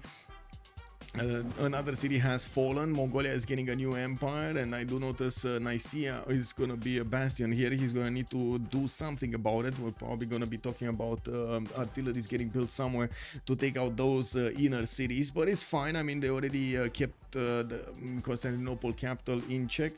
It's not a big deal anymore. We got Vietnamese tanks moving into the borders of Byzantium, and dISTORIA is getting advanced flight, and I do notice Kherson here is still flipping, rebellion in 15 turns. We'll be here for a while. Yeah, they might actually win Diplo. I think they will win Diplo. Is this the final game of the series? Yes, sir. I mean, this is the last chance, right? It's whoever concedes this goes lower bracket, loses a chance for the victory, right? They have 2 chances basically in the CWC. So yeah, that's a big one. That is a big advantage for whoever wins, big disadvantage for whoever loses. We've seen it before actually. Teams that did go into the lower bracket came back and won the tournament, so you know that's always a possibility. I think Ulyss pulled this off, right? Like what, 3 seasons ago or something? Yeah, it's double elimination. It's double elimination. Whenever someone wins Diplo, the other team always goes Diplo cheesers. Yeah, yeah. Not wrong. Okay, so looks like Chuck is realizing that he's not gonna punch through, and he's coming back to K-Willa to repair his units. Hazaggi is 4 turns combustion, but he lost significant stats here. It's down to 56 and 36, while Xpli is above him right now. We do have new cities acquired and pillaged and taken out. Mongolia is managing to get the units in the borders of Sinop soon, and of course pillage those other tiles. Sinop is going to be losing its strength next turn, and I would imagine Mongolia is going to want to finish that off afterwards. We do need to see what kind of units is he going to... Oh, it's probably going to be cleanup crew here from Malm. Malm with the artillery corps is probably going to clean up all of these inlands, right? 1, 2, 3, 4, 5, 6. Well, this one is going to be taken on 5, Nicaea. So Mongolia needs to figure out where Franz Corsair is. He doesn't know about that one. He did not get that information. Puzzle Delicious, good evening sir and welcome. First time watching live. Hello, good evening. I have been watching your stuff even for like 2-3 years ago. Oh my god, man. Oh my god. That's amazing. I do hope you enjoyed them. I hope I did actually improve considerably versus the last 2 years. I do have some memories. Oops. Yeah, hard times. What can I say? Hard times. English is hard. Mopinda to turning at Temenanki here. Looks like Kongo did manage to get to 1 turn around Colosseum, while Asa is gonna get... Wait a second, he's getting a holy site here? Whoa! We got Campus finishing up in the northern cities, while he did manage to get more science than Lege. It doesn't seem like he has significantly more. In the base game, yes, but as of the last BBG, I think you get positive favor. Yes, you do get positive favor, if I remember correctly, from the BBG notes. And that is gonna be a problem, because they already have a lot of Diplo favor. I don't know why people thought this is a good idea, because it just helps people snowball, right? Anyway, it is what it is. To do what we have to do. Another city has been taken out, and it looks like the units of Vietnam did manage to break Hazaggi's defenses next to Cherson and Thessalonica. His units are going to start chewing through the defenses quite quickly, even though he doesn't have the third range on the artillery corps. Shouldn't be that big of an issue to get close up and personal and start shooting down the walls. We do see France is still trying to scramble with the settlers, first trying to send them west side, now he's trying to send them east side. There is a wild cat from Mongolia going over here, and he might actually figure them out. We do need to see if also Mongolia is going to get new units. Yeah, he is, but it's going to take time to move. And he did not go and pillage that city, by the way, on the west. That's a lot of resources left on the table there. I do notice that Chichen Itza has also finished here in the lands of Chak, and 214 culture is going to allow him to get to fascism much faster than Lege. Getting an extra +5 on his side is going to be like gold. Flight coming out next turn, natural history next turn also. We do have him getting a wave of military engineers to start building up more infrastructure if he need be, and of course he does have some oil tiles benefiting from. We will probably see Spain try to do something against him, or maybe not. I don't know, because at the moment it's kind of confusing. We got a few aerodromes here. We do not really have his infrastructure starting to get ready on the east side to do an attack on Kongo, and I'm pretty sure jet bombers are going to be the answer to Kongo. The question is how fast he can chew and how fast he can get to them. It's not that easy to get to jet bombers. Oh, and of course use them against your opponent. It takes quite a bit of time and preparation to get everything synchronized there. And so we're, 3 turns out from the next World Congress. That means 23 turns from the next World Congress, when we would predict that Last Day Company would win their Diplo victory. That means that's 23 turns for dISTORIA to manage to either take down 1 or 2 players of his opponents, deny the Diplo points in this Congress from England, maybe get something on his side. Or no, I think he just needs to lower his opponent right now. It's too late to get something on his side. Anyway, or get a win of his own. Can he get a win of his own? Like, can he get a domination? Can he get all 4 caps? Probably not, right? We're not talking caps here. Like, even if he bought like 4 GDRs, the time they would need to first of all get the gold and second of all get the GTRs to their opponent's capital is probably gonna be higher than 23 turns. Culture, not happening. Space, not happening. It's taking space. It doesn't, like, it's taking space like what, 30 turns, 35 turns from now to get it. This is a problem. This is a big problem. Big problem. SunBro over here with 13 out of 20, relying on that extra Diplo favor from keeping capitals. We do have so much Diplo favor here. Wait, when did Sun-Tzu get the 400? Oh, he got the Diplo of Lege. I see. Okay, he got the Diplo favor of Lege.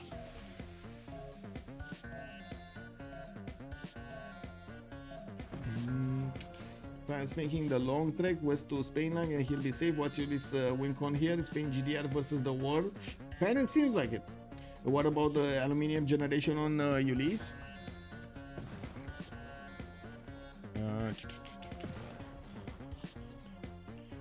We got 35 on dISTORIA, but I don't see all of the let me check out all of the aluminium tiles. I wanted to see what's going on here with Vietnam. Okay, he's doing fine. It's just gonna take time. He needs more artillery corps though. Only 1 artillery doesn't seem like it's enough. Anyway, I guess they're not in a hurry. It's fine. Again, like I said, 23 times. If they manage to secure the kill on France, it's over. That's gonna be game. Then they will deny Ulyss the opportunity to even fight for the Diplo if they take out a player. It's very important that France remains alive so Ulyss can get that opportunity to deny. And let's look at the aluminium. What do we have? So first of all, Forbidden City in the city of Valencia. We got no aluminium here, no aluminium here, no. I see a uranium tile though. No aluminium here. No. An oil tile. I gotta say, it's very confusing with all of these science points coming out from Etemenanki. KW, man. And the zoos. He has Etemenanki and zoos.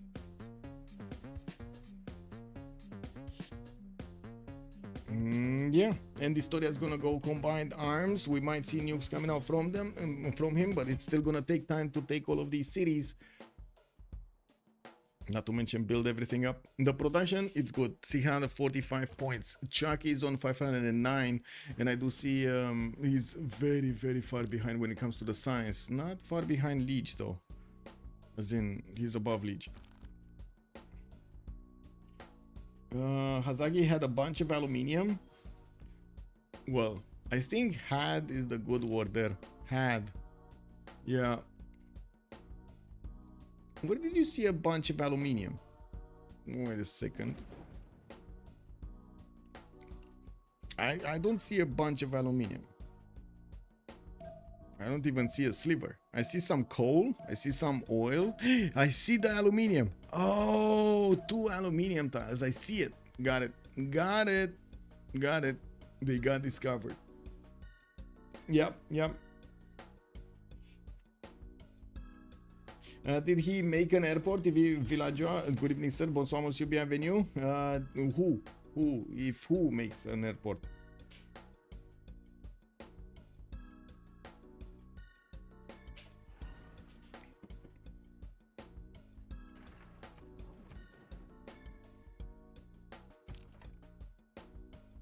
Looks like the tankers are taking quite a bit of a beating, attacking into the city center. I believe Vietnam is going to want to take it out with his artilleries. These battleships are not going to be strong enough to... Oh, baby, we got... Oh, my God. 1 experience point necessary. 1 experience point, and this is going to be a level 4 battleship. Still... Oh, it is going to have the ability to attack into Kherson. Wow. He needs to do something to get 1 point. 1 point of experience. Anything. Anything. Spain? Yes, he does have 1 here in Salamanca, 1 here in Las Palmas. I do see a 3rd one in Armagh. This kind of smells to me like jet bombers. I might be wrong. We'll see. dISTORIA getting nuclear fission in 1 turn, mass media in 3. Looks like Lege is going for synthetic materials. So he's gonna enlist Lege for helicopters and of course attacking units, while he's gonna get to chew through the defenses of Congo with bombers and or bombs, nuclear bombs. We do have Congo putting down aerodromes of his own and getting his own calves out. Chuck is getting his radio. That means advanced flight is not gonna be far away. He does need to get a lot of airports down if he wants a lot of fighters, especially fighting off double production number Spain over him. That's not gonna be easy. We do have Forbidden City in 6 turns in Valencia, and we did pop into the next era. dISTORIA is still in a golden. We do have him with Reform the Coinage, getting that 700 juicy gold going for his team. While on the other side, it looks like we got Dark Agers here, quite a few of them. Chuck is gonna be golden with Reform the Coinage. He's 381 points of his own, but I do know the SunBro, Malm, and Xpli are all struggling with gold on their side.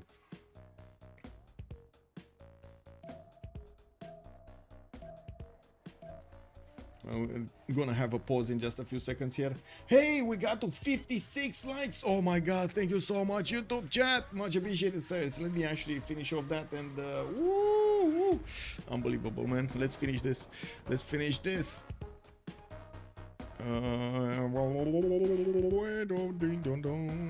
Lagrange. Okay.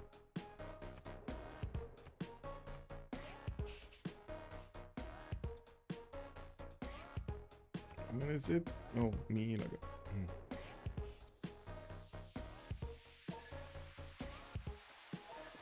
Okay. Bit back.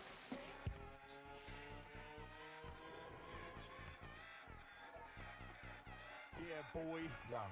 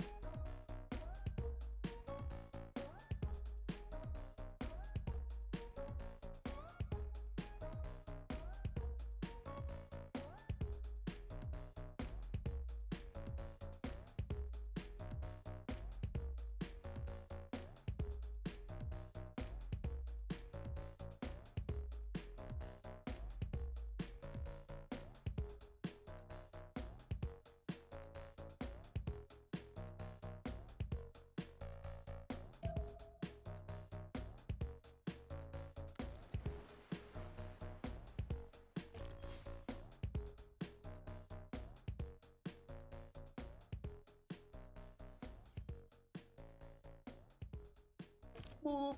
We're back. Let's see how quickly can Spain do this. We do have Victoria managing to get a Diplo. Ma'am did pause. Unstack. Okay, what? Where's the unstack? Here? Probably. Oh, unstacking in Thessalonica. I see. So, SunBro is... Wait, they managed to get everything? He's 18 out of 20? Whoa! 18 out of 20 for SunBro. But they lost all of the Diplo favor points. They gambled that they will make enough Diplo to get those 2 points in the next one. And we'll see. We'll see if they do manage to do it, especially with 2 capitals. Yeah, 18 out of 20. Can Legion restore 2 versus 4 this? Domzi, good evening, sir, and welcome. That's a very good question. We're waiting to see exactly that answer. It feels like there's going to be an attack on Kongo here soon, and we do see Kongo is managing to get his radio out, but a little bit too late. The bombers and the fighters already have arrived on his borders. We do have him with steel walls, but no anti-air guns, and that is going to be a significant problem. Governor Victor is establishing Willow, and of course, maybe he gets the opportunity to get the level 4, the anti-air initiative. Anti-air, what was it? The air defense initiative, actually. Anti-air guns coming out from Willow, and Kongo, while I do see new calves also coming out from the eastern cities. He did manage to finish the Colosseum for the extra amenities. Kabasa does manage to keep content. The other cities, not all of them getting bonuses. I mean, they can't get to the +3. Very hard for the last company to get that +3. We do have coal power plants coming up here from England. We do need to see if Noble is going to be acquired. Looks like Alan Turing is still craved, and Spain is going to get the points to get it. We might actually see a wave of getting past next turn. I'm pretty sure England is not going to want to acquire Turing. He's going to want to eyeball Noble there for the extra point for his Diplo victory. We do need to see also if Mongolia is going to keep on going through his opponent defenses. Nantes did get settled down, and it looks like these Cav cores are going to get in there and going to start taking down the city's defenses. Amboise is also a city that might be taken, but I do have to point out France kept on going and is moving to the west side here. We got Lege actually shadowing Sun-Tzu, so he guarantees his ally is being saved. Also, global warming mitigation, now he's nowhere near that. Yeah, let's go, cockroach, Diplo, woohoo! Yeah, not that close to seasteads. No, he's not close to seasteads at all. He's only a 206 science. That's, yeah, never gonna happen. Never gonna happen this time around, this Congress. Hey, wait a second, I just realized we did have actually so many likes over there on YouTube. God, you guys are amazing. Thank you so much. Let's actually see. Can we push it a little bit more? Can we do it, chat? Can we do it? Team effort over here. Can we get to 70? I think that's the big question. Can we get to 70 likes? Let's see. Yay or nay? Start the poll. Let's click on buttons, chat. Don't forget to leave a comment down below. Thank you. Now we do have Amboise losing its wall defense. Nantes was losing its wall defense. Calais did get settled. How? Whoa. He's gonna chop the ancient walls over there. Sun-Tzu just keeping Mongolia on his toes here. Looks like he's also gifted one of his settlers, so we're gonna need to see how quickly he's gonna get cleaned up. I'm pretty sure he got. Oh my God, he got to settle Montpellier. He was like, oh my God, man, he's taking all my cities. I need to spam B. And yeah, Sun-Tzu did it. He got his safety settler. That also announces to the world here that he's going to have an extra city to lose there. We do have Kongo getting all of his tank cores here to the west side. Still not enough damage from Spain to actually focus down the tank cores of Kongo and take them out. We do have the anti-air guns soon coming out of the cities of Spain, and he will try to put up a fierce defense against Spain. That's why I mentioned jet bombers. I'm pretty sure dISTORIA is going to need those if he actually wants to punch through Kongo's defenses, through the anti-air gun defenses. Drop the like. Thank you so much, Moonthrive. Much appreciated, sir. We're getting closer. We're on 58 and 61 right now. We're getting very close. Yeah, let's go. Money. Yeah, TV Villager. Money. Let's go. Yeah, yeah. If he can ever get if he can get Alfred Noble, I mean Noble, he will probably get. Oh, let me see. Did he get it? He get it. He got it. One Diplo victory point. Okay, he got it. He's on 19 out of 20, or he will be on 19 out of 20. They managed to actually roll that, so he's just 1 point away from securing the Diplo victory on his team side.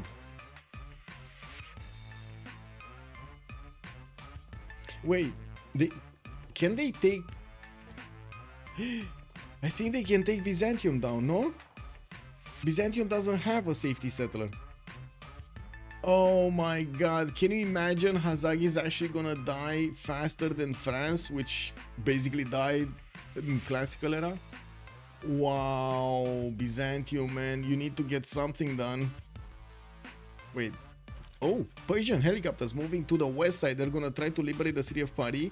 I do have to mention that city does have steel walls right now with a calf core inside of it. It's not gonna be easy even with a helicopter to attack into the city's borders and take it back. He's gonna need not only a lot of strength from these helicopters to attack into the city center, but also maybe some artilleries. Now we do see Persia is pillaging all of the tiles here of Mongolia, trying to get that advantage back on his side. He's down to 200 production, while Chuck did jump up to 588. Now I think all of these cities are starting to roost here. We did have him plant a lot of cities in the north, and now all of them are starting to get productive. Now, that means he's gonna get more science and more, of course, every one of his stats are gonna be higher here. Did you ever find a skin for a PS5? Okay, no.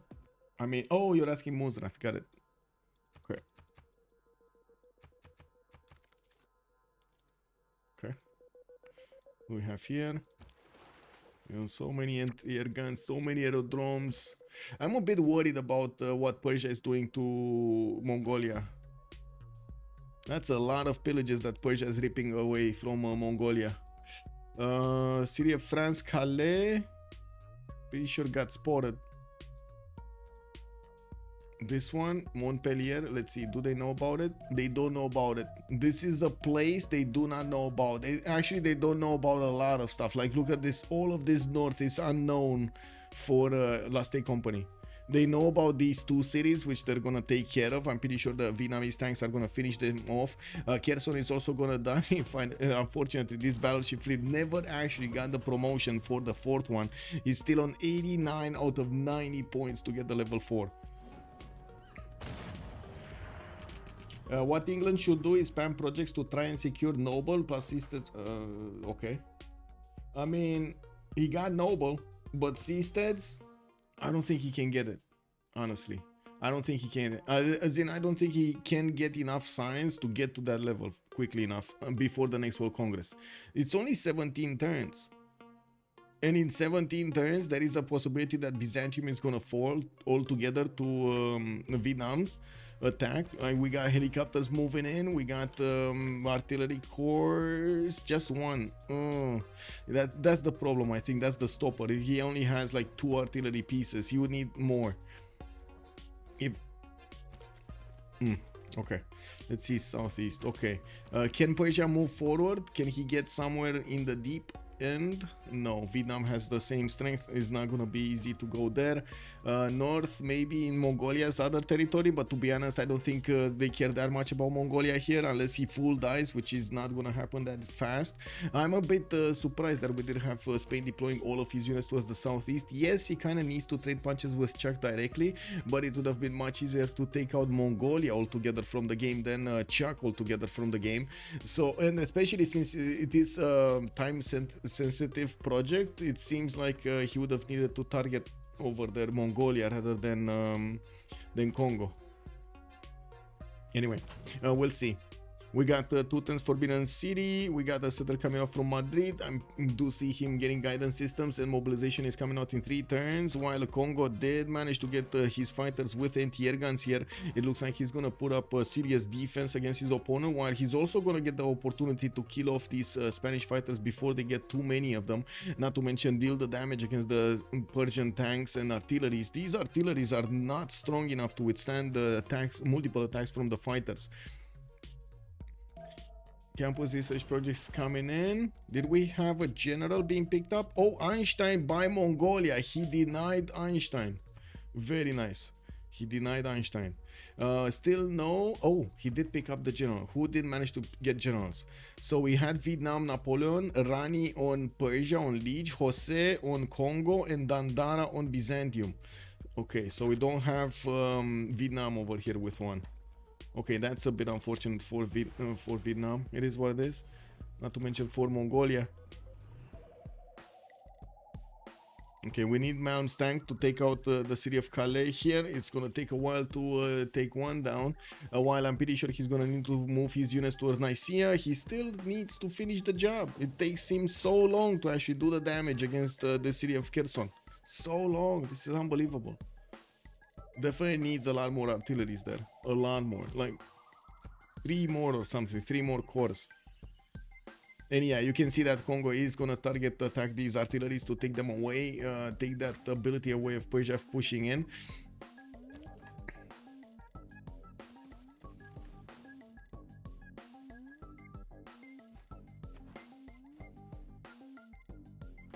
Still no activation from England on Noble. Noble is here, ready to activate if need be.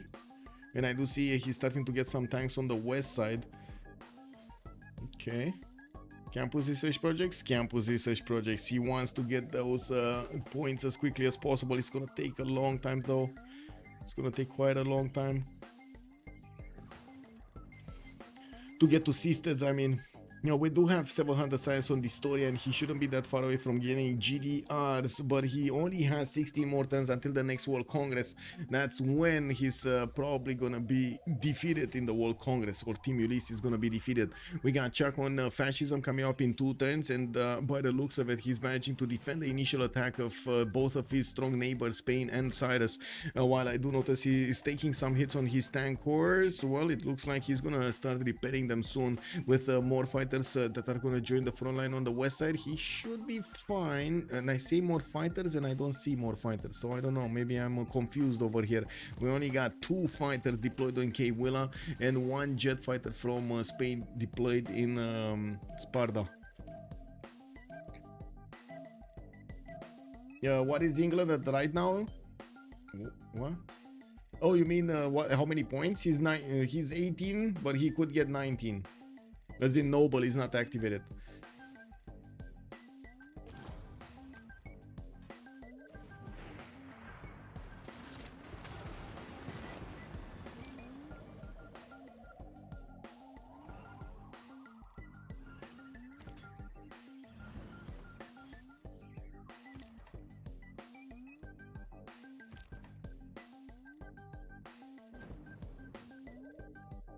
Okay, so many cuirassiers coming in. I do see Persia does have problems actually liberating these cities. This is also gonna be very dangerous. These are so many points, 200 points of Diplo favor for Persia.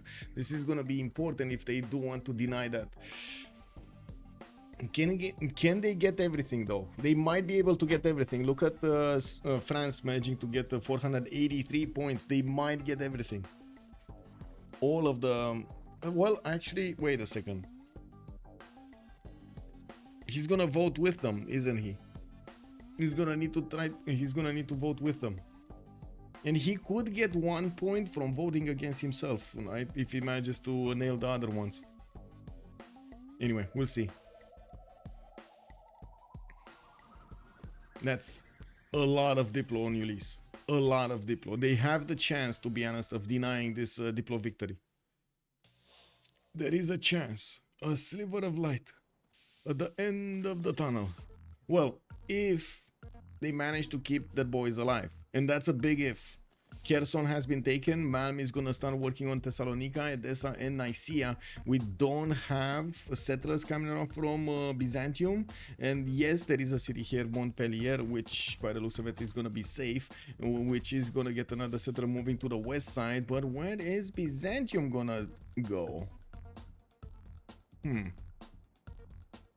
Wait, is actually Mongolia gonna feed a calf core to the tanks of Nicaea? Oh lol.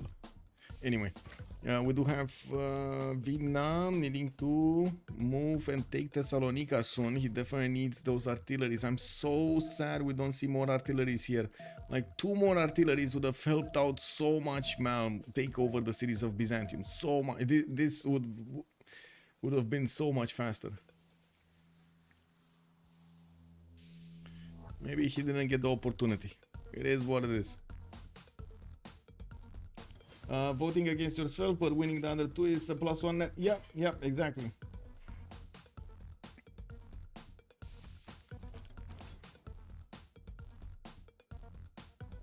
Hey, we're coming in. 63 likes. Let's go. 7 more likes and we're getting that 3rd benchmark going. Can you imagine? Wow, 70 likes. Amazing.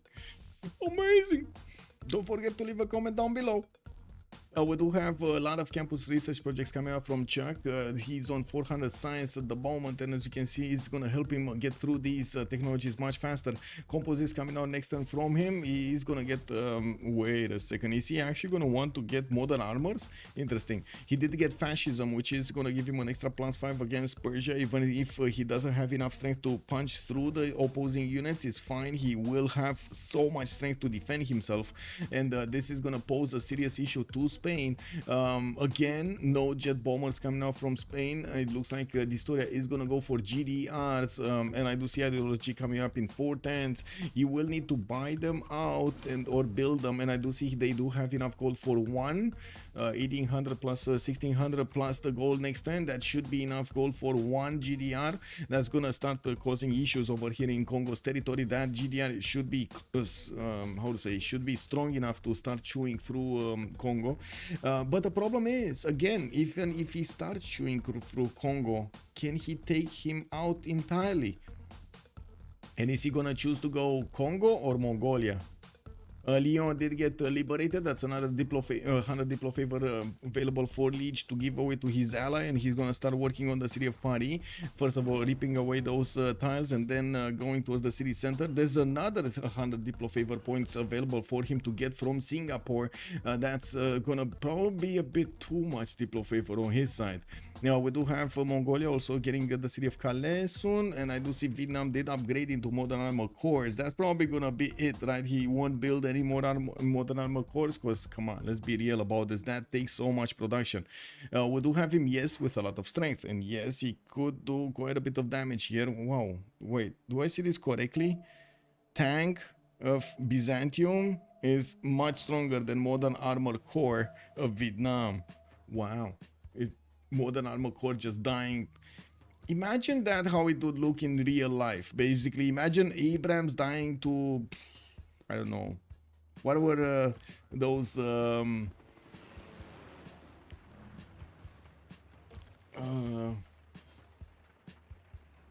early tanks, something. Anyway, Calais got taken away. Shermans, dying to Shermans. Can you imagine dying to Shermans?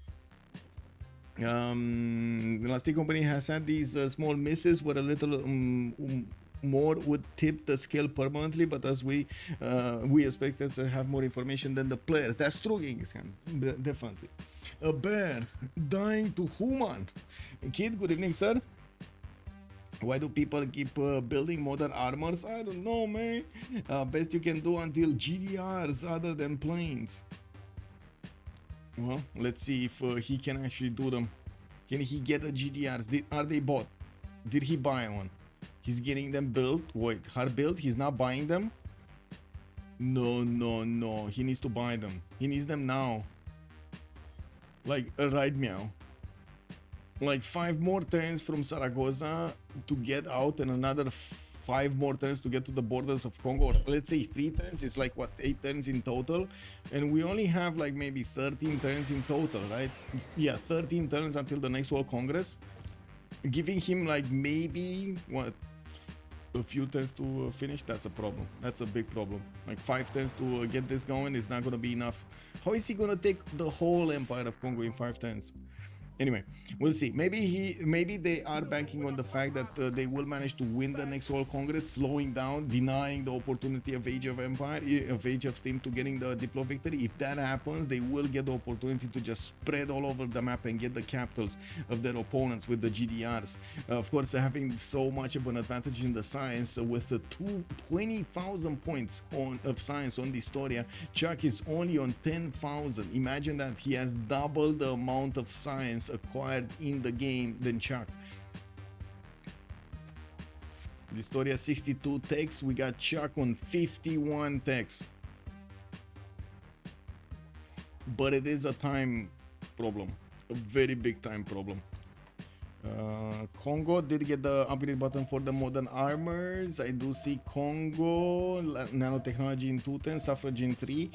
We do have also dISTORIA discovering ideology in 3 turns. He's not that far away from getting his own fascism, but it's gonna take a while, and it does look like he's again gonna only have it for a few turns until the next Congress is gonna come out.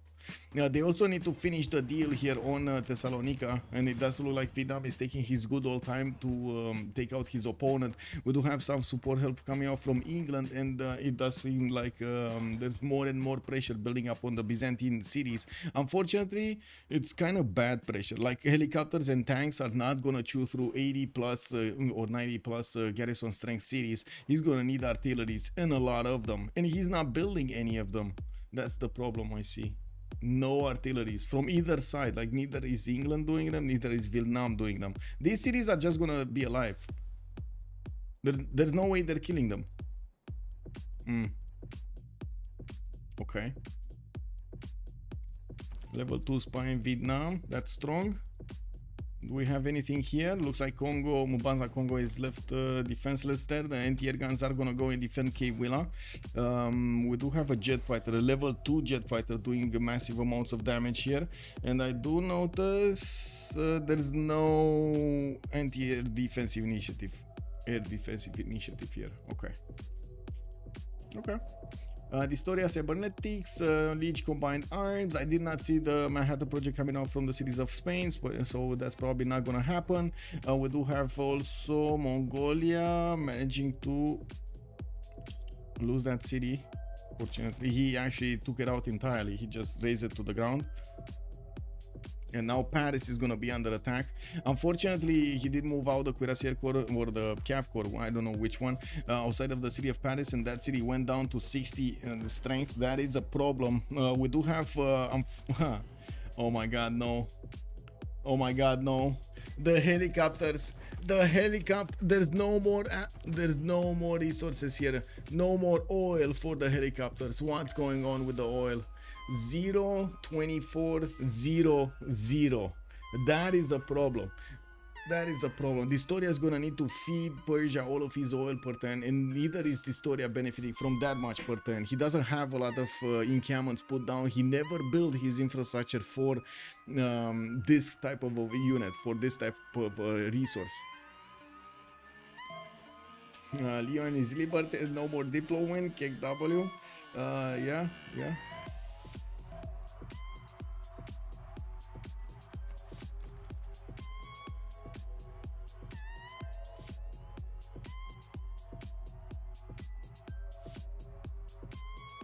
Hey, Balbi, good morning, sir. Okay, is Mongolia gonna manage to get through this? So Paris, looks like the helicopters don't have the penalty anymore, the 91 strength, and they are doing massive amounts of damage against Mongolia. He did get the oil from dISTORIA, split it in half like brothers over there. We do see some Spanish AT crews going to pillage the lands of Mongolia, getting that extra gold. dISTORIA does have 3,200 gold, and I still don't see him buying out a GDR. We do have a few more jet fighters going towards the southeast. No jet bombers bought either.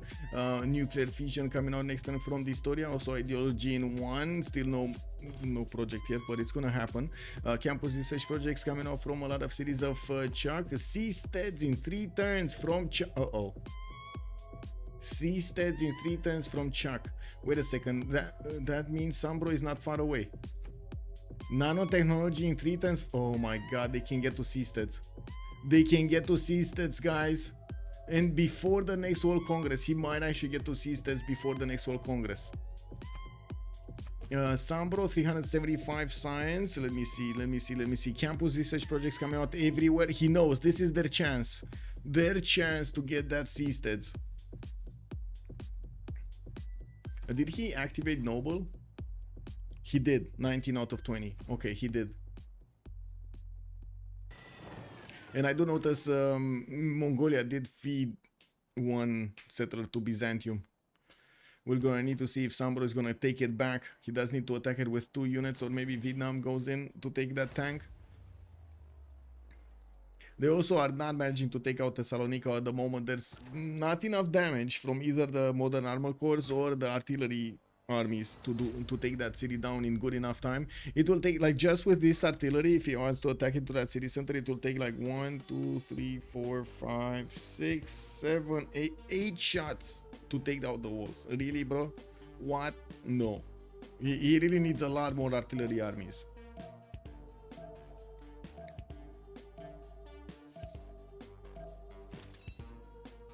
Okay, what's going on here? Walls are still intact. We don't really have any more attacks. Looks like Persia just focused all of his efforts to take down the city of Paris. So if they do manage to get to seasteads, oh my god, he's getting it. He's getting it. He's getting it. Seasteads next turn, chopping out projects, getting that extra science going. Yep. Next turn. That's it. Nice move. Yeah, amazing. That is based. Why is seasteads important? Balbi, seasteads gives you an extra Diplo victory point. When you discover seasteads, it gives you an extra Diplo victory point. Look, a war's 1 Diplo victory point, and he has right now 19 out of 20 Diplo points. If he gets 1, he wins, basically. Yeah. Vicky can also pillage campus in Edessa to get to seasteads faster. I think that's what they're doing, actually, Lord Bowser. I think that's exactly what they're doing, because he got, like, he was 3 tons when I started watching this, and then he went down to 2 tons, and then he went down to 1 ton. He must have pillaged somewhere, something. Yeah, this is why he's pillaging the campus. He's in Edessa, in Thessalonica. Yeah. This is amazing, by the way. I do really love what he did here. And unbelievable, he's gonna get it so fast. Seasteads, well, not so fast, but anyway, the seasteads coming out 107. Yeah, based. And I gotta say, this is impressive from a state company going into this CWC Season 9, taking down in the first playoff series Ulyss, and of course sending Ulyss to the lower bracket. We're gonna need to see what's gonna happen over there in the next few games. This was a tiebreak game being played out in the playoff stage, because they did manage to get 1 win each, and of course we did a tiebreak game to know who's gonna be top bracket and who's gonna be lower. We do still have a lot of games that, well, some games that need to played out probably tomorrow or the day after tomorrow. The players just were quite late on getting the schedules going, and they did focus again a lot on on the weekend. It happens. That's when they had their extra time. Makes sense. We do need to see if we're gonna get the schedules up in time. I'm gonna do my best to adapt as much as I can around this, like get the graphics going and everything, and be as understanding as possible. But I do have to say it will probably be a bit more chaotic than I've gotten used to the schedule. It will take time. We'll see. I do hope you're gonna bear with us. Yeah, and that's the win right there. We did have seasteads activated on England. Diplomatic victory acquired by the state company going against their opponents using Age of Steam's ability. Oh my god, to get the Mahabharata Temple Statue of Liberty in the water. We did have also Hazaggi picked and torn apart by his opponents. We had France taken out from the game from an early stage, and of course he did manage to actually stay alive with his cities. Yeah, he kept on building cities. Just one more turn. Let me actually say GG to the players. Let's see if we can actually get the post-game chat. Give me a second so I can plug myself in. Just you know, getting the connections over here. Big one. Oof, Diplo victory. Yeah. Is this double? Yes, this is a double elimination bracket. Yes, sir.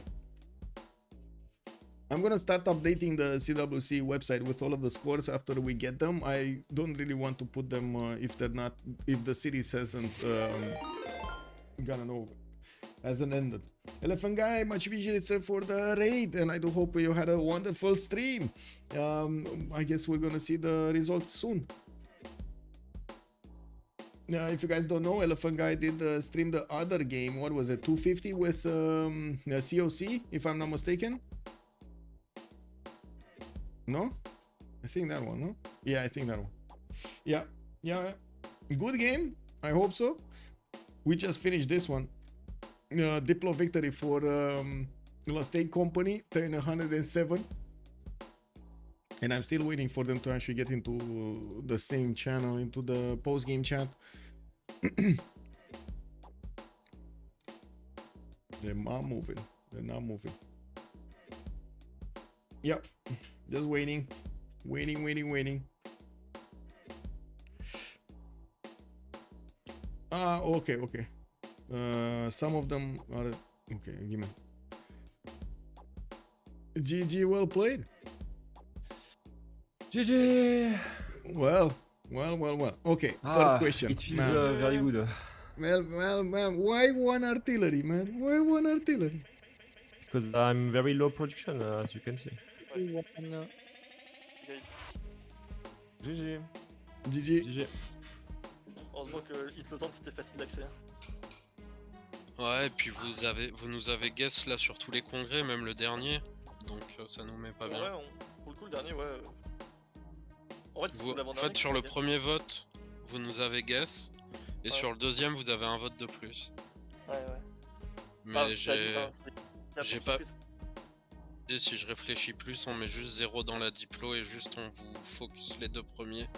Et s'il y en a un des deux que vous avez pas, on gagne, je pense. Et après, je pense qu'on a fait 6 heures, je pense que le français peut mourir si on joue un peu mieux. Oui, après, bon, le français, il est jamais censé mourir, il s'est trompé dans son BO Sun-Tzu. Ouais, ça arrive, hein. Mais oui. Ah, c'est dur, hein. T'es bien ta game, Disto? Bah écoute, je suis parti route externe et j'ai pas utilisé beaucoup de gold. Okay. On a acheté quelques poneys. Ça va pas changer. Des achats de poneys, des achats de guerriers, de tout. Sinon la game les as. So they were asking dISTORIA how was his game over Je there. faisais genre 60 GPT et 35, j'envoyais tous les tours. Ouais, mais j'ai vu que tu faisais beaucoup de gold en vrai. I think they were talking about how much production he had and how much gold he was making. Lead aussi l'équipe pour les plans de jeu et tout, mais il y a des moments où j'avais pas le temps de regarder partout, de regarder les landes adverses, les landes alliés. Ah, t'as quand même bien géré. Hein. C'était complexe. Attends, j'étais où quand j'ai vu Hazaggi sur la petite merde. Je suis pas prêt de dormir par contre, hein. J'ai bu 3 cafés.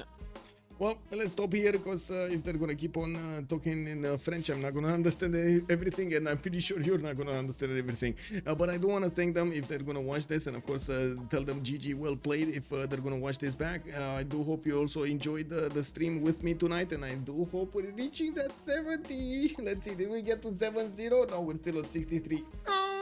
We're getting there, boys. I do hope we're gonna get to 70 on the vote also. I do also want to thank you so much for the subs, for the gifts, for the follows on this channel, and I do hope you enjoy your time with me tonight. We will update the schedules soon on my Discord, and you can use !mark Discord on Twitch, or you can take a look at the description of the video down below, and you're gonna get that invite to the Discord channel, the Discord server, where my schedule is up, where a lot of other channels are open over there, so we can get some fun going. I do also want to say, if you want to take a look at the votes, you're going to find them on YouTube over there. I do save them, but it takes a little bit of time for the YouTube to process them, and of course I had to add all of the details over there with the chapters and everything, so you can just skip forward to your point of interest. I do hope we're also going to see each other in the next one, and of course don't forget to leave a like and a subscribe over there. Bye.